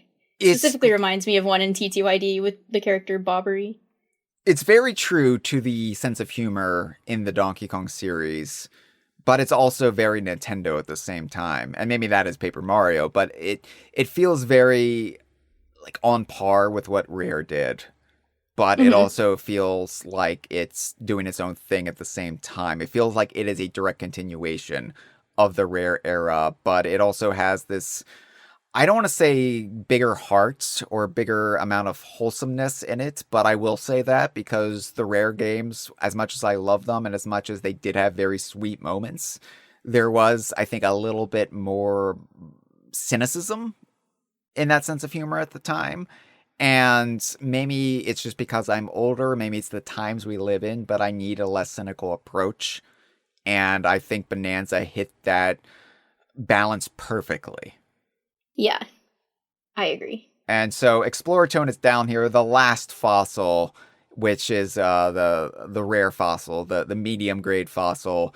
It's on Exploratone's back, and of course, before I woke Exploratone up, I had to look around at Exploratone's digs. I had to look around at where Exploratone had retired, and what a visual feast this area was. Yeah, I like how if you're being a completionist with this game, they made sure that you wouldn't miss this by having the fossil be attached to Exploratone's back. Yes, but also, if you were just rushing through here, and this isn't me shit-talking speedrunners, I've stepped in it a couple times the last few episodes, tisking, wagging my finger at the speedrunning community, and I have no ill will towards speedrunners. What I feel like is that I don't have speedrunning in my heart, and how I play and appreciate Bonanza is vastly different from speedrunners. All I ask for is that my method be respected as well. That's all I ask. So, this is, though, tailor-made for the more patient careful observer, the Exploratones among us, if you will, because there are so many unique art assets and details down in Exploratone's lair, especially the crystal carvings of all of the animal species that Exploratone has encountered in their own travels, and even some that they presumably haven't, like monkeys. Yeah, I hadn't thought about that, but they started from the hilltop layer and went down, so And they at wouldn't that have met time, the lagoon layer salvager monkeys. monkeys Yeah, hadn't been down below lagoon layer. We're yeah, led to and believe. the racing layer was empty when they got there. So Well, yeah, prospector monkeys, and then we had salvager monkeys in feast layer. So that being said, it feels like Donkey Kong really shook them out of their cloistered doldrums and said, hey, you know what? See the world around you. Live a little. And put some miles on your soul, like Exploratone. But somehow Exploratone knew. Somehow Exploratone documented them here. I like that we have giraffes there, because Exploratone did meet giraffes. yeah, and here's the one thing that gets me, though. We know that they also met lions, and Exploratone has not made any lions, so I don't know if they just fell asleep before they got to making the lions or what. I can't think of a good explanation for why they wouldn't have made lions. The Exploratone accidentally killed the lions.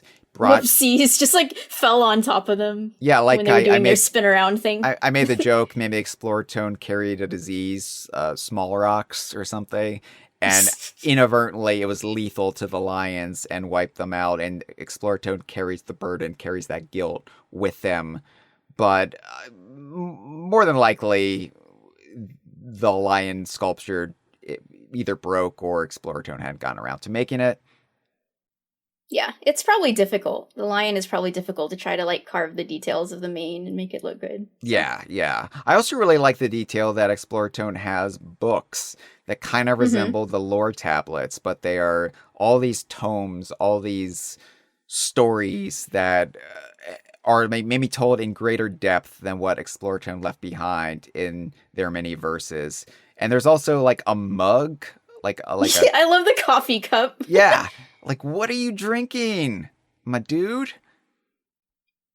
This Banandium juice, the same as whatever Diddy and Dixie were drinking.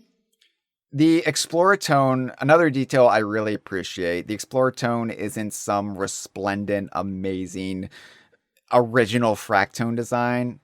The Exploratone is just a fractone. Exploratone just looks like almost every other fractone you encounter on the base level. Made of fractonium, same blue fractonium we usually see.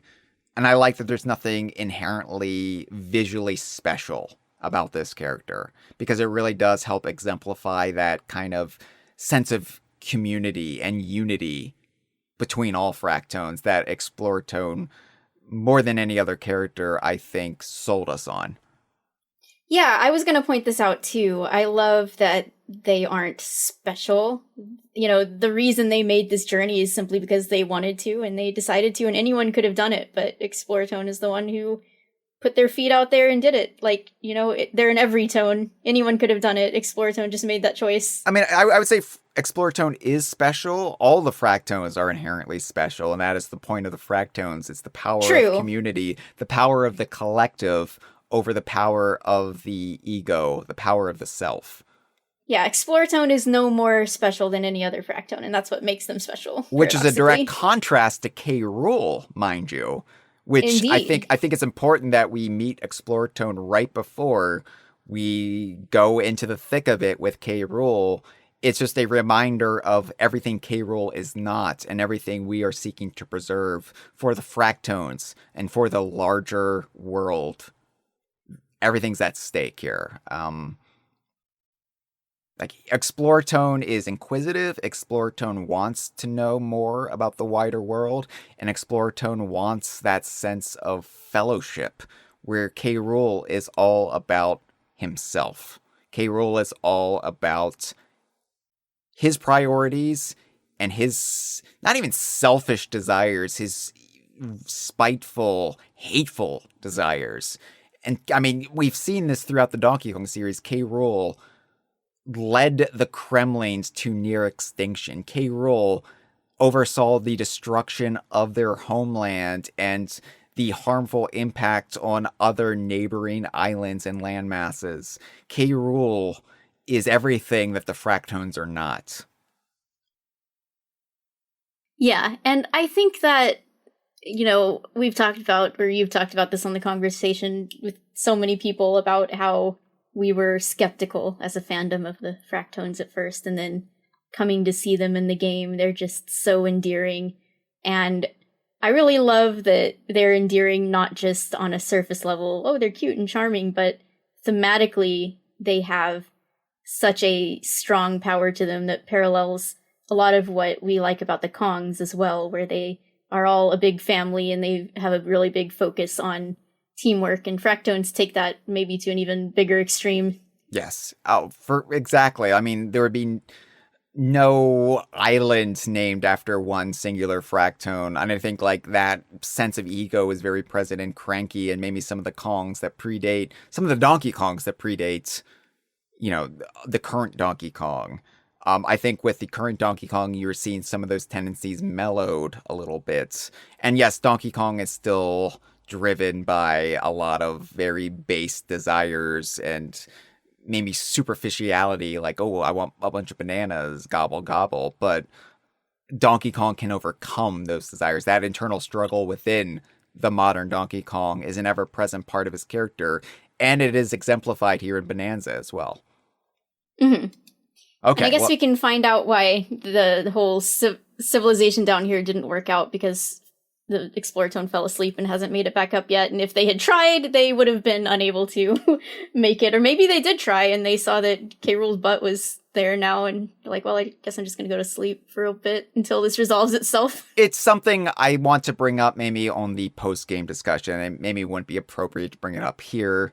About, all right, Andre, get ready. Take notes. Just about the future of the underground world after the events of Bananza and how this whole sequence of events forever changes it for the better.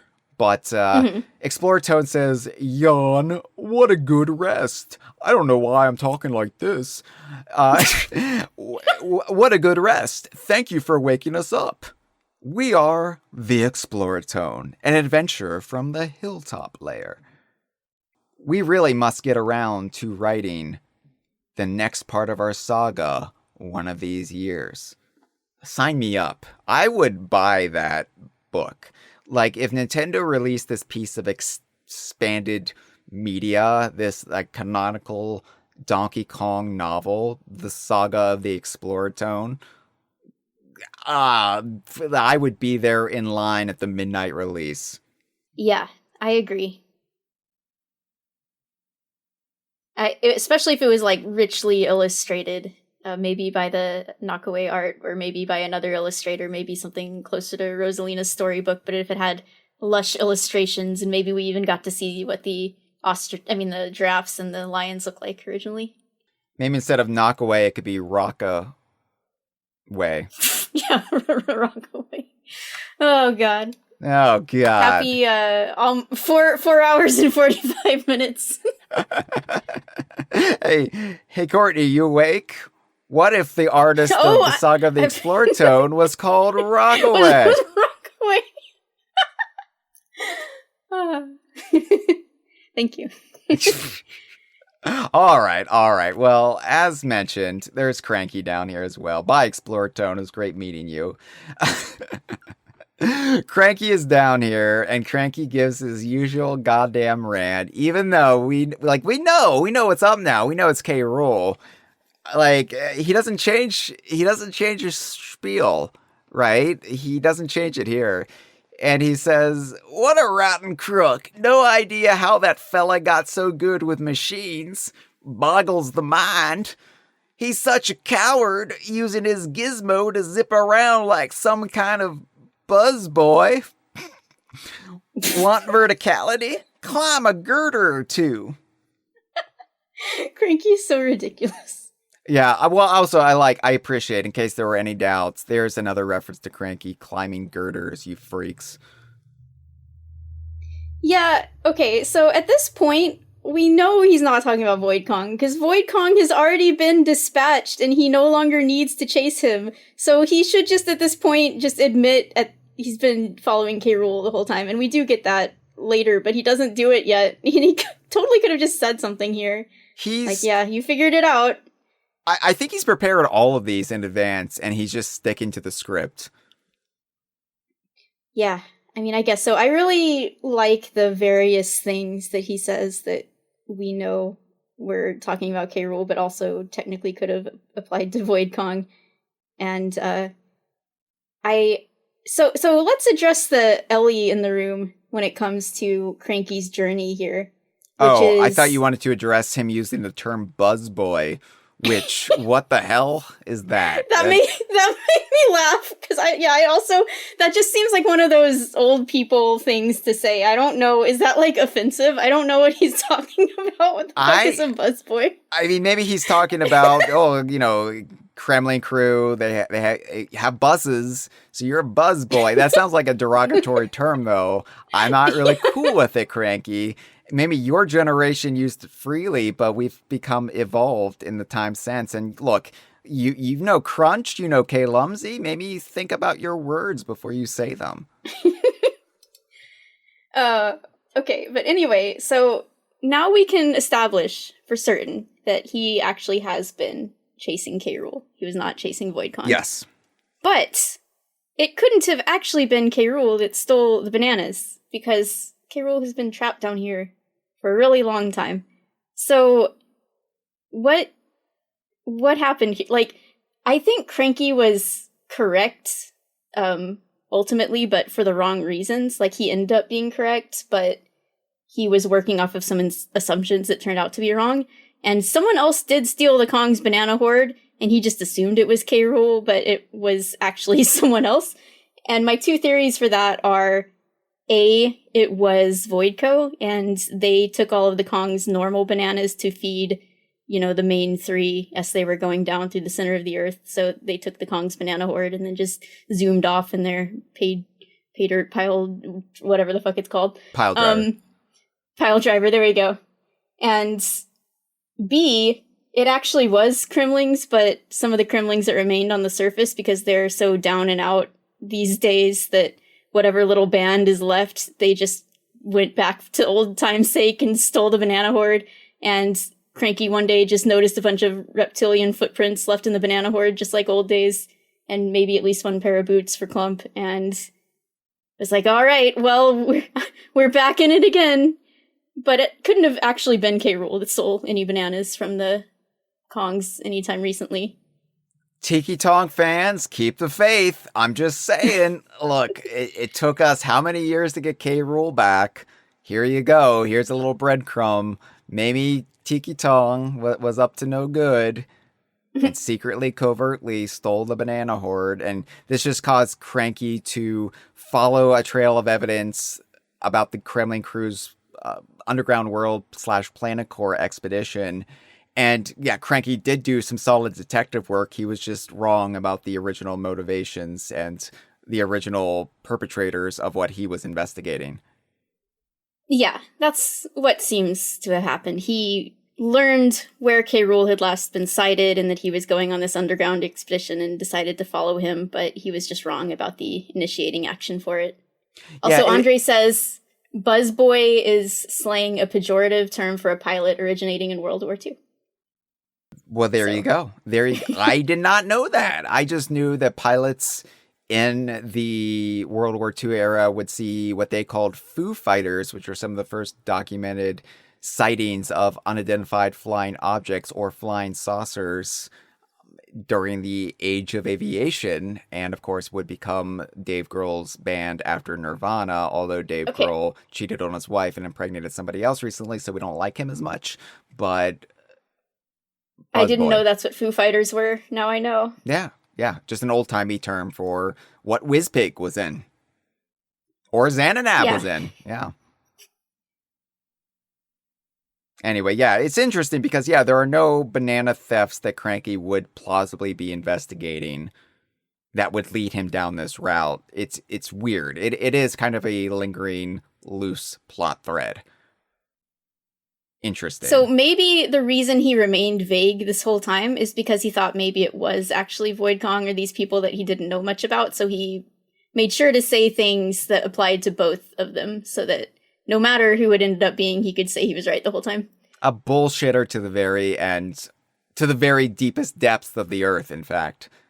Mm-hmm. Oh, cranky. Oh, cranky. All right. We have one last getaway before we get away to the Banandium roots. Hey, DK, are you awake? All that power swirling around.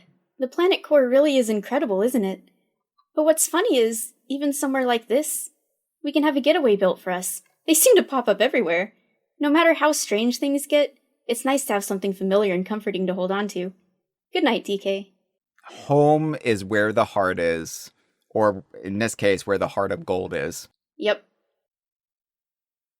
So then, we are ready to finally approach the Banandium roots, the big Kremling Krew boulder that's blocking our path. We have to dispatch of it, but it's easy peasy, it's beautiful. But the cover girl, in this case, is Rool. Is Rool? Yeah. He's waiting for us. He's waiting for us. He's about to have a big glow up, and we have to bear witness to it. So we got to hop in that minecart for one last trek down the Banandium piss stream. And Pauline knows how to psych us up. Pauline says, we're so close to the Banandium root for sure. As we approach the big glob, the big, domed, the real domed golden glob that the Banandium root houses itself in. And yeah, Pauline's like, your bananergy is off the charts. Is the Banandium root doing this? And indeed, you're just in perpetual bonanza mode at this point. For the best. So you will be in bonanza mode for the rest of the story. You are just locked in, and that is entirely necessary for what's to come. But it's interesting because, the Void Kong fight back in Forbidden Layer made it so we couldn't access our bonanza powers. So we had to fight what we perceived to be the final boss or a final boss just using our run-of-the-mill terrain knowledge and skills. And this leg of the journey, this final judgment of Donkey Kong and Pauline, it's using nothing but bonanza powers. And I like that dichotomy. I like that not only does it really address how the stakes have escalated, but it also makes you have to utilize different skills than you used against Void Kong and have to think about things in a slightly different way. Yeah. I've also been in total bonanza mode for the past 3 months after playing this game. I love walking around as a zebra. For obvious reasons. So you walk up to this shrine, this golden repository for where the Banandium root lives.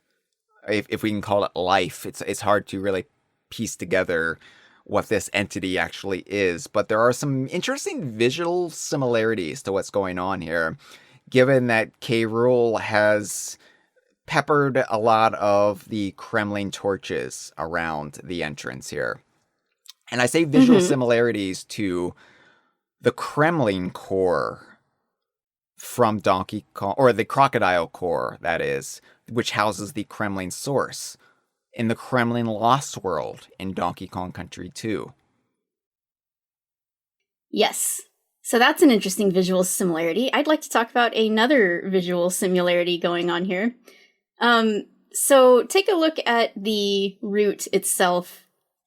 It's a circle. It's a round thing in the middle of this flowing, all of these things flowing towards it. Does it remind you of anything? Kirby.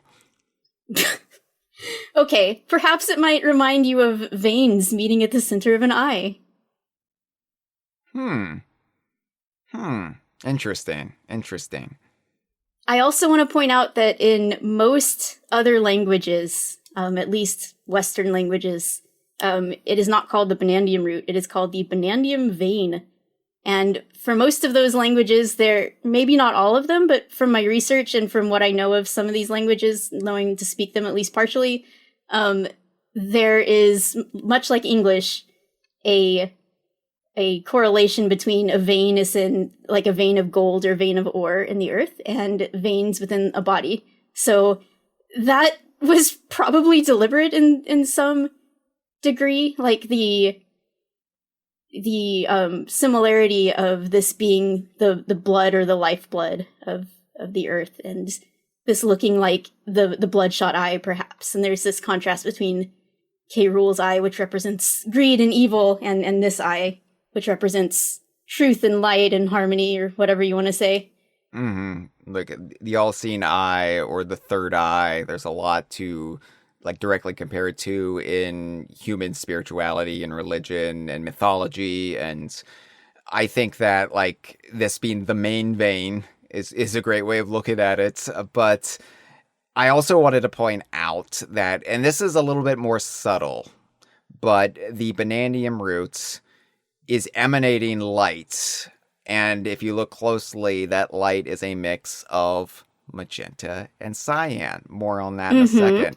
For me, the visual design of the Banandium root, what I was seeing it as, was kind of a cross between religion, spirituality, and science. So I was seeing it as a seraph, a type of angelic being in Abrahamic faiths, the plural being seraphim, which more people might be familiar with, and a double helix made out of banana, so like genetic code.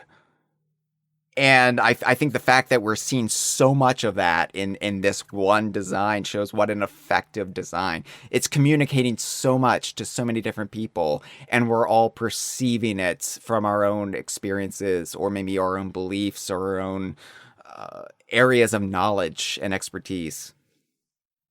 Yeah, I love that. And yes, I have definitely been calling it a biblically accurate banana angel. I also said that it looked like Gleam from Smash Bros, who just is kind of working off the same serif design. Yeah. Also, I should say it's a double helix made of bananas. A lot of swirling banana icons. Now, I mentioned the light emanating from it, and this is where we're going to get a little bit headcanon-y, but we're also tying it back in a very logical way, in a way that I don't feel is entirely undeliberate by this team who is willing to go very deep into arcane Donkey Kong knowledge. Now, this has been a theory since the earliest days of this game. What if this game somehow addressed the Kremling source energy from DKC2? What if there was that element of that? Because yes, Bananza's color scheme, the color scheme that keeps appearing throughout Bananza, that represents this like almost distilled form of Bananergy. It's magenta and cyan, neon pink and neon blue, the same color scheme from the girders and the ladders in Donkey Kong 81. However, that is also the same color scheme that the Kremling source used in DKC2. Whether that was a deliberate homage by Rare's design team or not, we don't know. But it's an interesting parallel. And it seems like the light coming from the Banandium roots is that energy. And so if we go back to DKC2, and we go back to Crocodile Core, the shrine, the temple built around the Kremling source, the source of the Kremlings themselves, what influenced their evolution, was that just a offshoot? Was that just this weakened strand, this tributary off the Banandium root itself that's maybe like running around the planet? You know, in New Age spiritual beliefs, you have ley lines, which are these like energy pockets around the world, allegedly. You know, I am not saying like ascribe to any of this necessarily, but I'm just saying what is out there as far as the realms of human beliefs go. I'm not saying, you know, oh yeah, this is canonically proving that seraphs exist, you know, or that ley lines exist. I'm not trying, you know, say any of that, although maybe, you know, who knows. But what I'm saying is, like, ley lines would be an interesting parallel to make here. The Kremling source would have just been a ley line of the Banandium root. The Kremling Lost World, what is that but just some sort of sublayer deep beneath Crocodile Isle? Maybe it's sublayer 10. You know, maybe it's sublayer 15. Or no, not sublayer 10. Maybe it's sublayer 50. Because sublayer 10 is the Ingot Isle cave-in. And the Lost World was deeper than that. But it's somewhere deep, but not quite underground world deep. But deep enough to house this offshoot, this weakened strand of the Banandium root that maybe influenced the evolution of life on Crocodile Isle and maybe influenced life elsewhere on the planet.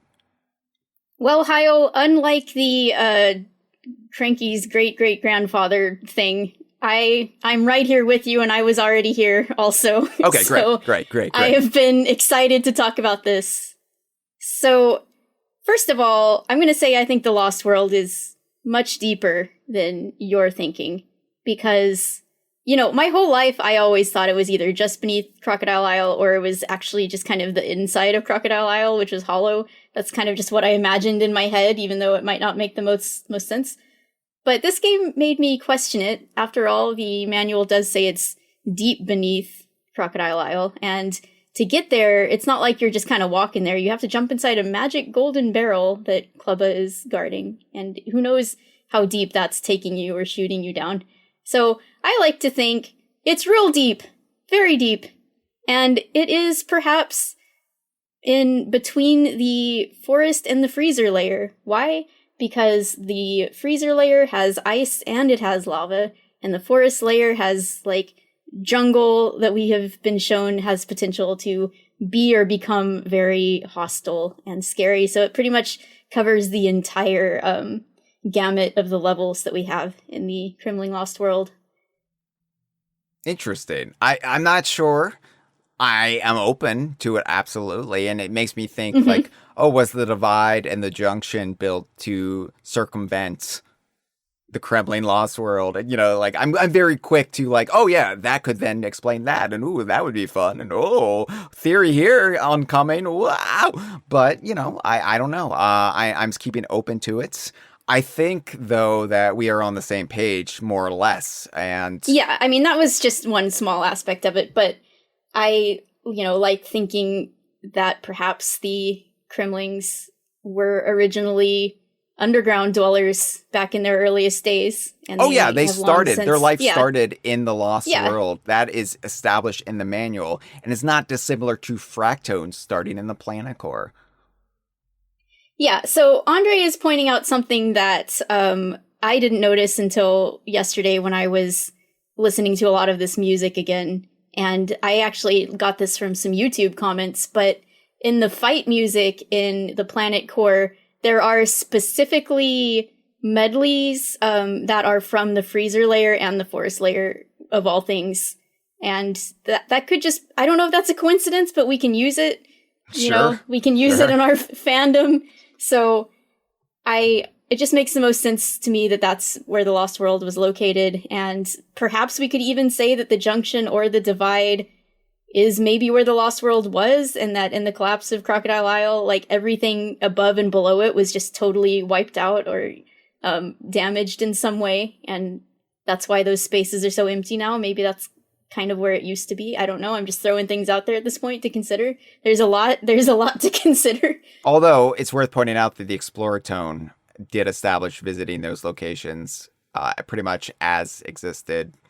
That's true, and we know that they were asleep for years in like resort layers, so it couldn't have been. Yeah, all right. As fun as that would be, yes. But I think that, you know, Skips has been pointing out the pink and blue colors all this time, and how the barrel cannons down here are inspired, like, not just inspired by those colors, but seem to utilize those colors. And it is just like smaller Bananergy. It is smaller, like, weaker, like, less potent Bananergy that is being powered. I mean, we know in the canyon layer, they were refining the Banandium gems to get this energy out and then using it to power things like mine carts and barrel cannons. And we see that color scheme in the actual neon outline of the barrel cannons. So, yeah, like the Kremling source is the same energy. It is effectively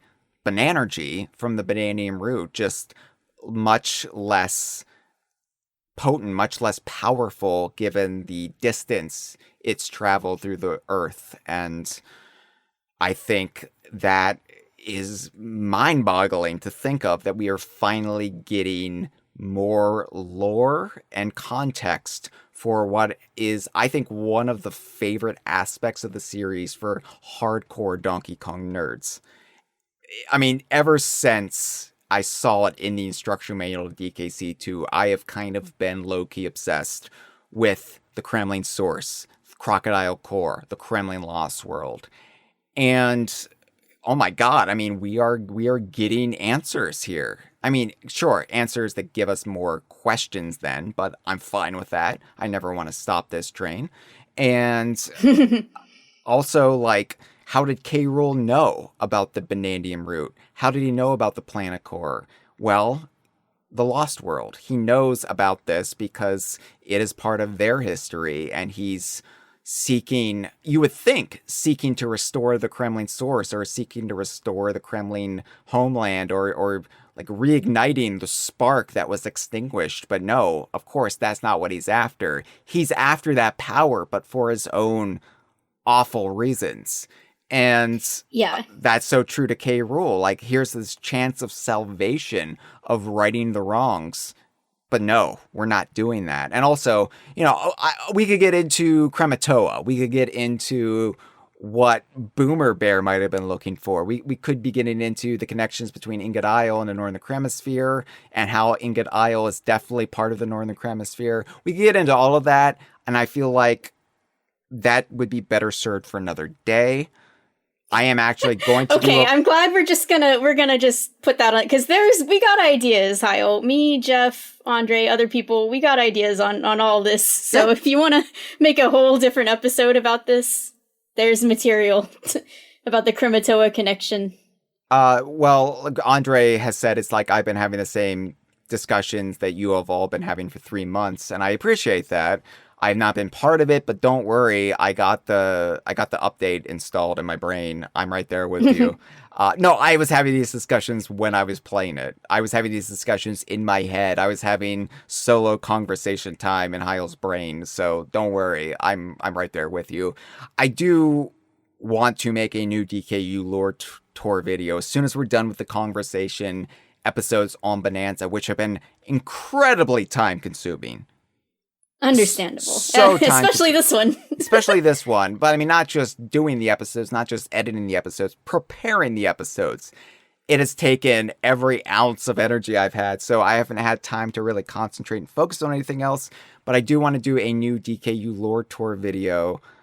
I put one I started work on Ice around the time of Mario Kart World. I was like, no, you know what? I don't want to do this right now. It's not important.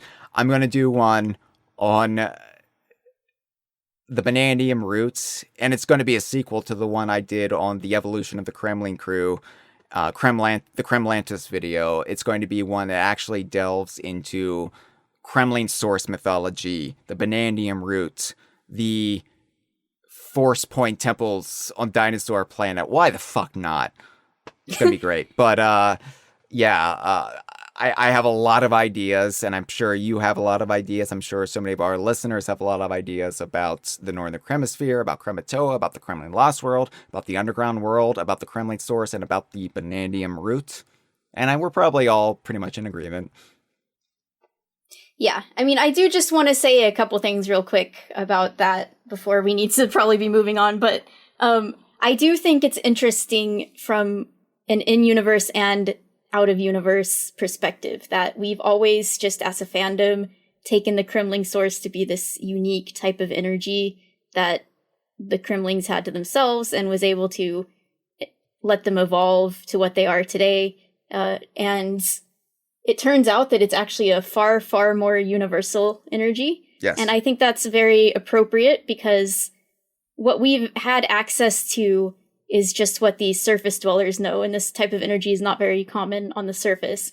And so what we have access to is the stories that the Kremlings have told about themselves and their own glorious history. And of course, they would take this power that they might have, at least at some point in their history, realized was this universal power. And they claimed it as their own. And they told everyone on the surface, this is our power, this is the Kremling power, this is what makes us great, no one else can have it, we have gate-kept it, and we have this whole shrine set up around it, this is ours, this is the super special awesome Kremling thing. But I think that's just really appropriate for what we know about Kremlings and their history. Right. So it's kind of cool that it worked out that way. Again, it's egocentrism. It's putting yourself at the center of the universe. Everything revolves around you, when in fact you're just part of a much larger universe. You are part of an ecosystem. You are part of balance. And it is like Fractones v. Kremlings as far as ideology and perspective. Yeah, so what happened to the Kremlings happened to, the zebras, the ostriches, everyone down here, essentially. So they're not special, but to the people on the surface, they pass themselves off as special. And the other thing I want to say is, for everyone out there who still believes that Kremlings literally can't be born anymore because the source was destroyed, we now know that the source wasn't really destroyed, just one vent of it was destroyed, and it still exists plentifully out there in the earth.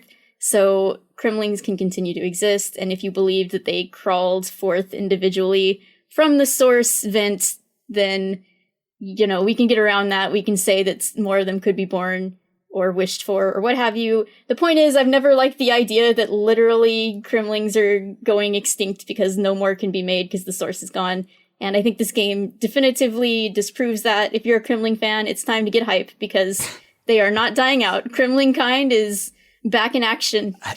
They are living on. Yeah, I would say my views have evolved over on the time when I was a kid. I definitely thought the Kremlings were just crawling out of that, Kremling source. Like, that's what I thought it was implying. Like, it was some sort of mystical earth vagina, and they were just spitting them out. Pew, pew, pew. Earth cloaca. Yeah, but then it's the Wonder Hole, Courtney. We all agree. Yeah, there it is. The source is the Wonder Hole. Yeah, but I think over time, as my views aged and matured, and my perspective broadened, I was like, no, the Kremling source is what caused crocodiles to evolve into Kremlings. It's what maybe caused zingers to form, like these weird honeybee wasp hybrids. Kremling source, so it like they can procreate from there, but what the Kremling source represented to them is gone, and also it destroyed Crocodile Isle, which wiped out a significant number of their ranks. So while they're not going extinct because there's no more Kremling source pumping through Crocodile Isle's undercarriage, it still doesn't mean they weren't in danger from just becoming lost as a species, as a people. Whether or not they're still in danger, I don't know, but they, they're fucking, I'm sure.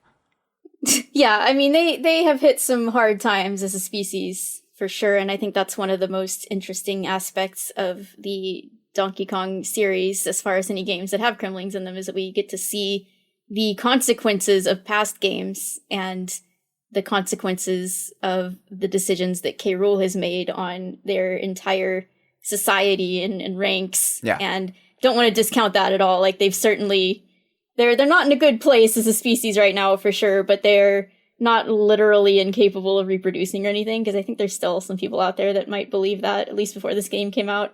No, that's wrong. That's wrong, folks. Change your way of thinking. Just Andre says, alongside the usual gold coloration, the Bananza UI element in the bottom left corner even pulses with the Kremling source blue and magenta when you come into proximity of the root. Bananergy is the Kremling source power. And then Porygon Q says, I think this level is cool. I agree. Yeah, why did we go over 5 hours so far when we could have just said that? For sure. It's so much simpler. All right, well, I guess since we've gone this far, we might as well keep going. We might as well finish it up, eh?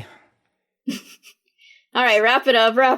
All right, K. Rool is standing underneath the Banandium root, this weird angelic sciencey double helix made of bananas.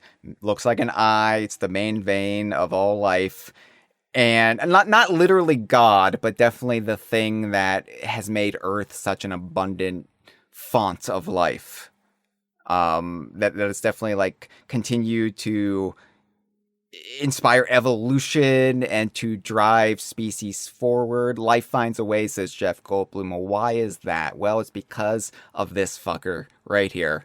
This primordial, spiritual, mystical unknown that exists in the Earth's center. Yeah, I think it's pretty cool. Yeah, and K. Rool is basking in it. He's basking in its warmth. It's the first time he's felt warmth in whoever knows how long. And then he notices Donkey Kong and Pauline are behind him. And he's like, duh? And Pauline is like, that's it, referring to the Banandium root. And the Banandium root starts to twist. It starts to shout. And unfortunately, things look kind of gross pretty quickly because K. Rool has already corrupted the roots. Yeah, so I do think this is funny that we were talking about needing to rush to catch up with K. Rool, and he was obviously running quickly, and we were taking naps and getaways, but he has just been here waiting the whole time because he needed someone to be here for this dramatic moment. He couldn't just take this power for himself with no one watching, you know? He had to wait, and he was waiting here for maybe days while they were napping in the getaways. Like, he's like, where are they? I thought they'd be here any minute now. Luckily, he's just been doing this. He was very dehydrated from being stuck in that sinkhole for years. Yeah, but now he gets to, and he's so ready too. He's doing his little finger twitchies. The finger twitchies! The finger twitchies are back! I loved seeing this. It made me so happy. Wiggle, it's kind of like in Smash when he does his like little hand flap thing. Yeah. EKC3. I'm like literally clapping my hands right now because I'm doing my own finger twitchies. I'm so excited about the finger twitchies. Yeah. When I was talking about it, of course I have to do it myself, even though no one can see me. The finger waggles, the elevator, the little elevator in the landfill layer ask you, how are your wiggles? And K. Rool's like, just like this. That's me wiggling my hands. You can't see. This is an audio-only podcast, but... We need a hand cam. Just a hand cam only. Yeah, but the... Bananergy, the Banandium root itself, it turns dark. It turns decayed a little bit. It starts, like, leaking what looks like poop. Like liquid diarrhea, and it starts like pouring it all over K. Rool, and you're just like, oh wow. K. Rool loved the landfill layer. That was his favorite. You know it. I was like, K. Rool, I thought your fetish was vor, but it turns out it's more scatological in nature. That's fine. You do you, buddy. He is a man of multitudes. We know that he has a lot going on. K. Rool. He has a lot of interests. Yeah, K. Rool speaks. He says, finally. Banandium root, you will grant my wish. As it coats him in this substance, this Banandium mush, and his eye then glows with power. Like, he is going into his own Bonanza form, unfortunately. And... there's a big flash of light. Donkey Kong and Pauline wince, and then we see the silhouette of the Super Saiyan Avatar state form of King K. Rool. And King K. Rool says, "Behold the power of the Banandium root. I'll change the whole world into overripe, rotten banana mush. Then feast until I've had my fill." And then we see him in full clarity on his boss screen. King K. Rool, Kremling Krew. Yeah, so fun fact, I was calling this his golden banana form, or the golden boy, when I had no better name for it, but through other means, we now know that this is called Rool. That's his, and it's spelled with a C, Rool, which was a little disappointing for me at first, but I think it fits for reasons that we can get into. I don't know if you want to talk about anything else about this first, but... Well, let's talk a little bit about what it looks like, first of all. So he's got... Yeah, we should probably describe it. Yeah, like other Bananza forms, he's adorned with bananas. He's got a banana crown now, which is a great touch. But he also has this really, like, frilly banana collar. Like, very regal. Banana collar and, like, almost shoulder pads. And he's got banana cuffs. He's got a banana cape. And he's also got the Kremling Krew logo underneath the collar at the top of his shield, which is now cracked, mind you. Yeah, and you know what? The cracks are sort of lightning bolt shapes that go towards his belly button. It almost looks like a bloodshot eye, Hyle. Almost looks like a bloodshot eye, just like everything in this game looks like something else. Yeah, but a lot of things especially look like a bloodshot eye, especially when you get down here. Especially when you get down here, that's right. And also his eyes are glowing gold, which is a trait that only is shared by the elders in the underground world, which just shows how powerful Rool is in this moment. Yeah, he didn't have to study the power of music for years. He went straight to the source and cheated his way there. Although, had the character been around for the past 23 years more, I'm sure we would have gotten DJ Rool eventually as one of his personas. True.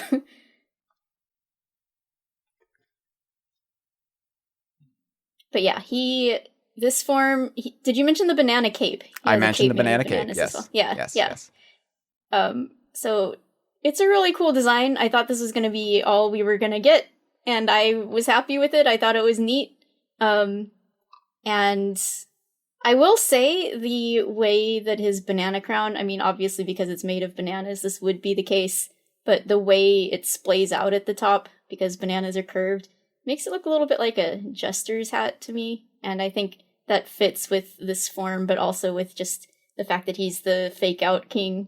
So I kind of like that.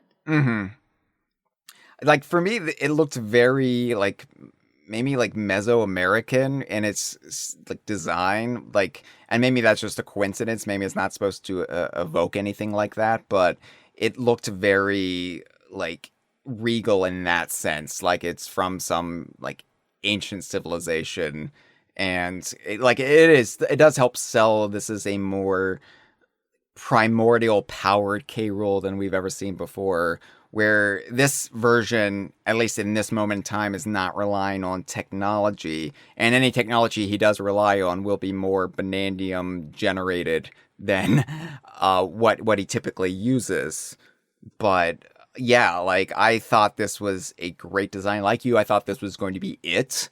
And so I was like, well, I'm glad we got a new Rool design, because I did not expect that. I did not expect a new persona, even if you could call it that. I did not expect to have a new Rool appearance to add to the ranks of favorite Rool designs. I actually still haven't drawn this one yet, because it's kind of complicated with all the bananas, but I will someday. I look forward to it. So I guess we should talk about the actual boss fight then. Yep. It's good. Yeah. So he is able to summon a blunderbuss, a heavenly blunderbuss from the heavens, and he raises up his arms and it falls down upon him, and then he's able to shoot. Honestly, I'm a little less familiar with this fight because, little spoiler alert, but you can replay parts of this after beating the game, but you can't replay this part. So I have not done it I've done it twice, actually, because I used to have a save file that was right before this, but I accidentally overwrote it. Oh, no. Yeah, because it auto-saved and it auto-saved past it, so it got overwritten. So I've only done this twice, and I've done the rest of the finale a lot But so if there's he sends out Banandium Mush at you via his blunderbuss, and he also can like make it appear by slashing at the air. I'm trying to remember other parts of this battle. If you want to describe it in any more detail. Oh, I'm afraid I can't help you because my adrenaline was through the roof almost as much as my Bananergy was. And like I said with the Void Kong fight that I talked about with Josh, I kind of went into a fugue state. All I remember, right, is the blunderbuss because that part made me guffaw and cackle in approving manner. I loved the banana blunderbuss, and I was like, oh my god, I'm so glad. Again, Smash was the kingmaker, and I very much doubt the blunderbuss would have been such a big part of his repartee had Smash not solidified it, had Smash not plucked it from the annals of history and made it such a prominent part of what people now associate with K. Rool as this like totality, as this like whole character that like takes bits and pieces from all of his boss fights. And thankfully Smash did that with like all of his like main Donkey Kong Country boss fights and Donkey Kong 64. Smash preserved it all, so we kind of got it all here as well. Yeah, so not only can he shoot things out of this blunderbuss, but again, much like DKC2 and Smash, he can suck in with it. Now, did you notice what you can do here? I probably, because I beat him, but what? Well, if you can grab a chunk, and a great way to do this is being in your elephant form, you know, my beloved, and getting a trunk chunk, you can throw it into his blunderbuss when he is sucking, and it will explode on him. Oh yeah, I figured that out. I did do that because that was the first Some people thing. didn't notice this. So. That was the first thing I tried to do when I saw the blunderbuss, because, you know, K. Rool Duel is my favorite boss fight of all time. So, of course, I tried to throw a chunk in that blunderbuss. Yeah, I actually did this for the first time by accident, and I was kind of on his side, and I threw it from the side, and it logically shouldn't have worked, but it still got sucked in there. And so I didn't even notice that it happened at first. But it's good. It's a good thing. It's such a great fight, and I love that despite it being in just this wash of gold and yellow, it never feels like an eye strain. It never feels like you're just fighting K. Rool in a big piss bucket. It feels appropriately regal and majestic and otherworldly, and it feels like, yes, you are fighting K. Rool in the fucking heart of creation. How about that? Yeah, and here's just a fun little detail. When he summons the blunderbuss from the heavens and it lands on his shoulders, it impacts him so much every single time. And if you pause, like, right at that moment, he spits. Like, when it lands on him, he like, bleh, he, like, spits up a lot of spit. And I was like, what the fuck? And my friend Zach pointed out that he thinks it's like the same technology that they use for everything else is getting used for the spit there. It's like real-time formation voxel spit. Why couldn't I not max out my spit smashing stats? Oh, God.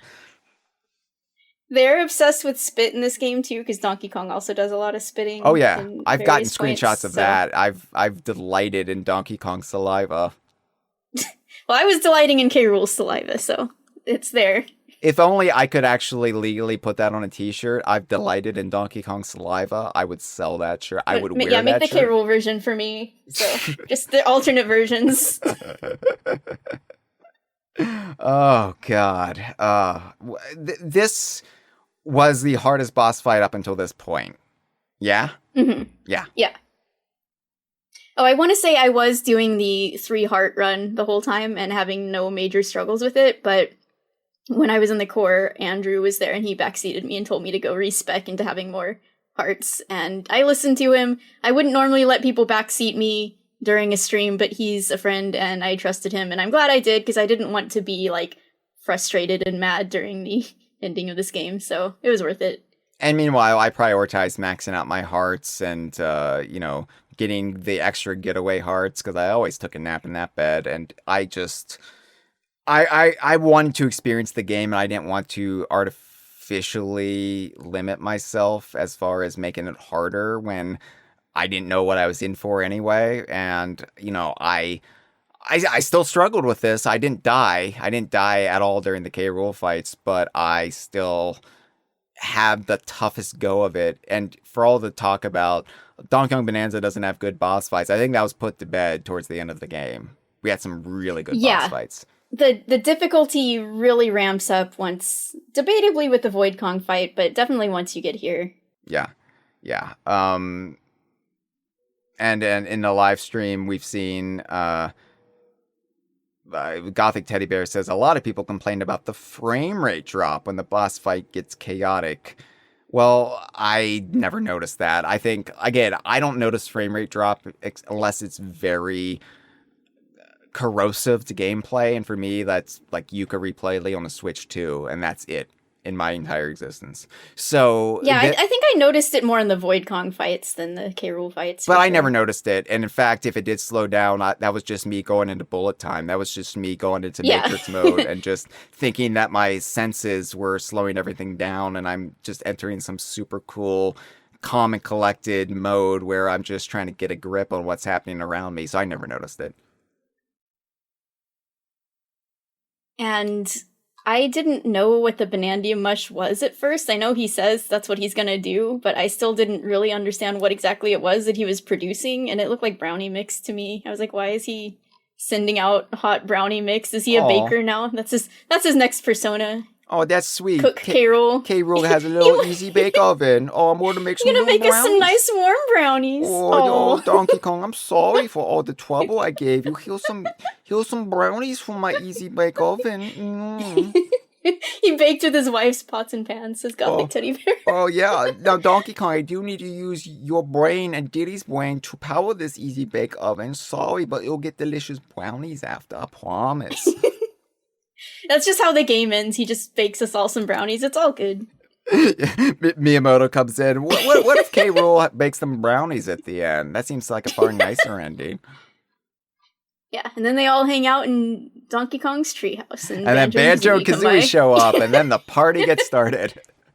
And then they cook Royston on the grill. It's great. Oh, it all comes together in the end. Yeah, I love this boss fight. I don't have as much to say about this boss fight as the next boss fight, spoilers, but I thought that it was very satisfying. And when K. Rool got punched out and his tongue flew out of his mouth and he fell over backwards with his eyes open, and then he just passed out finally, I was like, wow, what an ending. What an ending. The Banandium root rises from his chest. It's free. And then you have the story directive, approach the Banandium root. But there's all these fractones and a little elevator there as well. And you're like, well, I gotta talk to everybody first. I also love that the 5-piece Banandium gem bunch that you get for defeating K. Rool here in the planet core is called Rocked King K. Rool. Just speaking to the direct comparisons between the Fractones and the Kremlings, Exploratone versus K. Rool. I like that it's signifying that you just beat K. Rool by rocking him. It's a nice little touch. Yeah, that's cute. And I was going to say the music for this fight is good, but it also may come back later, so we don't need to talk about it right now. Right, we don't need to talk about it right now. It's such a good... Well, we don't need to talk about it right now. What am I doing? So yeah, you can say words to various different characters. Fractones will talk to you. And do you want to read some of the Fractone dialogue? Sure. All right. So there's one that says, "Is this goodbye?" And another that says, "You're going home?" And a stuff tone. Why did a stuff tone appear? I thought this was the end of the game. We don't need to buy anything else.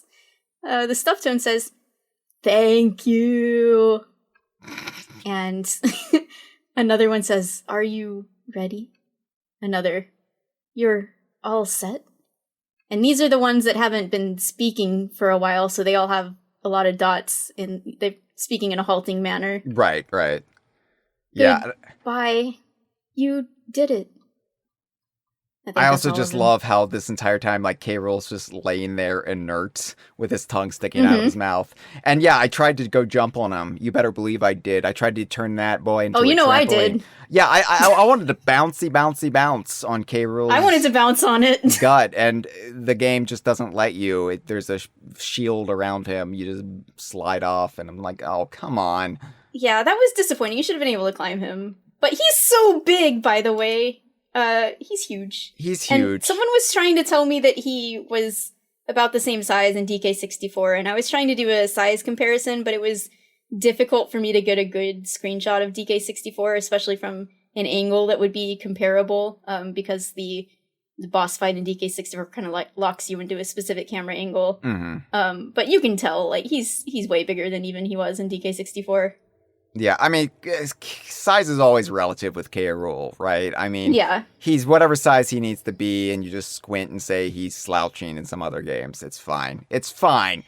Maybe he's wearing... It makes sense here, though. There's, like, multiple ways to justify it, because you could say maybe he didn't go all the way back to normal after Jungle Climber, because that was the last time we'd seen him, really. Yeah. Or, just because he's been hooked up to the Banandium root for so long and basking in its energy. That's right. That's grow. right. I mean, who knows? There's ways around it, just like I say he's so big in DK64 because he's wearing prosthetic boxing toes.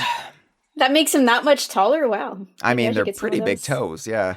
So there's also a little elevator here, and I'm like, why do we need you here if we're talking the Banandium root? But the little elevator says, that was really scary. No, would you like a brownie? No, they don't say that, but they do say, oh, hi you two. If you want to get out of here, we can take you somewhere else.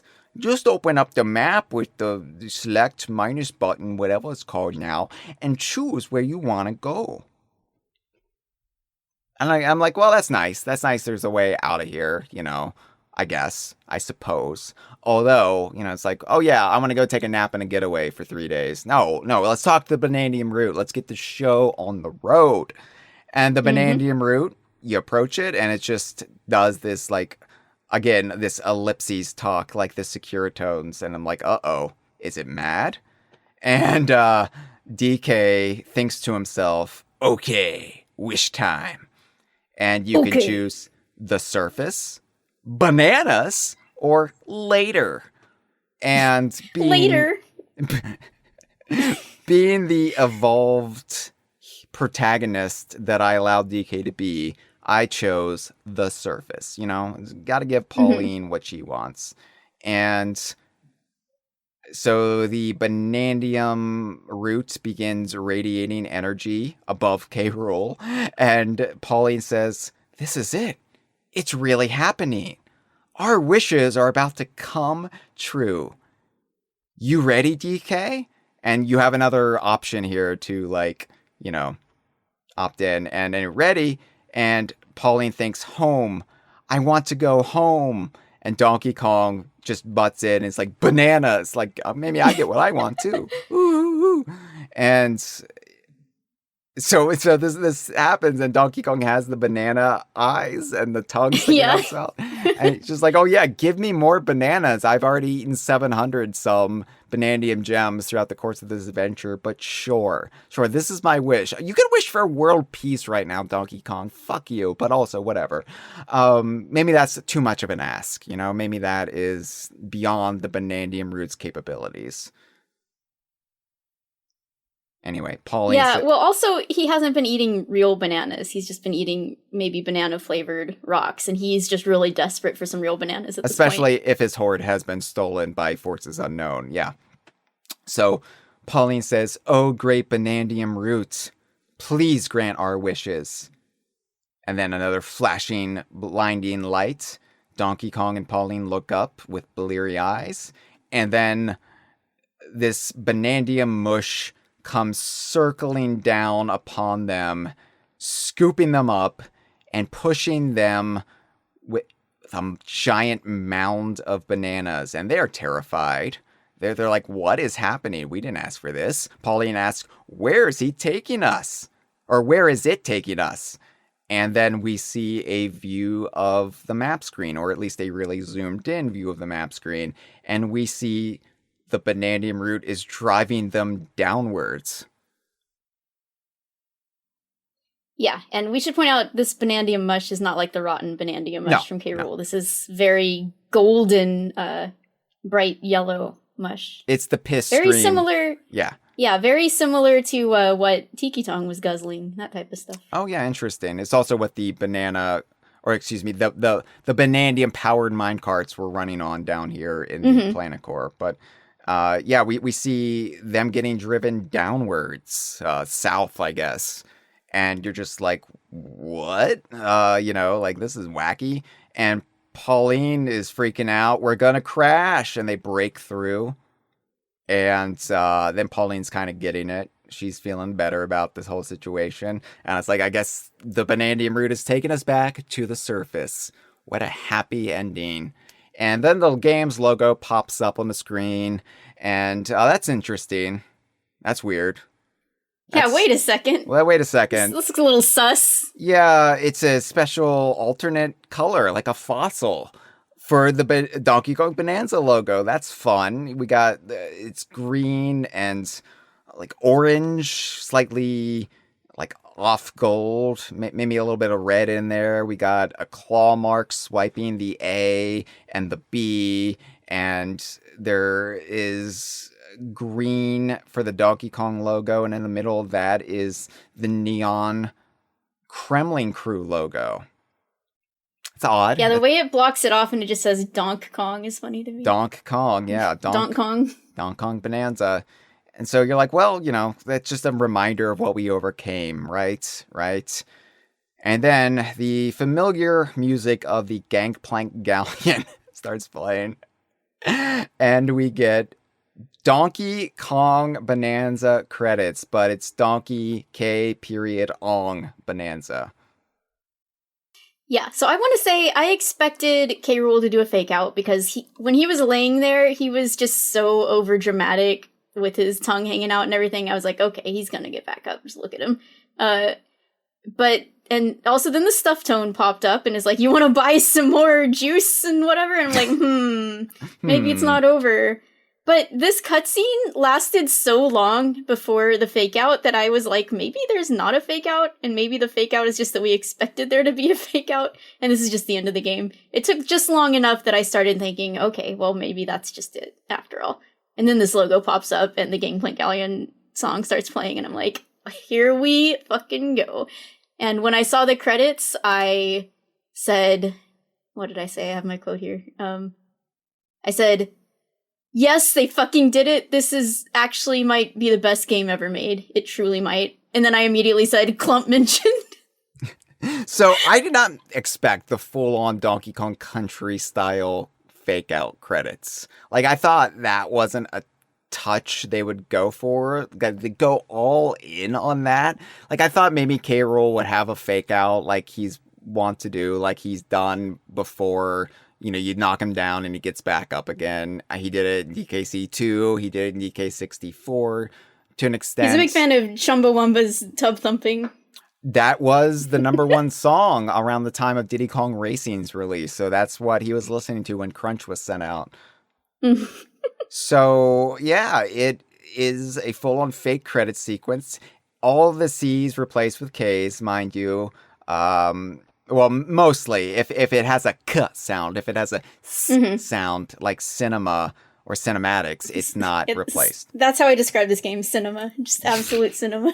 And we have to read them. And Courtney, I think you should have the honors here. All right. Donkey Kong Bananza. Credits. Game direction, Kaboing. Art direction, Cackle. Concept art. Cackle, my boy! Cackle, my beloved. My icon on Blue Sky right now, because it's Halloween. Concept art, Canon. Character design. Canon, not just Clump. Canon. So, funny thing about that, but we'll get to that at the end. Okay. Character design, King Zing. Now, this is one of the most interesting ones, because this is the only non-Kremling by species who is in here. They yes, had but Zinger diversity hire. He is part of the Kremling Krew, And oh my god, it's an actual reference to King Zing in the year of our log, the year of our Banandium root 2025. I know. I was so happy for King Zing seeing this. User experience. So they actually torture the X into a KS here. They do. User experience. Clamp on. All right. Way to go. Clamp on. Clamp on, yeah. A little hard for them to work because they aren't bipedal, but they still manage to do their best. Effect design, Clank. Clanks, it's difficult to work from on top of those roller coasters because a Clank is just a Cutlass riding a roller coaster, but they have their laptop on there as they're riding the roller coaster around. They just do it all on their smartphone. It's very, very hard and tedious work. 3D model creation, Clasp. Clasp? Yeah, Clasp mention. We got DKC3 Kremlings in here. Holy shit. Legal consultant, Cleaver. Like Cleaver is their lawyer. It's like a sword. Cleaver, are we owned by Microsoft or not? What's going on here? Better call Cleaver. Cleaver's like, I'll get on it, but all Cleaver can do is just swipe repeatedly. Yeah, like just imagine going into a courtroom and your lawyer is just a sword, like a floating sword. Oh man. Phil Spencer is summoned to court to hash this out, and Cleaver just chases him around the courtroom. I want to play this Ace Attorney game where Cleaver is the new rival lawyer. Okay.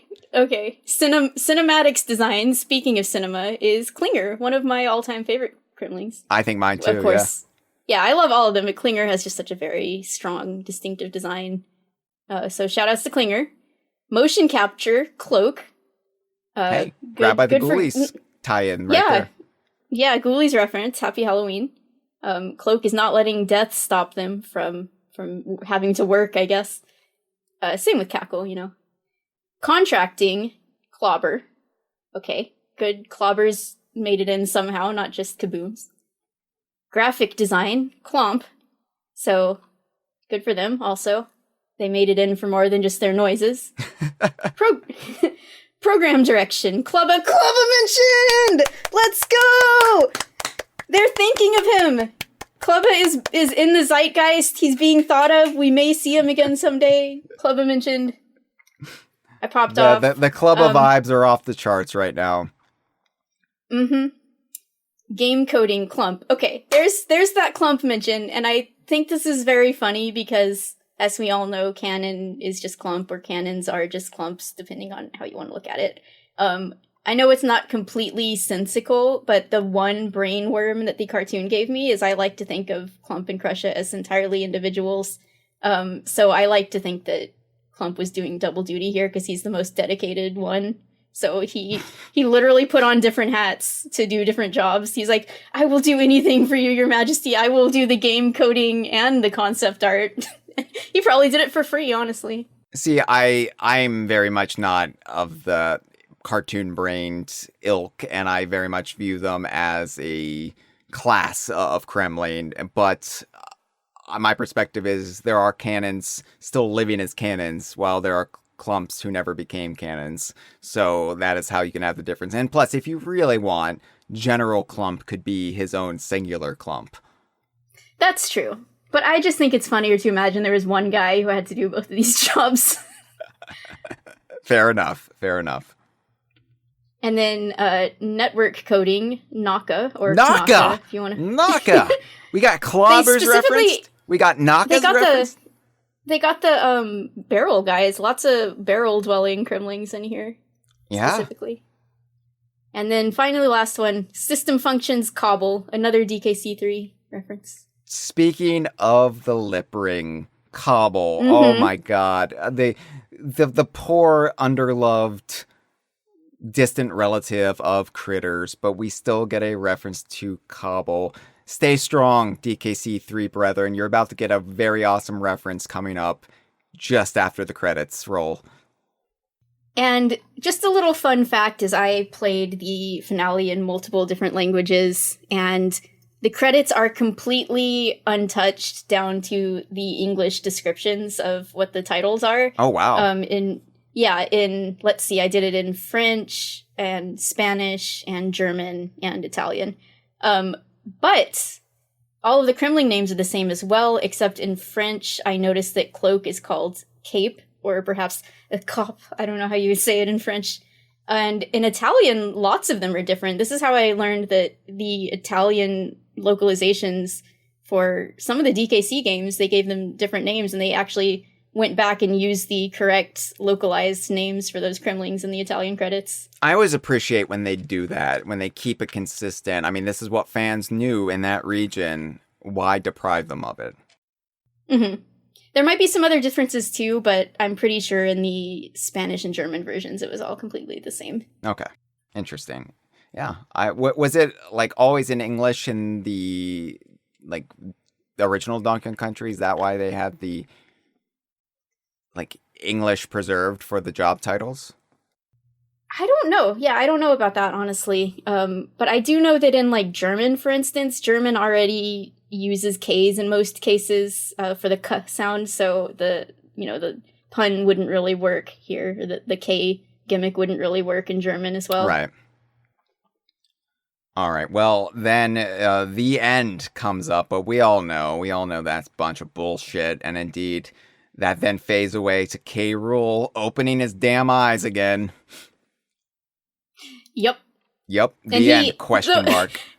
I just love how he's animated in this game so much, and when he opens his eyes and his like face just flops in this really funny way. Like, yeah. His cheeks and his jaw and everything is just animated so well, his tongue. It's perfect.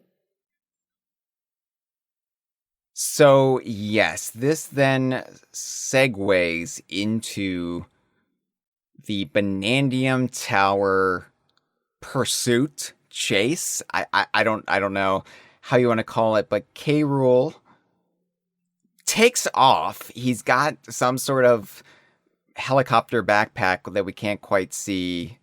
We'll see it in full here in a bit, but he flies up the tower that is being created by the Banandium root to push Donkey Kong and Pauline to the surface, and K. Rool shouts, "Filthy monkeys!" Which, oh my god, I love this little detail. It's subtle, but that he would think of Pauline as a monkey to him. It's great. That like to him, monkey is like a derogatory term towards all primates.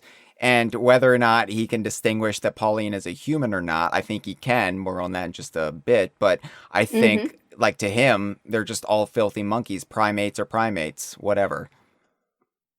Yeah, there's the language, like, he doesn't have a ton of dialogue in this game, but I think all of it just hits so hard. Like, every bit of it is very considered and impactful. And it's very spot on. Nothing feels out of character. Nothing feels like they are nerfing the character and making him less than or making him sillier than he needs to be. I mean, there's always this inherent silliness to him, but it's a menacing kind of mirth. You know, it's not really just, oh, K. Rool, he's harmless. It's no, K. Rool is a fucking threat.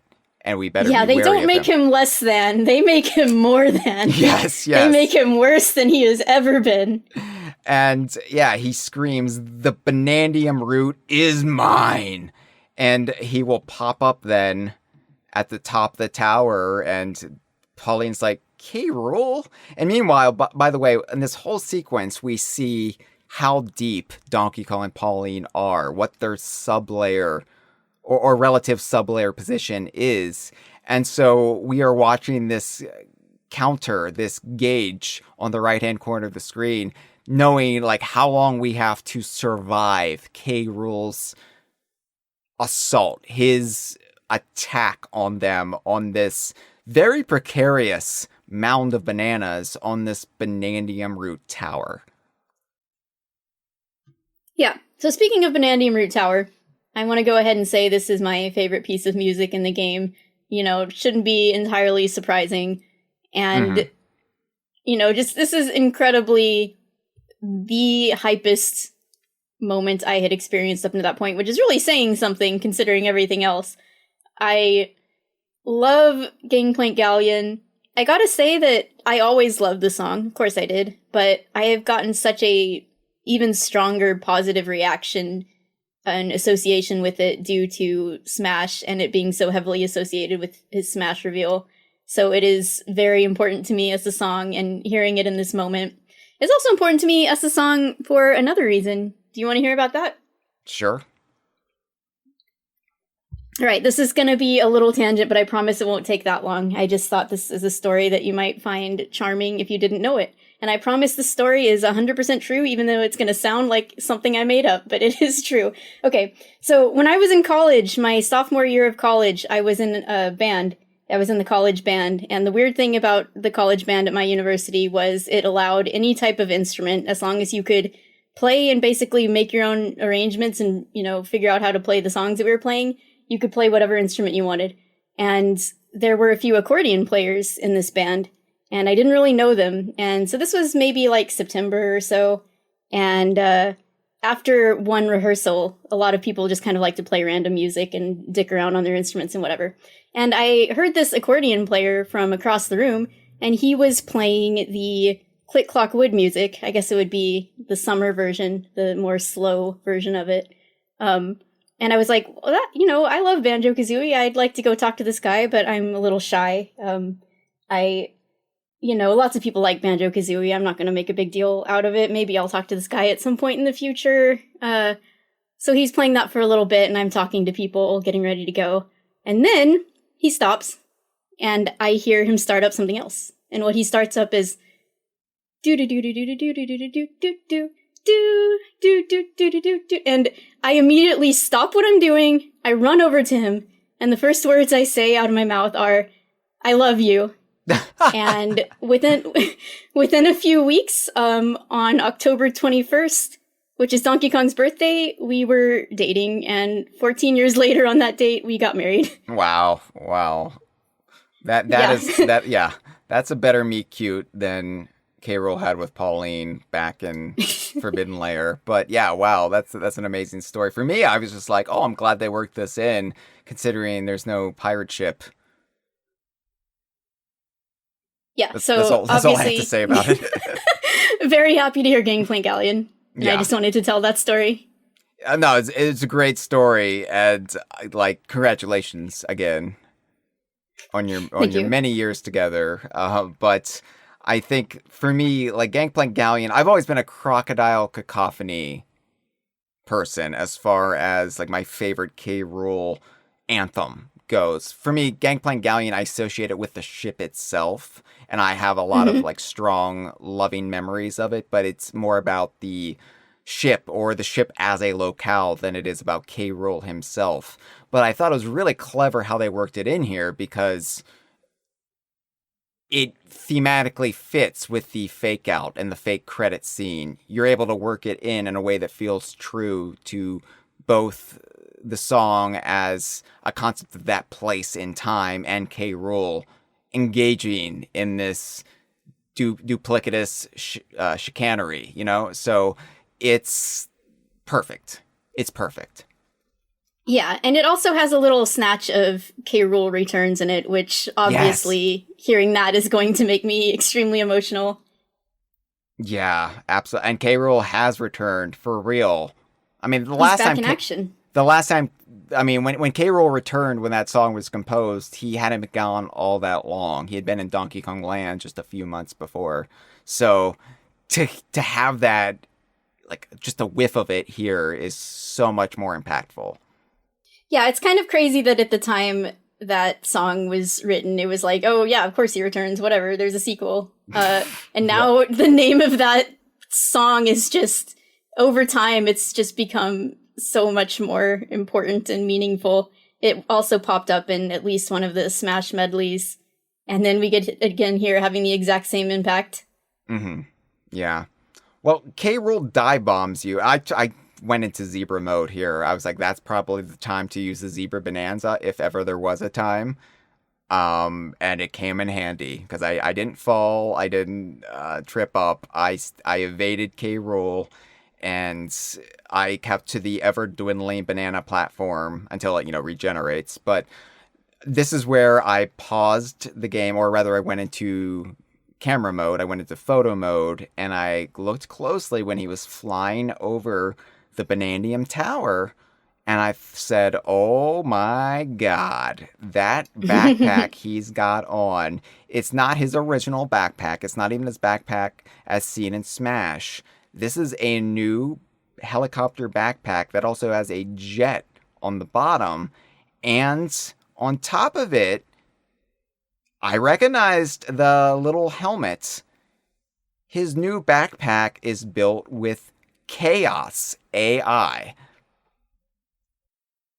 Yes, I didn't notice this until someone else pointed it out to me, but he's got little Chaos. He's got little Chaos 2.0. Yes, it's not the original Chaos, and it's not a Chaos powered by any Kongs unless Swanky's brain is in there. We don't know, but this is a new Chaos. It's a new Chaos backpack. He knows how to build this robot, and I guess he built this before the Planet Core expedition, before they trekked down there, because I don't see how he would have had the resources to build it in the Planet Core after freeing himself.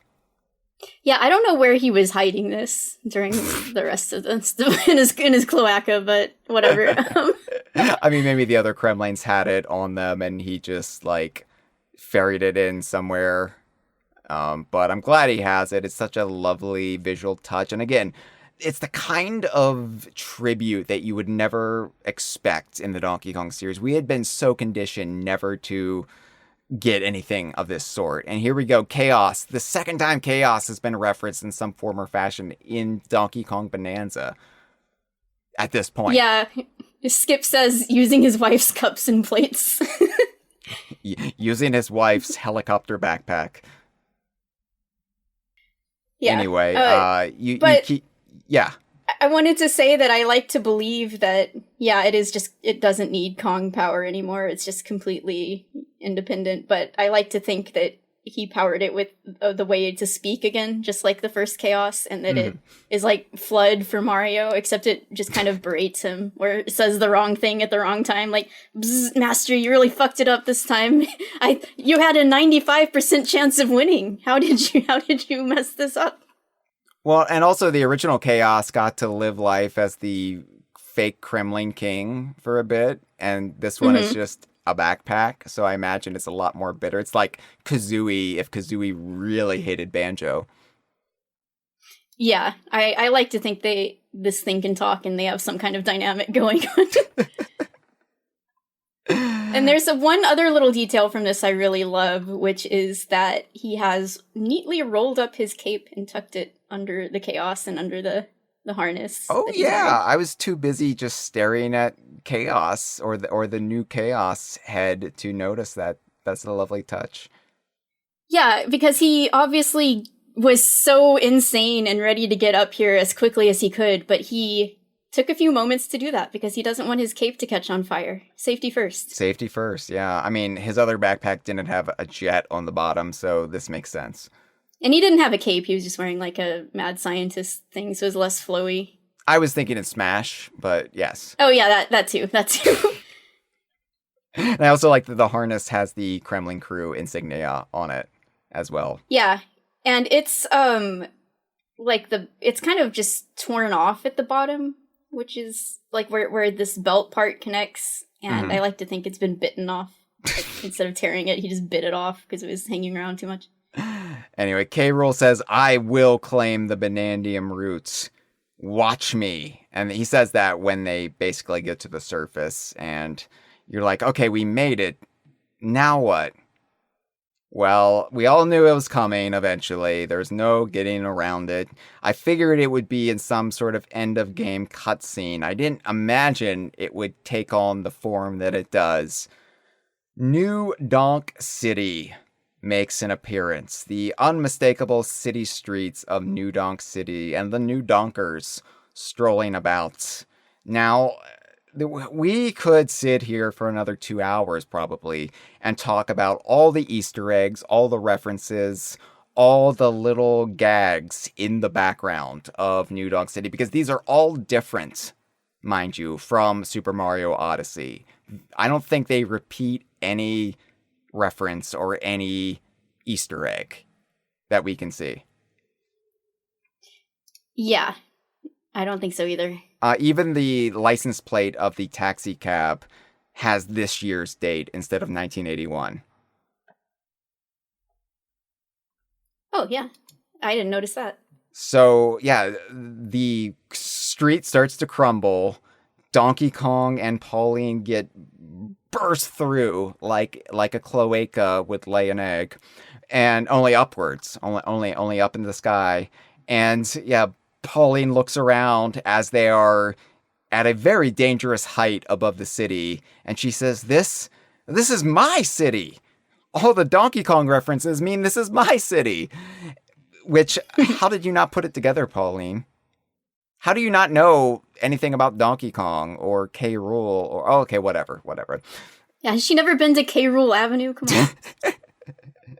Pauline falls a little bit and says, "Yes, we made it." You're falling from a very dangerous height, Pauline. But luckily they land atop a building, and Pauline lands on Donkey Kong, who takes the brunt of it. That's good. That's what friendship is for. It's to watch out for each other. And yeah, they recover, and Pauline looks up at the top of, I believe, City Hall, right? Mm-hmm. Yes. And the sky grows dark. It was a bright blue day, but now the sky has grown dark. Green spotlights flood the top of New Donk City Hall, and there K. Rool is standing on top. And he asked, "So, this is a human city? I'll take it." Which there's so much to unpack from that one statement, Courtney. This is a human city. This gave me chills. Like, K. Rool has never been in a human city before this, which raises some questions about past experiences. I'm thinking Donkey Kong Land, Big Ape City. What's that deal about? We're not going to bring it up here. I'm sorry. Just like there's other aspects we can't really bring up because we just do not have time to bring up here. The whole Big Ape City, New Donk City debate, we're not going to go there. We're not going to touch it. But I love that he's just like, well, this is a human city. Okay, it's mine. And he's already got the Banandium root. He unfurls his paw, and he's got it. And he says, first I'll spoil it rotten. And then, again, the Banandium root turns into this, like, noxious reality, this Banandium mush entity. Well, he's gonna spoil them rotten by making them a bunch of brownies. How nice of him. First, I'll spoil it rotten. I'll make you a bunch of brownies, and you'll all have a little tweet. And then I'll tuck you in with a nice hot cup of cocoa. What a nice guy. No, he says, then I'll open my jaws. And this is where we see Banandium mush that's rotten starting to bubble up across the city streets, in every alley, every nook and cranny of New Donk City, as it rises, as it begins to drown the city in rotten banana. He said, then I'll open my jaws and devour this whole town. Gra-ha-ha-ha-ha-ha-ha, gra-ha-ha-ha-ha, as a Statue of Liberty that is K. Rool made of rotten Banandium mush rises into the city skyline. Pauline is pretty confident. K. Rool Statue of Liberty just destroyed me. I was like, I can't believe this. I have some thoughts. Pauline says, that's not happening. I'm like, that's a lot of confidence right now for what's happening in your hometown, Pauline, but okay. Yeah, Pauline, I think it is happening, actually. The whole cityscape of New Donk City then turns into Kremopolis. Like, it is this nightmarish, overrun hellscape. And you know, my favorite movie of all time is the original 1984 Ghostbusters. I just think it is one of the most perfect comedies ever put into motion picture format. It's so dry. It's such a subtle escalation of nonsense that it just creeps up on you. But I never expected my favorite video game series to go fully into my favorite movie of all time and go full Ghostbusters at the end of Donkey Kong Bonanza with K. Rool as Gozer, the Gozerian, taking over to New York City into this supernatural apocalyptic nightmare. Yeah, that's cool. I'm happy for you. I haven't seen Ghostbusters since I was a kid, so I can't really appreciate that comparison as well, but it does match up with my memory of the movie at least, so. There's so many, like I said, there's so many Easter eggs, there's so many details. It's really... I do want to point out, Pauline, she says, so you don't have screenshots of the whole thing, but she says something like, "That's not happening. Not now. Not when I'm so close to," which implies that she would be okay with this happening once she got her wish of singing for everybody. Uh-huh. Like, she's only mad because she was so close to doing that. But, like, if she can do that, then K. Rool's free to do whatever. Just the way she phrases it specifically is very funny to me. Pauline has got a lot of confidence, and a lot of it is earned. But I would say a lot of it is unearned, considering the circumstances right now. Like, yeah, Pauline, congrats. You've handled pretty much everything that K. Rool has thrown at you, and Void Kong has thrown at you, and the Rolskoys have spun at you. Rolled at you. But this is bad, Pauline. This is game over.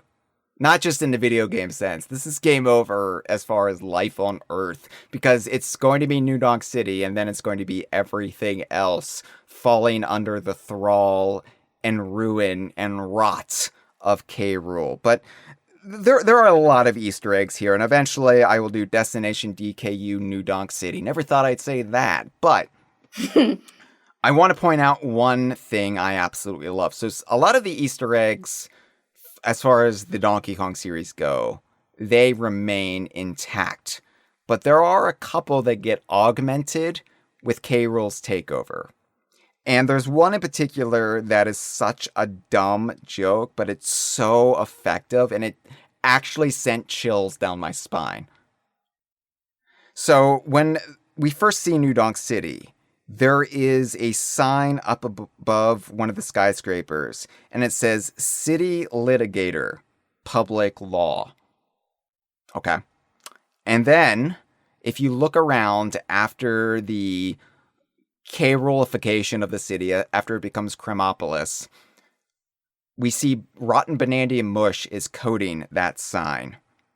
Or another version of that sign elsewhere.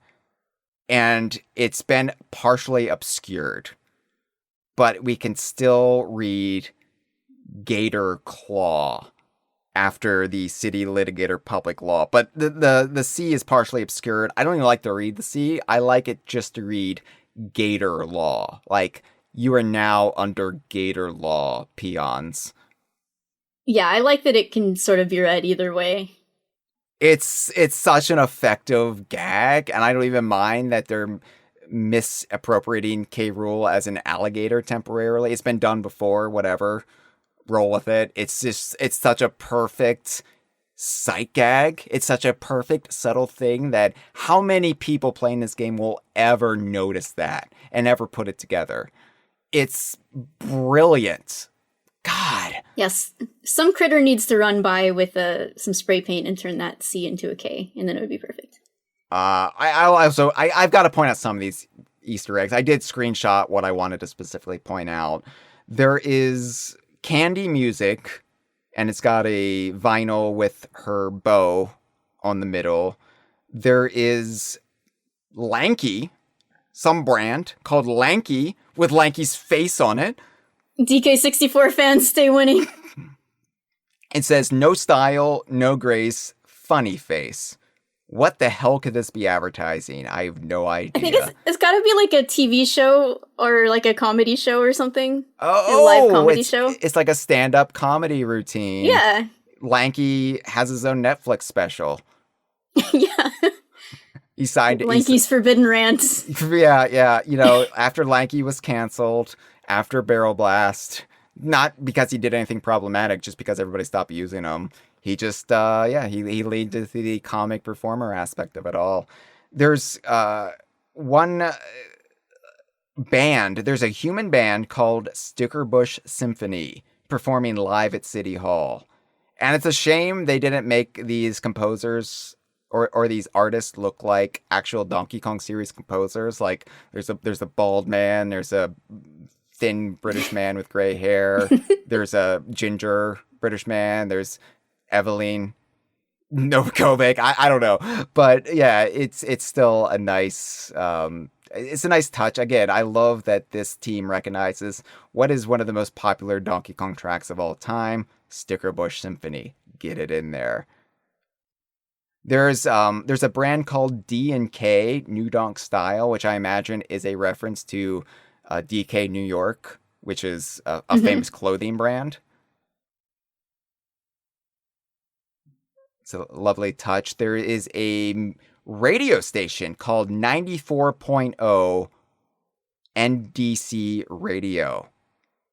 Just the hits.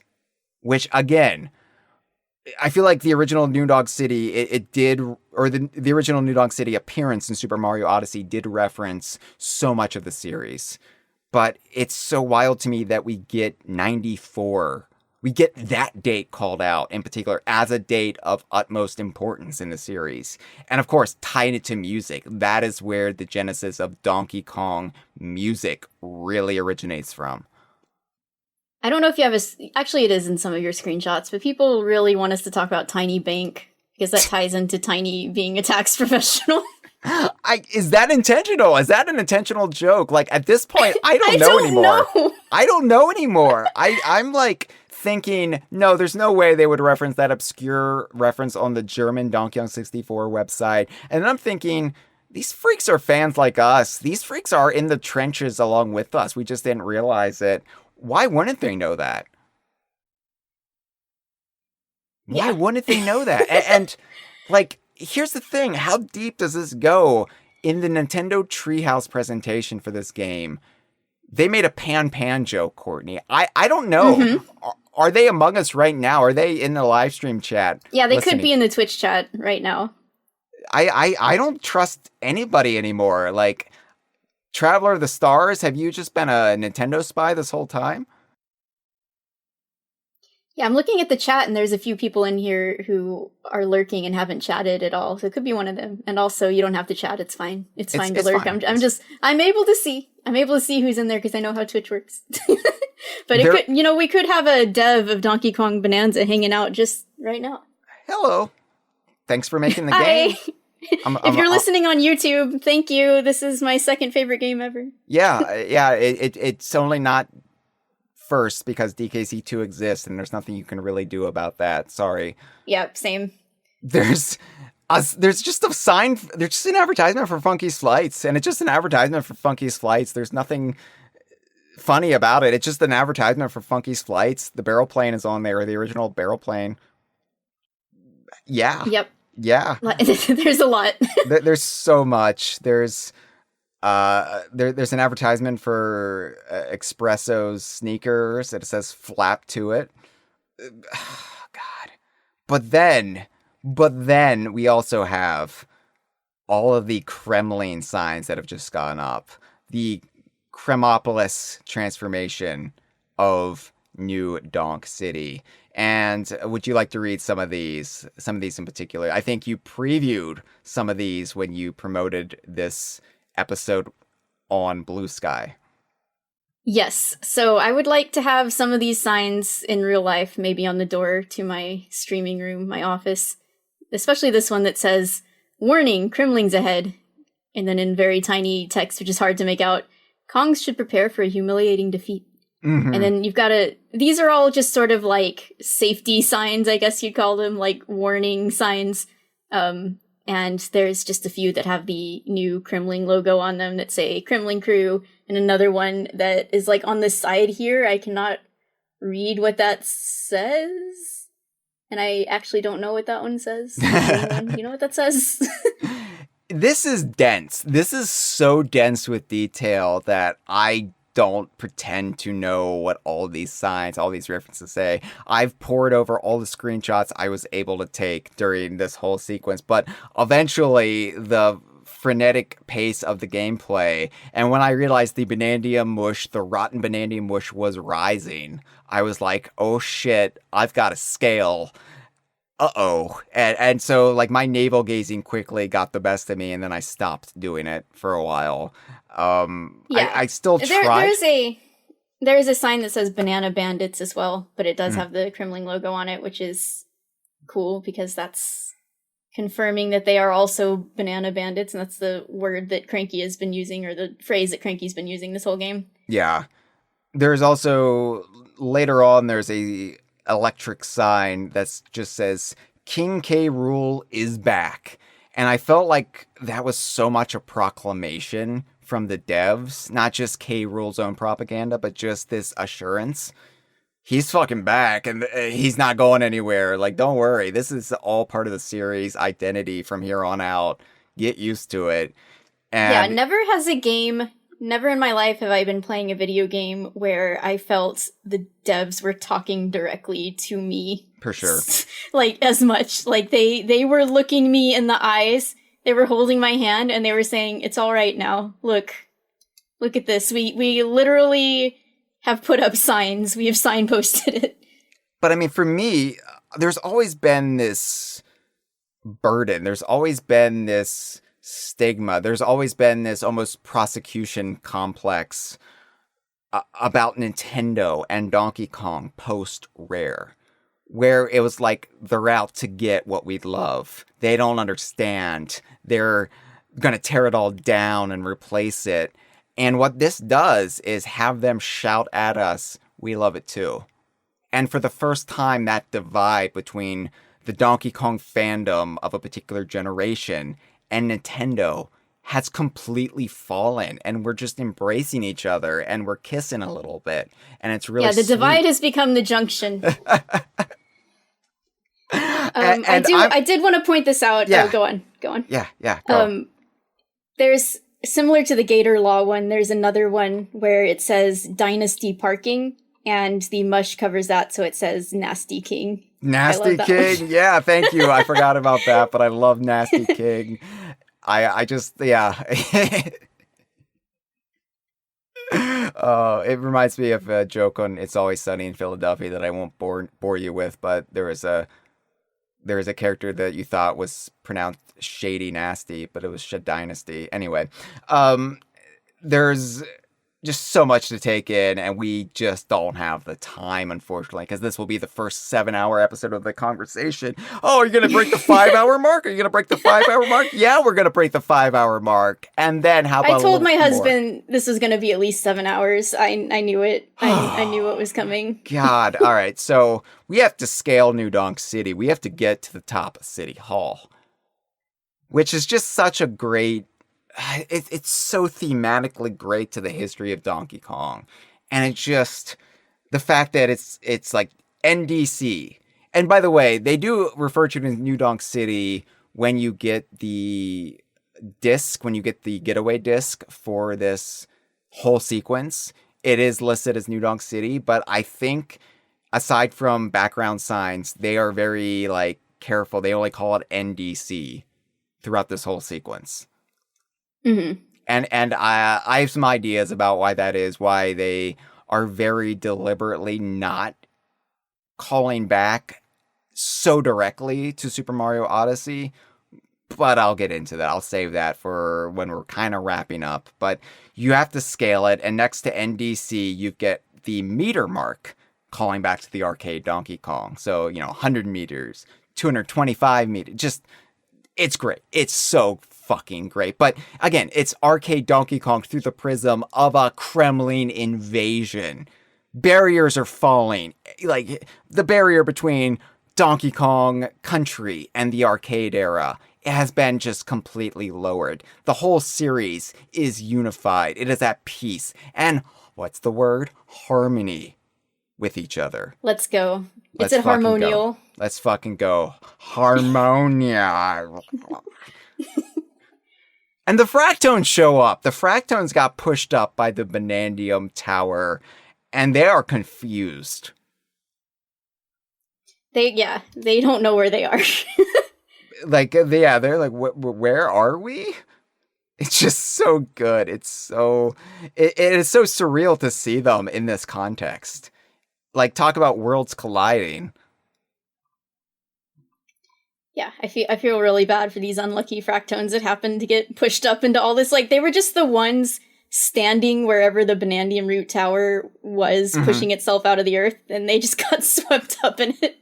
I mean, they'll get back home eventually. Well, that'll be something I'll talk about in the post-game discussion with just Andre. But I should point out that K. Rool is sending out Banandium Mush personifications of himself, or maybe projections of himself using the Banandium Mush. It's terrifying. I love these snake K. Rool things. They're so silly looking. And they just look so happy. But it's also terrifying. They are terrifying, yes, but I love them. And there's also zingers here. Did we mention that? Like, they're like right at the beginning. I didn't mention that. Okay. Courtney, I am just so scattered right now. No, I get it. This feels like getting to the end of the game, actually, when I was playing it, because this is about the timestamp as well of in the podcast of like when I got here in my stream of the like groove layer onwards. Like, I was so overwhelmed, and I thought like we would have a boss fight. I didn't realize there would be so much of the game left. I didn't realize like we were in for this just like sequence after sequence, the challenge after challenge, survival mode after survival mode. It just really kept going. It did. I mean, and the fact that we got thrown into this like apocalyptic nightmare. I mean, we have green lightning crashing down from the sky, like behind this K. Rool Statue of Liberty. Like, what is happening? Yeah, and when you there's like these screens that have critters on them. They're having a rave. I don't know where, but they're just partying it up. And at least in the early parts of it, you can see that K. Rool is also there. Like, he's at the concert or whatever that they're having. And it's very, very funny to me. I don't know, he's just hanging out with the rest of them in the crowd. Yeah, he's just, feeling his oats. He feels like he's finally won. He feels like there's nothing that can stop him. And, like, history ends here for King K. Rool. K. Rool victorious. And yeah, I could see K. Rool getting a little silly, getting a little euphoric even. I mean, he's basically a complete sociopath, but at the same time, I mean, he still likes to party every now and again. Yeah, I don't know if we've ever seen him so much, like, thinking he's won as this, because we normally only confront him at the end of a game when everything has already started to go wrong for him. Yeah, so, like, this is... and really, like, things have been going tits up for K. Rool in a very bad sense since the end of Donkey Kong Country 2, and even when he's, like, feeling his most confident, like, at the beginning of Donkey Kong 64, that is quickly yanked from him.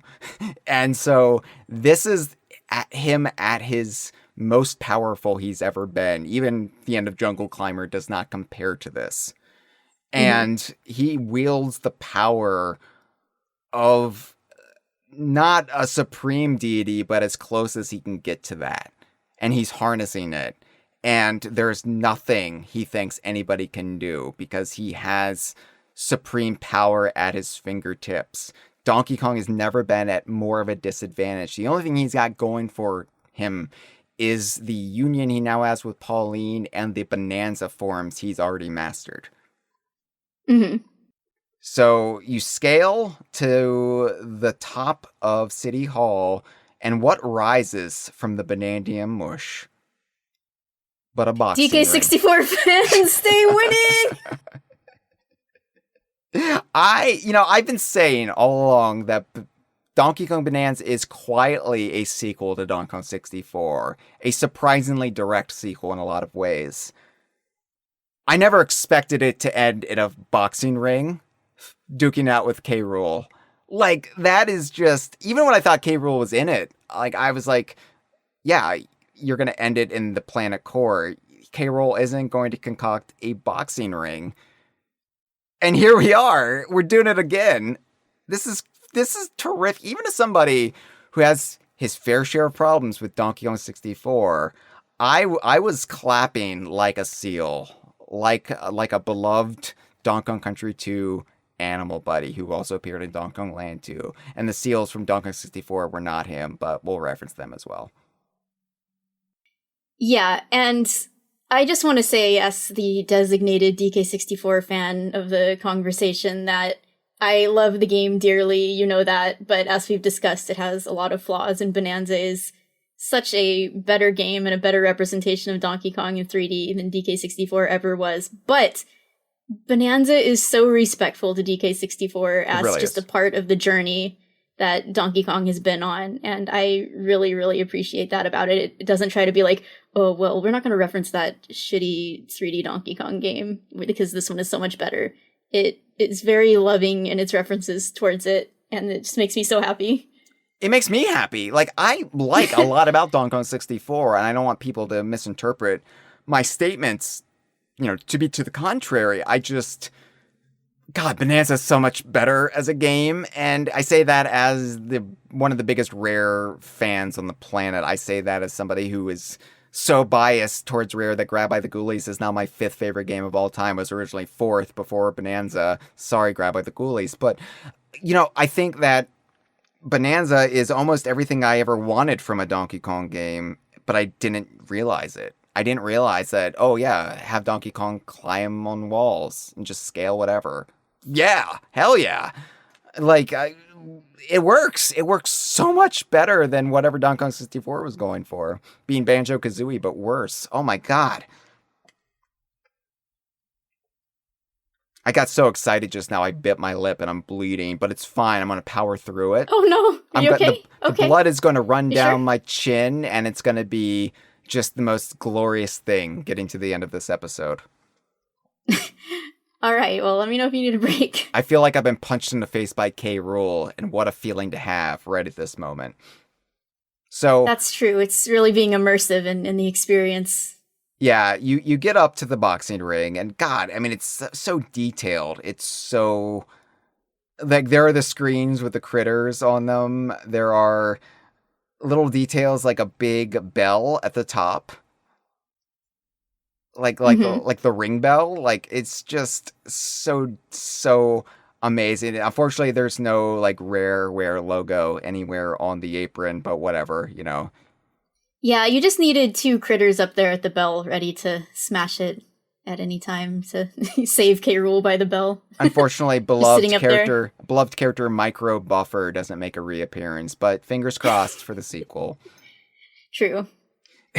So, K. Rool, harnessing the power of the Banandium root, says, "You broke through my Kremling Krew. No surprise, your beat is strong."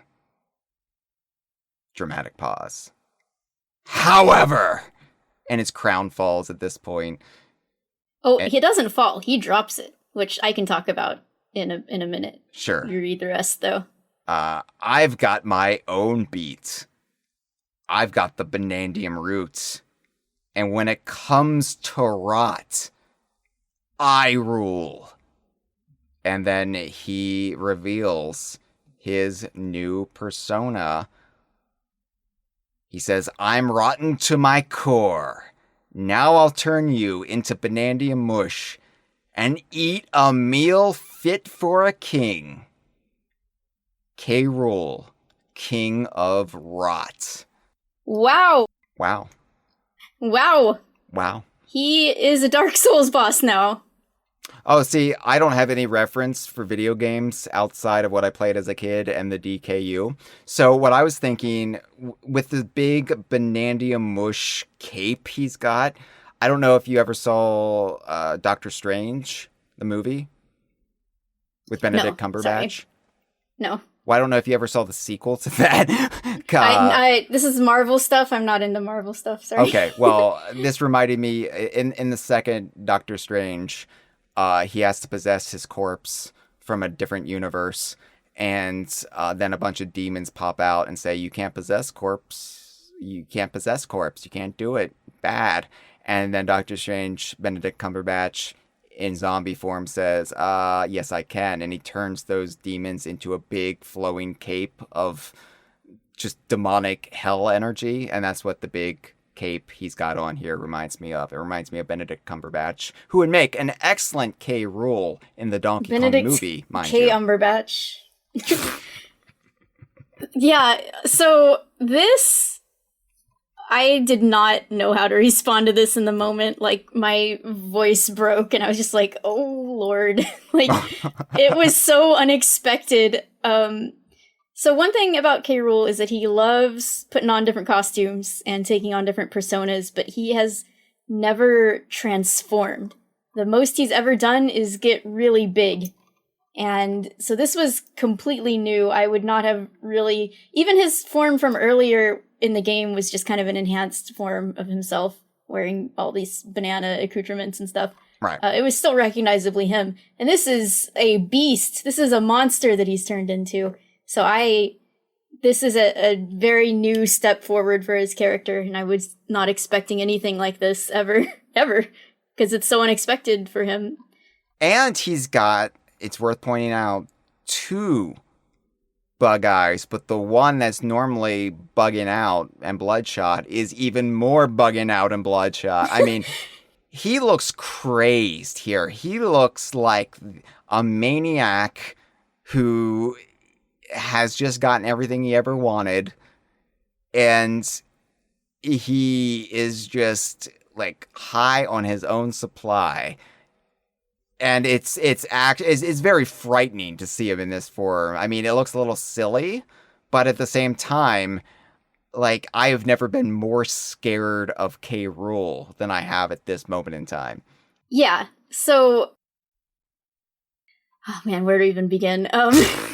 Before we go too much further, I wanted to point out one of my... Since, like I said, I played this in different languages, and there are a few localization differences that I really like, and I don't need to go into all of them, but I think my all-time favorite is from the German version here, where instead of saying, I'm rotten to my core, he says, Die Zeit ist reif, überreif, which means the time is ripe, overripe.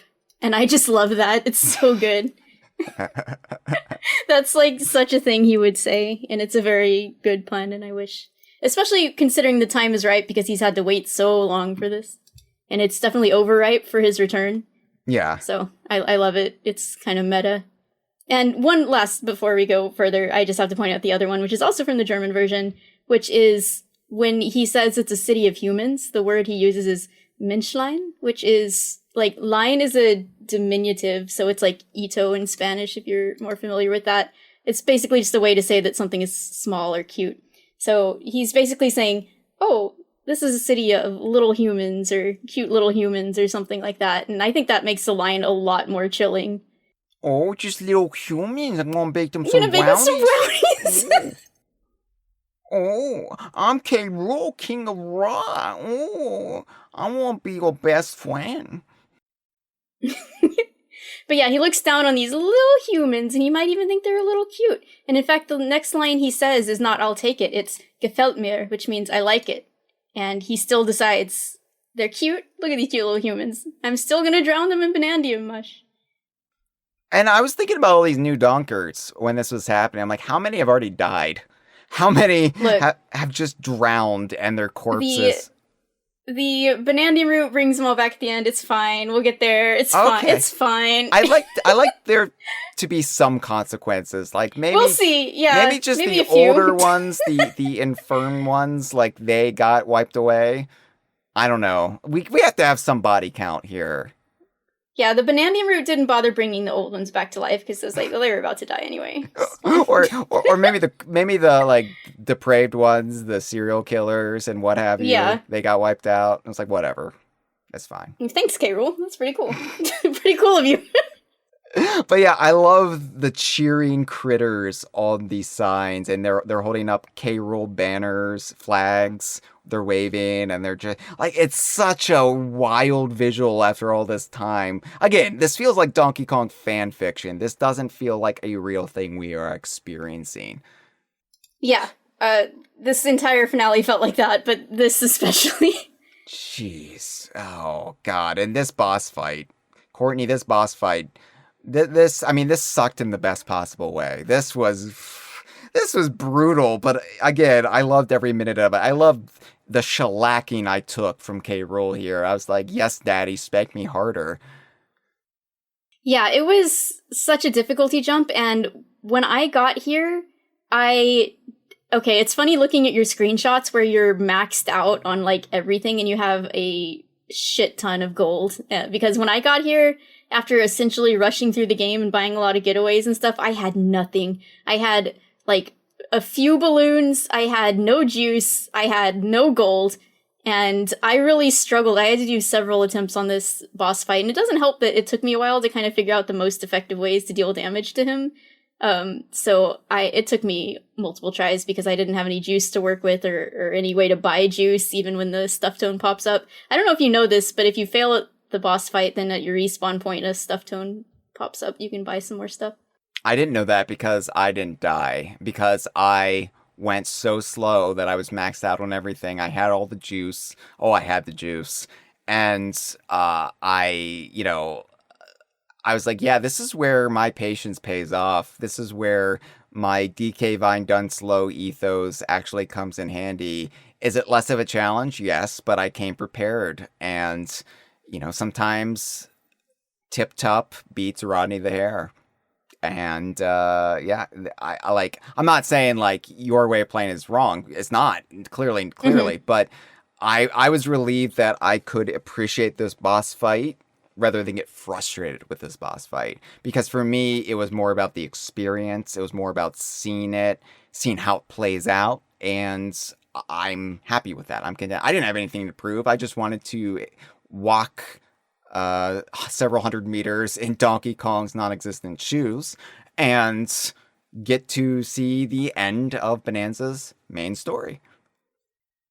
Yeah, and I do love how difficult this boss fight. It is actually, once you learn how to play it and what you're expected to do and the best ways to damage him, it's not actually that hard. Like I said, I've gone back and replayed this many times now, and it's trivial now.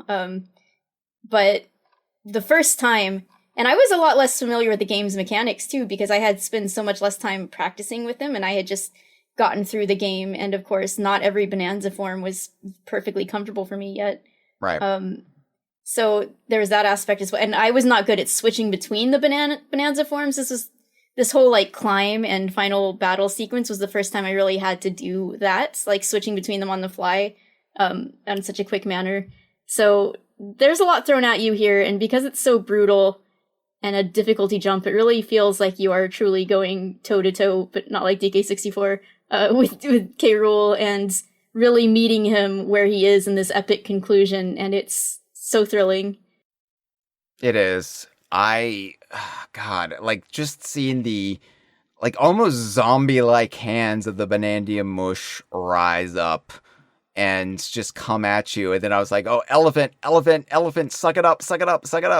And, just clear a path. And, in the live stream, Grunt says that the cannonball patterns were the same as DKC2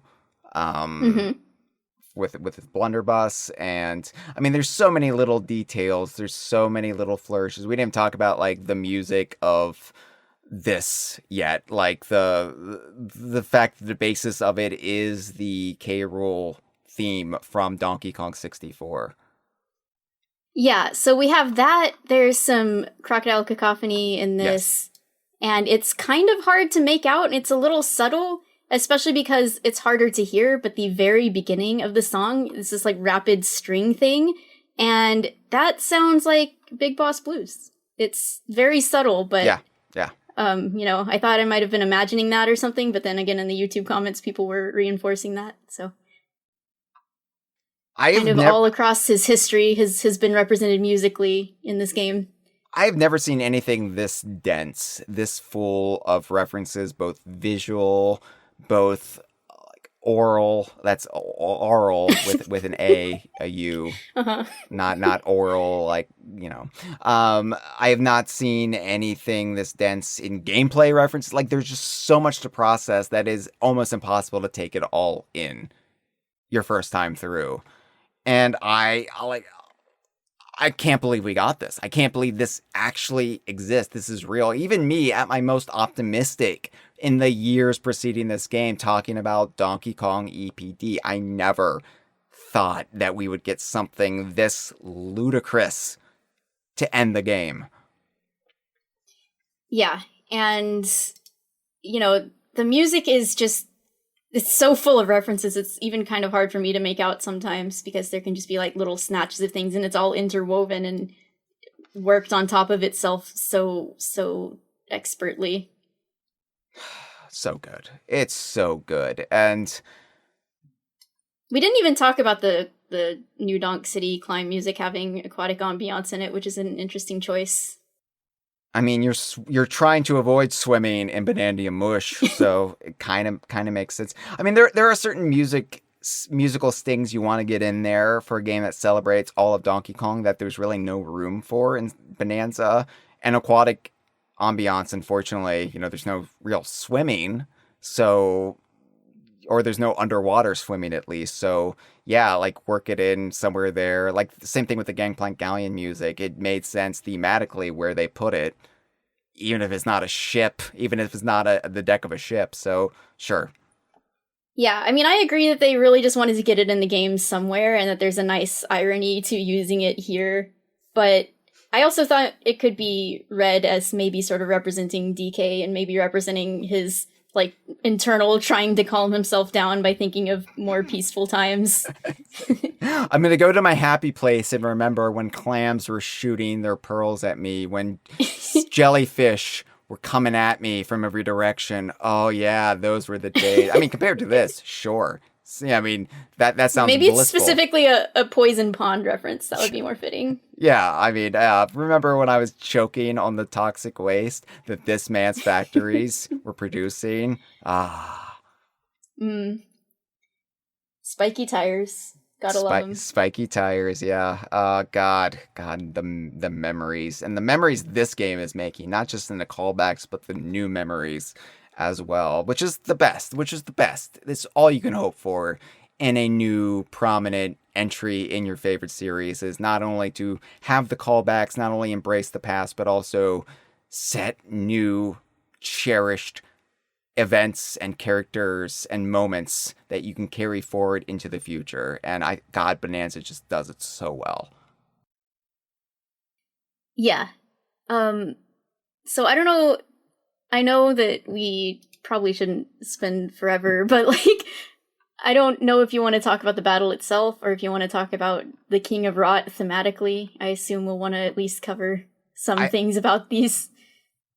I think I will bring it up a little bit more in detail, like, towards the end. All I'll say about the King of Rot aspect now is what I kind of alluded to on the last episode with Josh, where, all along the Banandium route, the propaganda posters, there's such a subtle variance in the spelling of root and the spelling of rule. And then what do you get when you actually combine them?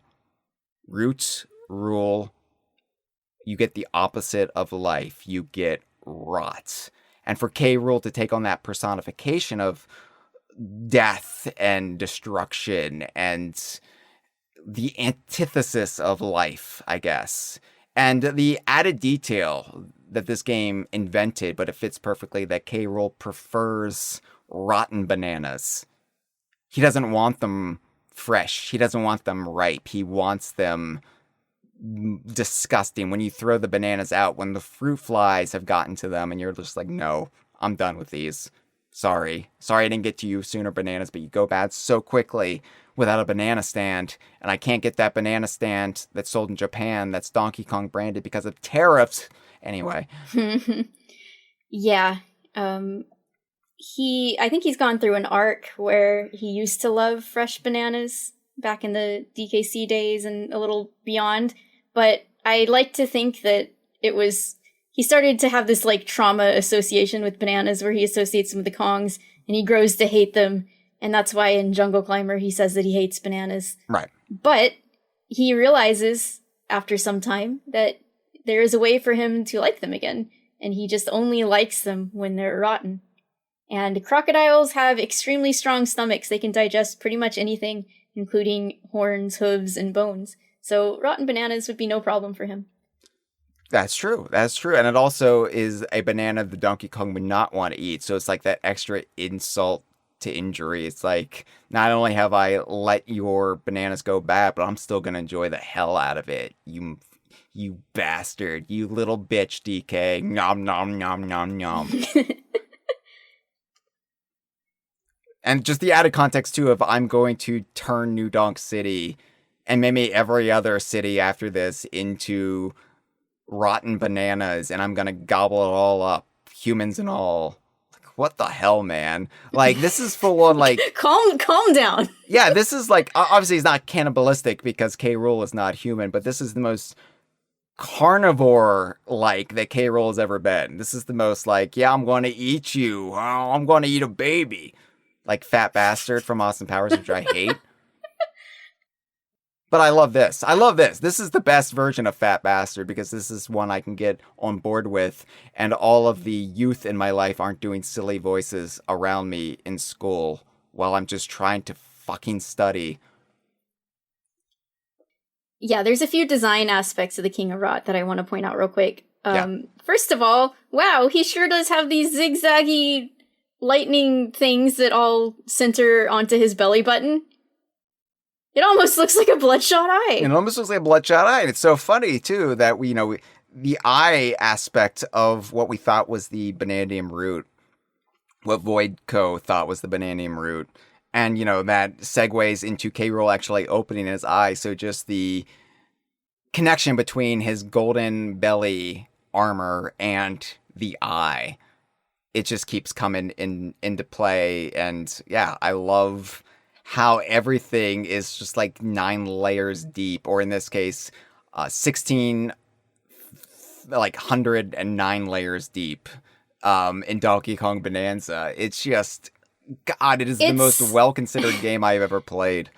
It's incredible to me that they made his eye thematically important and something that occurs again and again visually throughout the design of this game, at least, the core and beyond, because it was always just this quirky part of his character design before, like, he's a little crazy, so we gave him a crazy eye, but they did stuff with it. Like, they made it cool, and they made it something that recurs and represents him, and in subtle ways that you might not even notice at first. It's just incredible to me. Like, no aspect of his design is taken for granted or wasted. Never tell me again that Nintendo didn't want to use K. Rool because there's nothing to do with him. There was so much to do with him.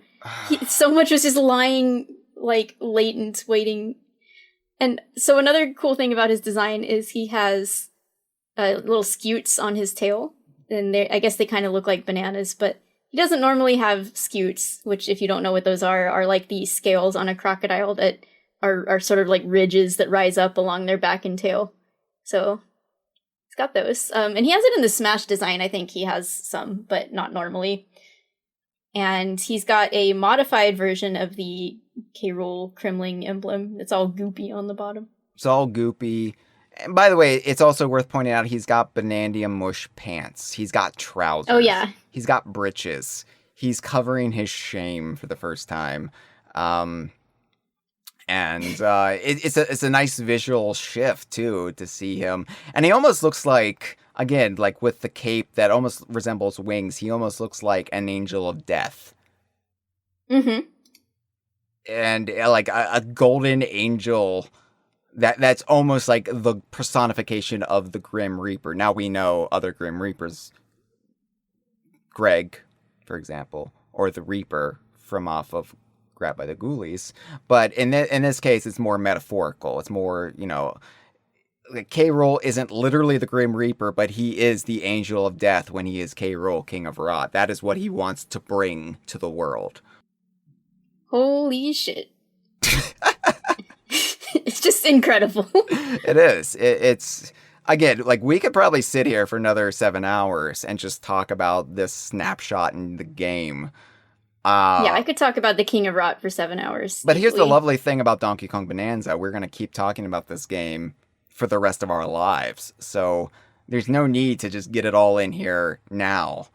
I think we've done a great job getting this far. I think we've done a great job on this episode alone talking about so much. And yes, there's stuff we're leaving on the table. There's stuff we're not touching. In the live stream, and we said, talk about the voice actors. There's a great voice actor. Yeah, it's great. He's great. Like, I can't possibly talk about it all. I can't possibly comprehend it all. I'm sorry. It's just overwhelming. I've never been this lost in the sauce, be it Bananza Mush or otherwise, in a game I love, where I just have to throw up my hands. I'm like, there's just too much. There's just too much. I can't. Yeah, and he looks like he's having the time of his life in this battle. He is completely unhinged. He's got this insane grin plastered on his face the whole time. He looks like a kid or a dog playing around in like rotten leaf piles, like wet leaf piles. He's just popping up. He's lost himself. He's completely let himself go insane in this moment and just revel in this power of destruction. Yeah, this is him having a manic episode. This is him, like, taking out a mountain of cocaine and hitting the town. Literally hitting the town with Bananza Mush fist. It's just wild to see K. Rool this euphoric and this dominant after spending years being beaten down and growing more and more desperate and scrappy and like vile, yes, but this is all of that, all of those qualities that Dark Path K. Rool went on. This is then rewarding him for all of that and him just being a god of death. I could never have imagined that they would go this hard with everything concerning K. Rool in this game. Yeah, they not only brought back so many elements from his past, just like Smash Bros. Did, and brought them all into Unity, but they advanced his character and they gave him new thematic motivation and new thematic opposition to Donkey Kong himself. Mm-hmm. Mm-hmm. So I don't have anything else to say about the fight. It's great. It's great. It's... like, it basically functions like the one from earlier with some new complexities, and if you, he sends out a big giant ball at you that you can charge punch back at him with the Kong Bananza, and if you hit him with that, he actually reverts back into his normal form temporarily. Yeah. And then he has to beat his belly to transform back into the King of Rot. Which is also a great beating touch. On that tum-tum. Yeah, I mean, like, he's got the Bananza root inside of him, so he's just trying to, like, kickstart it like an old jalopy, like, oh, like... I hadn't thought of it that way. Yeah. Yeah, but, like, DK beats his chest and K. Rool beats his gut. It's so good. All right, like, that's where they feel they're most dominant. The pecs and the bulging gut. But, yeah, it felt so good to actually get to the end of this fight. Like, as much as I was enjoying it, I had the sweaty palms. I had the tired eyes. I was kind of feeling out of my body, but not in the way. Yeah, the bloodshot eyes. Bloodshot eyes reference. I felt like I felt when I was a kid playing K. Rool Duel for the first time, and that was like the hardest thing I'd ever encountered up until that point. And of course, I've gotten very good at that fight. I've memorized it. I've gotten, I know how to handle it. But when I'm a kid and I'm not as good at the game, that was a challenge. And I remember how I felt, and I felt the exact same way here. Yeah, it wasn't like the hardest thing I've done in a video game or anything. And I think I mainly only struggled with it even as much as I did because I was so fucking out of it by that point in the day. And it took me too long to figure out how to actually get in good damage on him, which involved hitting the balls back at him, which I was just kind of running around trying to attack him by other means for a while at first. Sure. But it, like I said, definitely a big difficulty jump, and it felt very rewarding to beat him. Yeah, I think it was the gauntlet more than anything. The fact that there's the K. Rool fight, and then there's the fake out, and then there's the Banandium Tower sequence where you have to dodge him, and then there's the New Donk City scaling, and then there's this so fight. Much. It's so much, and it's almost overkill, but it's absolutely perfect considering how long we have waited for this. Yep. But eventually, all good things must come to an end, or in this case, all bad things must be put to rest, and you have to defeat K. Rool, and you give him a final punch, and oh god, I just love the visual again, where you just sock him so hard, and he's just, you knock it out of him, you knock the Banandium root out, and reverts back to normal, and he just looks like gobsmacked, slack-jawed, and Donkey Kong, Punch-Out champion that he used to be, uses that moon punching power, that uppercut ability that he once knocked K. Rool out with when they were in the Flying Croc, and K. Rool goes flying. But this is not just Donkey Kong. This is Bananza Donkey Kong. This is Donkey Kong with the power of the Bananergy, knocking out K. Rool, knocks him into the sky. K. Rool is like, no, my victory. And then K. Rool just becomes a twinkling green star in the dawn sky. Blasting off again. Also, I believe his full line is, no, my victory, spoiled again. Oh, yeah, Which is funny. It's funny. But yeah, like Lucifer, K. Rool becomes the morning star. And he is gone. Parts unknown. Although we have some indication in the post game. I'll share that next time, or next time we do a non-Colisac episode. That is. But whew, we did it. I also like just the implication. Like Pauline says. What's that? No, I was just gonna say, just like Pauline says, it's over. It's over. I like the implication that this whole sequence maybe took place over the entire night, because it was day when K. Rool rolled in, and I thought maybe the clouds were like just dark storm clouds like in Ghostbusters, and it wasn't actually nighttime, but then it seems like it's dawn afterwards. Maybe it was just his evil power made it night, or like blocked out the sun or something. Right. But in the ending sequence, the sky is purple and red, and it's either dawn or sunset. Yeah. So either way, it some significant time has passed during this whole nightmare for the New Donkers. God, will they rescind the K. Rool Street? Yeah, they got to think twice about that one.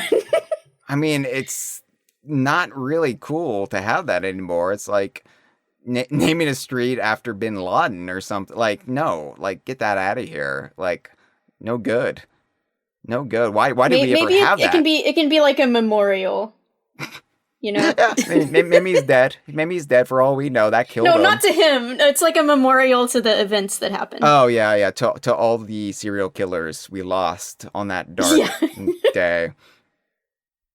Oh, my God. I'm spent just talking about it. Granted, we have been going over 7 hours, but like just reliving it vocally, reliving it orally this time, I mean it. It is just overwhelming. I mean, it's just so much energy is expended, like memorizing it and then playing it back in your head. And of course, I don't even remember the finer details of the boss fight, because it was just this pure, exhilarating, adrenaline pumping moment that I was just trying to survive at a certain point. Mm-hmm. But then, yes, Donkey Kong and Pauline look out at the star that K. Rool temporarily made in the sky. And Pauline, ever full of bloodlust, says, "Ha ha ha ha, take that!" And Donkey Kong, like, flexes a little bit, like, yeah, we kicked his ass.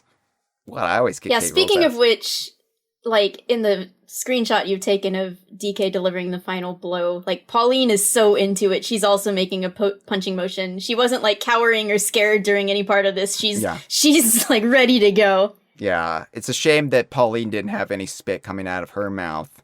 Really put Maybe she did. Really put those saliva voxels to work, people. There's always the sequel. You know, I expect so much more saliva, so much more piss in Donkey Kong Bananza 2. But let's not worry about that right now, because we have to watch the ending to Donkey Kong Bananza, and we have to watch, like, Donkey Kong and Pauline take stock of their victory, where, yes, as you said, Pauline breathes a deep breath and says, "It's over." And Donkey Kong also just looks, like, relieved and satisfied, and I'm sure he's going to take a big nap after this is done. Yeah. But Pauline turns to DK and says, "DK, why don't you read this? You've been reading Pauline's getaway dialogue." Yeah. DK, I'm going to make my greatest dream come true. And that dream is to sing for everyone here. Will you come with me, DK? And then DK is like, thumbs up. Thumbs up, yeah, I gotcha.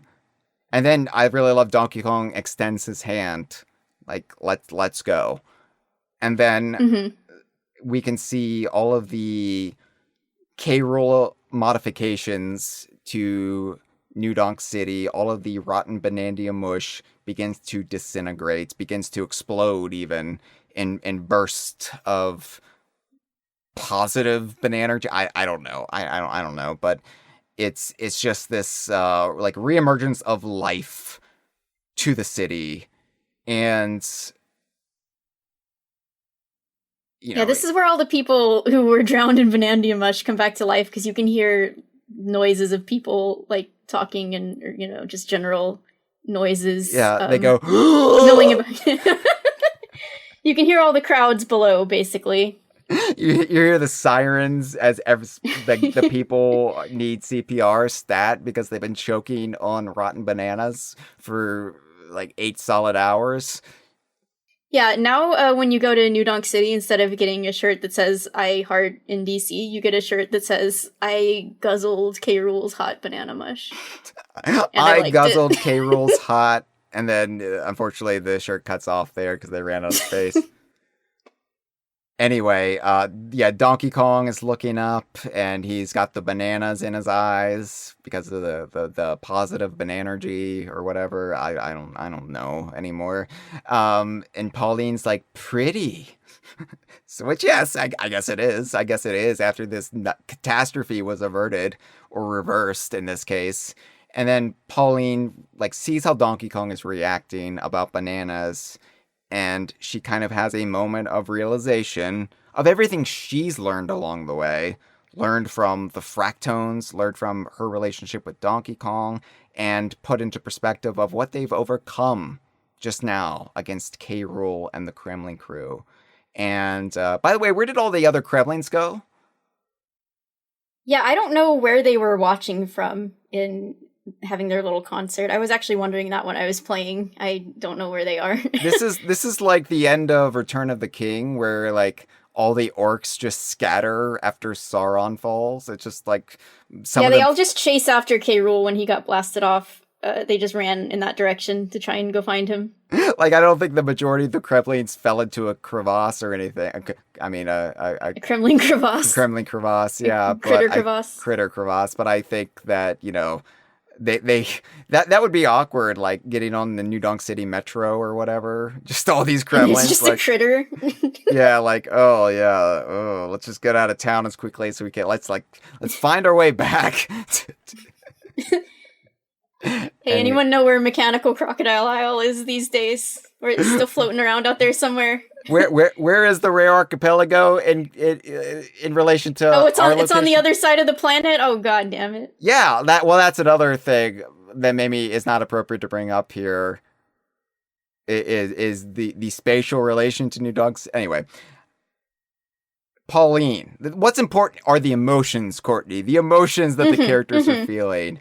And Courtney, Pauline. It's been a long episode. It's been the longest episode of all time. Pauline says, "Oh, right, DK's dream," and she looks a little sad, a little melancholy because she knows what she has to do, and she has to let Donkey Kong go. And I'm tearing up, Courtney. What the fuck? You want me to? I'll go back to reading Pauline. Yeah, go back to reading Pauline while I have a cry like a little baby. All right. Eat my brownies. She says, "DK, sorry. Forget what I said before. You have to make your dreams come true." And next to the word dreams is a little Banandium gem symbol. And then DK has a moment where he gets those Banandium gems in his eyes again, and he gets real excited about it.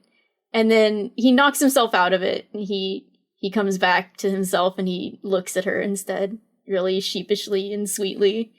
And they just look at each other. And Pauline pounds her chest, and she says, "Ooh-ho! Don't worry, I'll be okay. I'll keep the beat on my own." And then she starts doing the snap. The finger snap. Yeah. And then the two of them look at each other. They do a little fist bump with the thumbs up. DK pounds his chest. And then he runs off.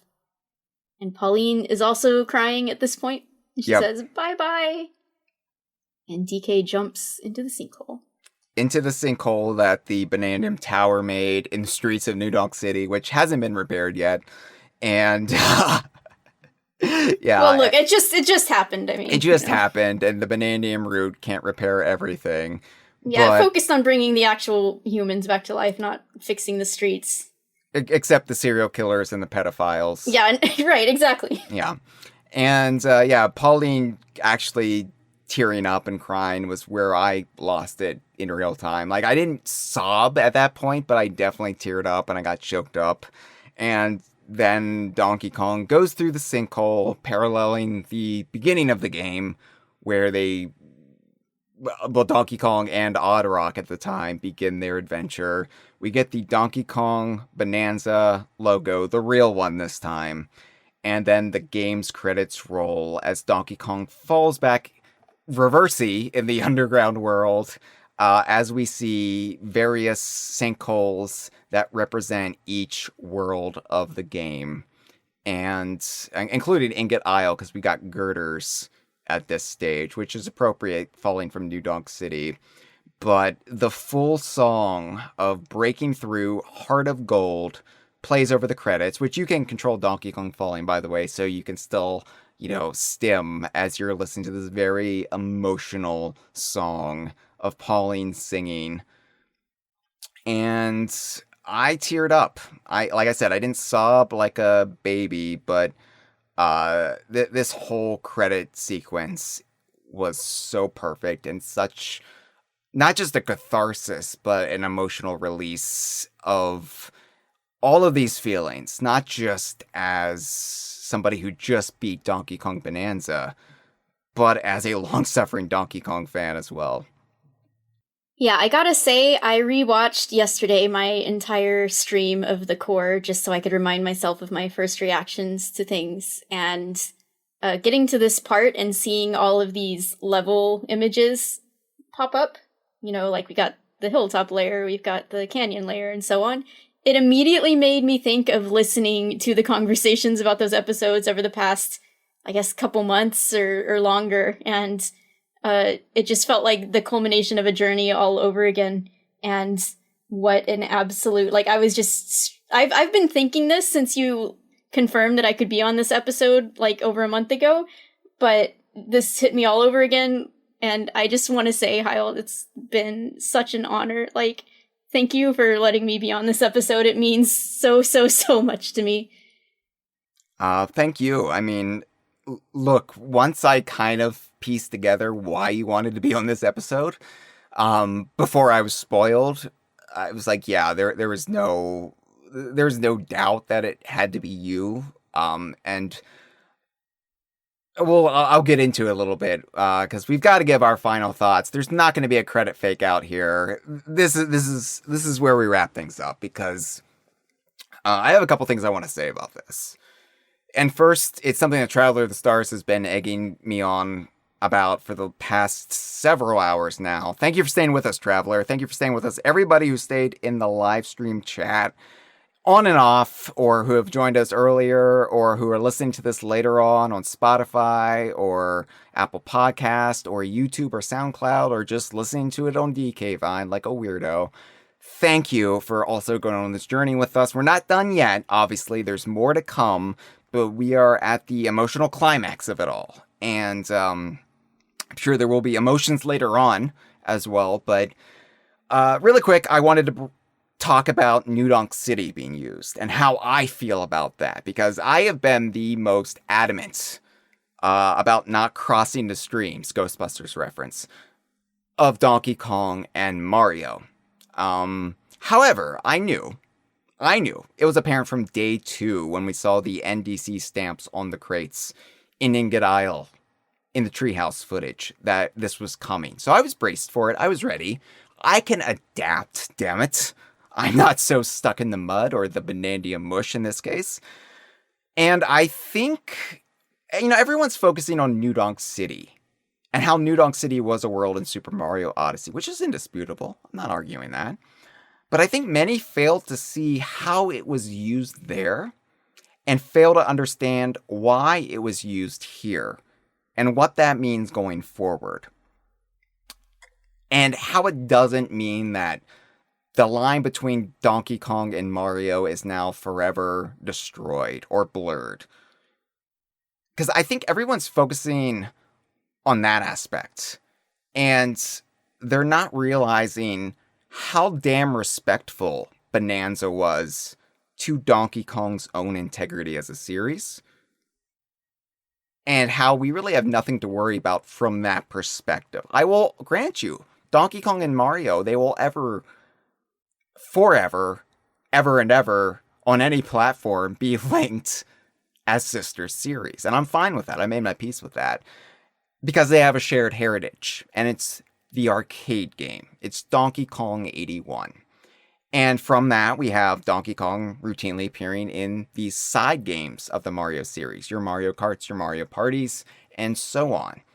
And that's cool. That's been the standard for years now. It's been the standard for our current modern Donkey Kong since late 96, early 97. But I will point out, okay? Mario characters never showed up in Bananza. Not once. No Easter eggs. No cameos. There was an allusion to Jumpman by Cranky. But that is it. Mario was mentioned more in goddamn Banjo-Tooie than in Donkey Kong Bananza. And that means a lot as a Rare fan, as a Banjo-Tooie fan, saying that yeah, Banjo-Tooie got mixed in with Mario a little bit more in that regard than Donkey Kong Bananza did. But there was no Mario iconography. There were no hints of the Mushroom Kingdom, no power or superstars. For all intents and purposes, none of that existed in Bananza's own personal cosmology of the universe, which was all rooted in bananas, bananergy, banandium roots. It wasn't saying the source of all life was a superstar or a power star or a mushroom. It was saying Donkey Kong is at the center of the universe, thematically, for Nintendo. And damn, what a win that is. Bananza focuses exclusively on the DK series, and we've mentioned Donkey Kong 81, the original Donkey Kong Country trilogy, Donkey Kong 64, so much Donkey Kong 64 in this game. There were subtle nods to Jungle Beat, and a bit of Returns in Tropical Freeze in there as well. And the only thing taken from the Super Mario series, the actual branded Super Mario series, New Donk City. And I think it's clear that this is all a desire to keep the two brands separate in their mainline series. they're separate, and their own separate integrity is still intact. And I would argue more intact than it was 11 years ago. Bananza is a game that so intensely respects the DK series autonomy that you forget that it was developed by the same team, or part of the same team that developed Super Mario Odyssey. It's under the same house now, Donkey Kong and Mario, and it's just like, oh yeah, that's right. Obviously, that's apparent in gameplay and some similarities here and there, but they do such a good job of not succumbing to the temptations of mixing the two. And it's not needed, because Donkey Kong is such a robust, rich history unto itself. And that's been lost. That's been lost. I mean, people have lost sight of that during the post-Rare years, when most people's introduction to Donkey Kong were in Mario sports games. And if that was your introduction to Donkey Kong, there's nothing wrong with that. I'm glad to have you on board. I'm glad you're a fellow fan. It's however we are introduced to this is fine, and however we view it and interpret it. If you view Donkey Kong as an adjacent part of the Mario series, I'm not stopping you from doing that. You're perfectly valid and correct, just like I'm perfectly valid in viewing Banjo-Kazooie and Conquer as more integral to Donkey Kong than Mario. They're both equally, I think, true perspectives depending on where you're approaching it from. But New Donk City, it's different because it's been presented as a middle ground between the two. It's a place where both series can come together in neutral territory and kind of shake each other's hands just a little bit and acknowledge their shared history and shared heritage. And you could do this without putting Captain Toad in Bananza as a cameo, without putting a Goomba in there, just because why not? YOLO. Let's just stick a Koopa Troopa in there and see what happens. No, why would you do that when Donkey Kong has so much to draw from, and so much that hasn't been drawn from for so long? Let's have Donkey Kong get his due in his game. And that's exactly what they did. New Donk City, like, however we want to hatch out the divide between the Mushroom Kingdom and Donkey Kong's corner of the world, be it the Rare Archipelago, or how New Donk City relates to Big Ape City, or even New York City, depending on your interpretations.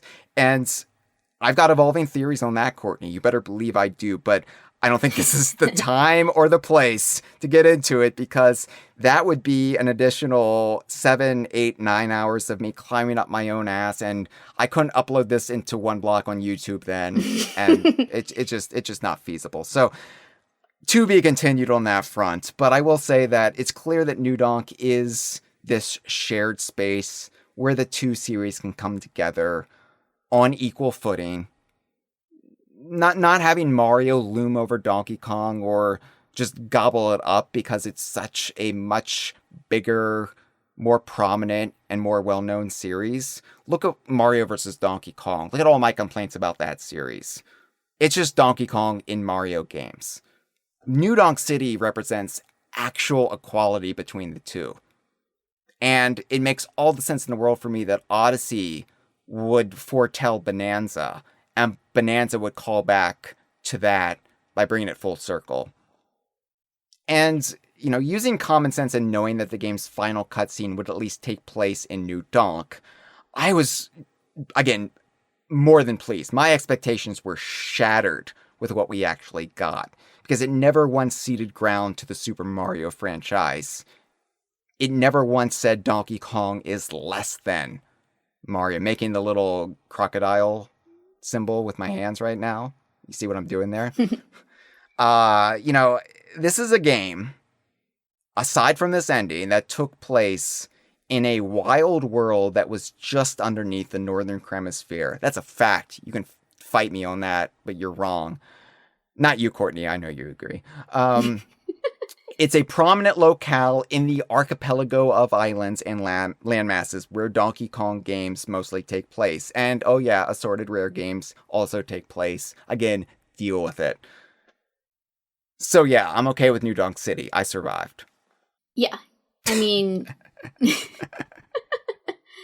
I just gotta say, there was sort of a fan theory before the game came out that the ending would be a recontextualization of the first Donkey Kong arcade game, where young Mario would also show up and misinterpret what was going on. Like, DK would take Pauline back to New Donk City, and Mario, like little teenage Mario, would be there and see that this big ape was carrying this girl around and think that something nefarious was going wrong and would chase them all around. And I'm just so glad that wasn't the ending. I think so many of the fan theories were clearly wrong, and I knew this. I knew this going in. I just use this using logic. Like, oh yeah, Cranky's in the game. Diddy and Dixie are in the game. Like, what are you talking about? How's this a prequel? Shut up. Shut up. And look, I'm not trying to, like, get on my high horse or my high Ramby in this case and say, you don't know Donkey Kong if you thought this and that and the other. Like, obviously not everybody was as well versed in the pre-release hype cycle that we were and knew all the finer granular details of what the game was actually going to present. And young Pauline threw everyone for a loop. And we'll have more to say about young Pauline on the post-game episode and theories about how it all connects, but clearly this young Pauline is a different character. It is a descendant. And I really like that Pauline is a Donkey Kong character. This isn't a Mario Pauline. This isn't even a shared heritage Pauline. This is Donkey Kong's Pauline. A Donkey Kong character named Pauline. And I like that we get ours too. Everybody gets a Pauline. Yeah, I'm fine with that. Honestly, like, I still, I'm not completely convinced what I think about this Pauline, and there's ways that I would like to view it, but I feel like I don't know if Nintendo is ever going to tell us more in the future or not, so I'm kind of open to having my mind changed, but I do want to acknowledge that back on the lore episode, we were really so confident that some sort of time traveler de-aging thing was going on, which doesn't appear to have been the case, and I just want to say that I am totally admit that we were wrong about that, despite all of the red herrings, like her oversized, ripped clothes. And I'm fine to have been wrong about that, because Nintendo proved that they care about the story and the history of Donkey Kong in every other imaginable way, so much more than I could have ever expected. So even if it was the whole Pauline debacle that sparked this whole debate, it wasn't actually the real core of the issue. And even if we were, like, kind of wrong about the time travel theories or whatever, like, Nintendo proved that there is a lot worth caring for, and there's a story that has been interwoven between the Kong's own history and the Kremlings and all of that, which they want to call back to and integrate. And it's like they restored the severed timeline of, they gave a canonical explanation for where K. Rool has been for all this time and why he disappeared, and they just did so much more than I could have ever expected to actually be directly acknowledged in a Donkey Kong game, a brand new Donkey Kong game after all this time. They could have rebooted it. They could have just completely said that, this is the first time that we're encountering this big crocodile, but no, he has all these references to everything he's done in the past, to being a pirate with his blunderbuss, to having his boxing ring, to having his little chaos helipack. Like, it's all there. His history's there. The reason for his disappearance has been explained. It's like they cared. They did. And you know what? I love that continuing the grand Donkey Kong tradition of confused lineages and parentage with a Pauline.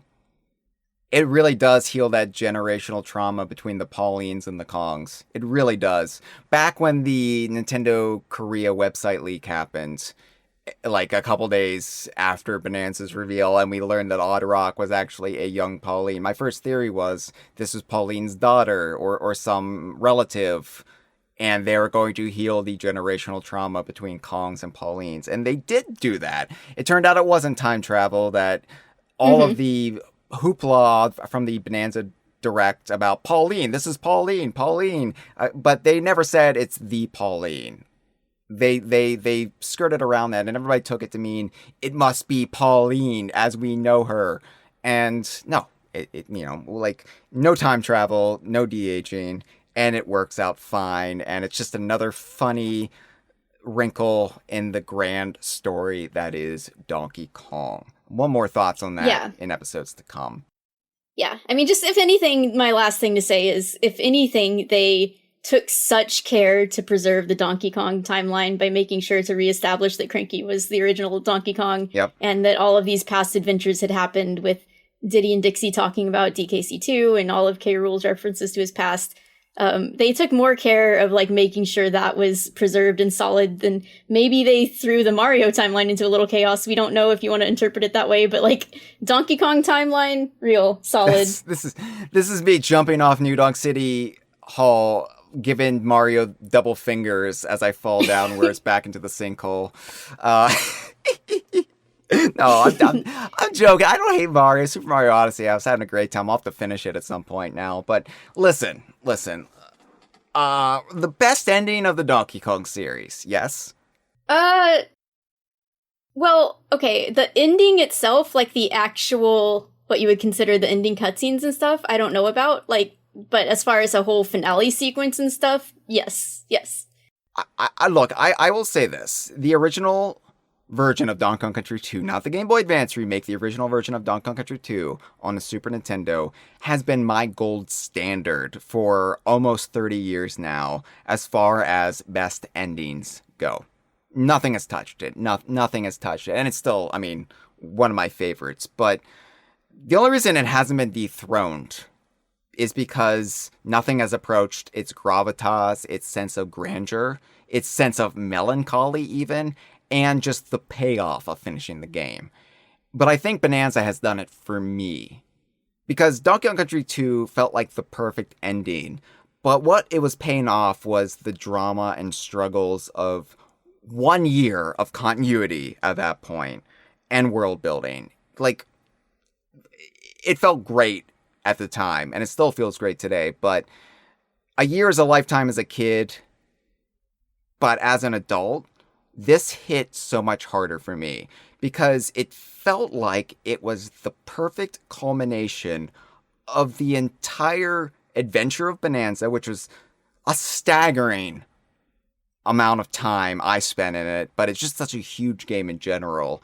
And it felt like it was just the perfect capper to that, but also to the past 31 years of Donkey Kong Country history, but also the full 44-year legacy of the arcade games as well. It paid off everything in a way that feels cohesive and intensely true to both eras. Despite their disparate tones, despite their differing styles, despite the divide in the fandom between arcade and modern Donkey Kong, it felt like Bonanza was a satisfying finale to both. And yeah, it was emotional. I choked up just talking about it with you, Courtney.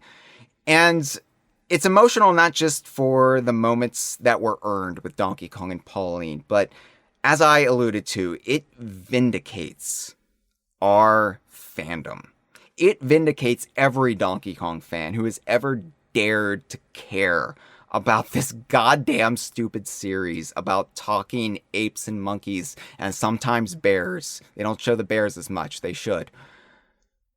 Like, is it cringe to get choked up over the ending to a Donkey Kong game or talking about it on your nearly 8-hour-long podcast? Yeah, it is. Who fucking cares?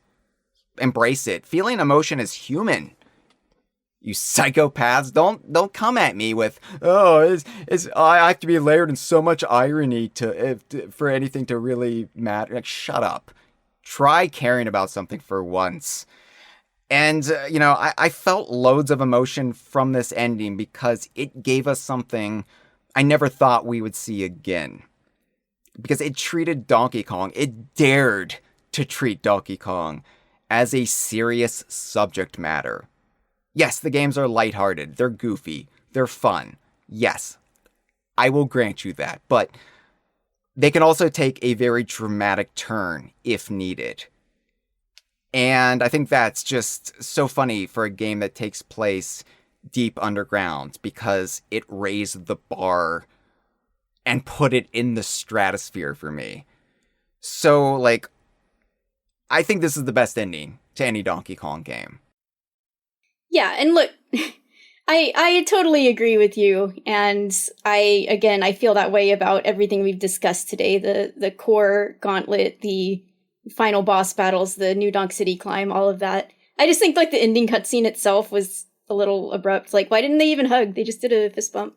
Like, Donkey Kong could have walked Pauline back to her grandma's house or something before just leaving. I don't know.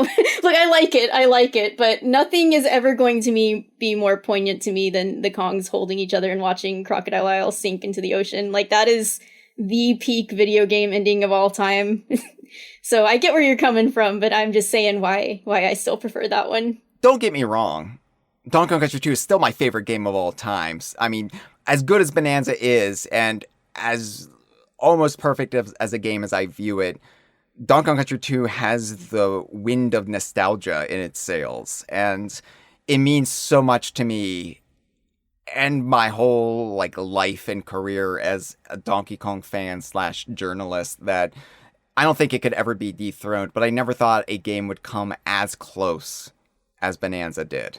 And I've got to give it its due. Like, I think its ending moved me more than DKC2 did. DKC2 was such a cool ending, but Donkey Kong Bananza made me feel so many things, and not just based on what the game represented, but based on what the game represented as part of this series. Fun fact. And you can see that right now, Courtney, but so can all of my previous co-hosts on these Bananza episodes. I have kept a screenshot of that accursed Kotaku article at the bottom of my Kongversation notes page since June. The one that says, Nintendo doesn't worry about Donkey Kong lore, and neither should you. Don't take any of this stuff too seriously and just have fun punching rocks. The one that came right after the Bananza Direct, the one that we have referenced ad nauseum, the one I keep bringing up because it is in my show notes. And it's been there this whole time, since just before you and I did that episode where we talked about caring about DK lore and why that is perfectly acceptable. Why have I hung on to that? Why have I maintained something that brought so much anger and slight bitter feelings at what should have been a very jubilant time for the fandom? It's because, and maybe this is contrary to what Bananza taught us, but I wanted to laugh in its face when it was proven wrong. When Bananza showed it up and said, where the fuck are you coming off, Kotaku? And boy, did it ever. Like, I knew it was going to be wrong, but I didn't expect how severe that article would age in just such a short amount of time. Like, you talk about, oh, we were wrong about maybe the time travel aspect or the de-aging aspect in that episode. I would say that episode ages a hell of a lot better than this Kotaku article. Oh, absolutely. 23 years after the rare buyout, threw everything we cherished about Donkey Kong up into the air. 15 years after the great K-Rool wars began in Donkey Kong fandom. 11 years after the last new standalone Donkey Kong game. And 8 years after chasing leads, rumors, and leaks on Nintendo EPD, developing Donkey Kong and the entire future of the series, we won. I mean, we actually won, Courtney. We did. We've been vindicated. We didn't just win by getting nearly everything we wanted. We did it, and this is the most important aspect. We got here through the power of our fandom, of our collective fandom, and the thing that unites us, the thing that brings us all together, very different people through every corner of this planet. No matter which side you're on, no matter which side you would get pushed out on if the Banandium root shoved you back. We all love this series. We all love pretty much the same thing from this series, and we have all been brought together because of this series. And we got here from the Smash Ballot to Bananza. We got here by celebrating what we loved, by being positive, by coming together, and using our hobby, as silly and frivolous as it seems to outsiders, we used it to bring joy to each other's lives, and the lives of others. We didn't use it as a toxic force to tear each other down. That is the epitome of Donkey Kong Bananza. It's creation instead of destruction. It's growth instead of rot. It's decay instead of decay.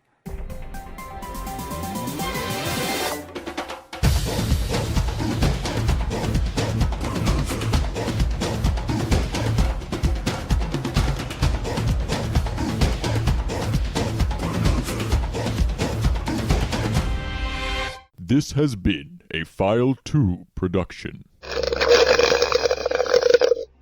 Que rico.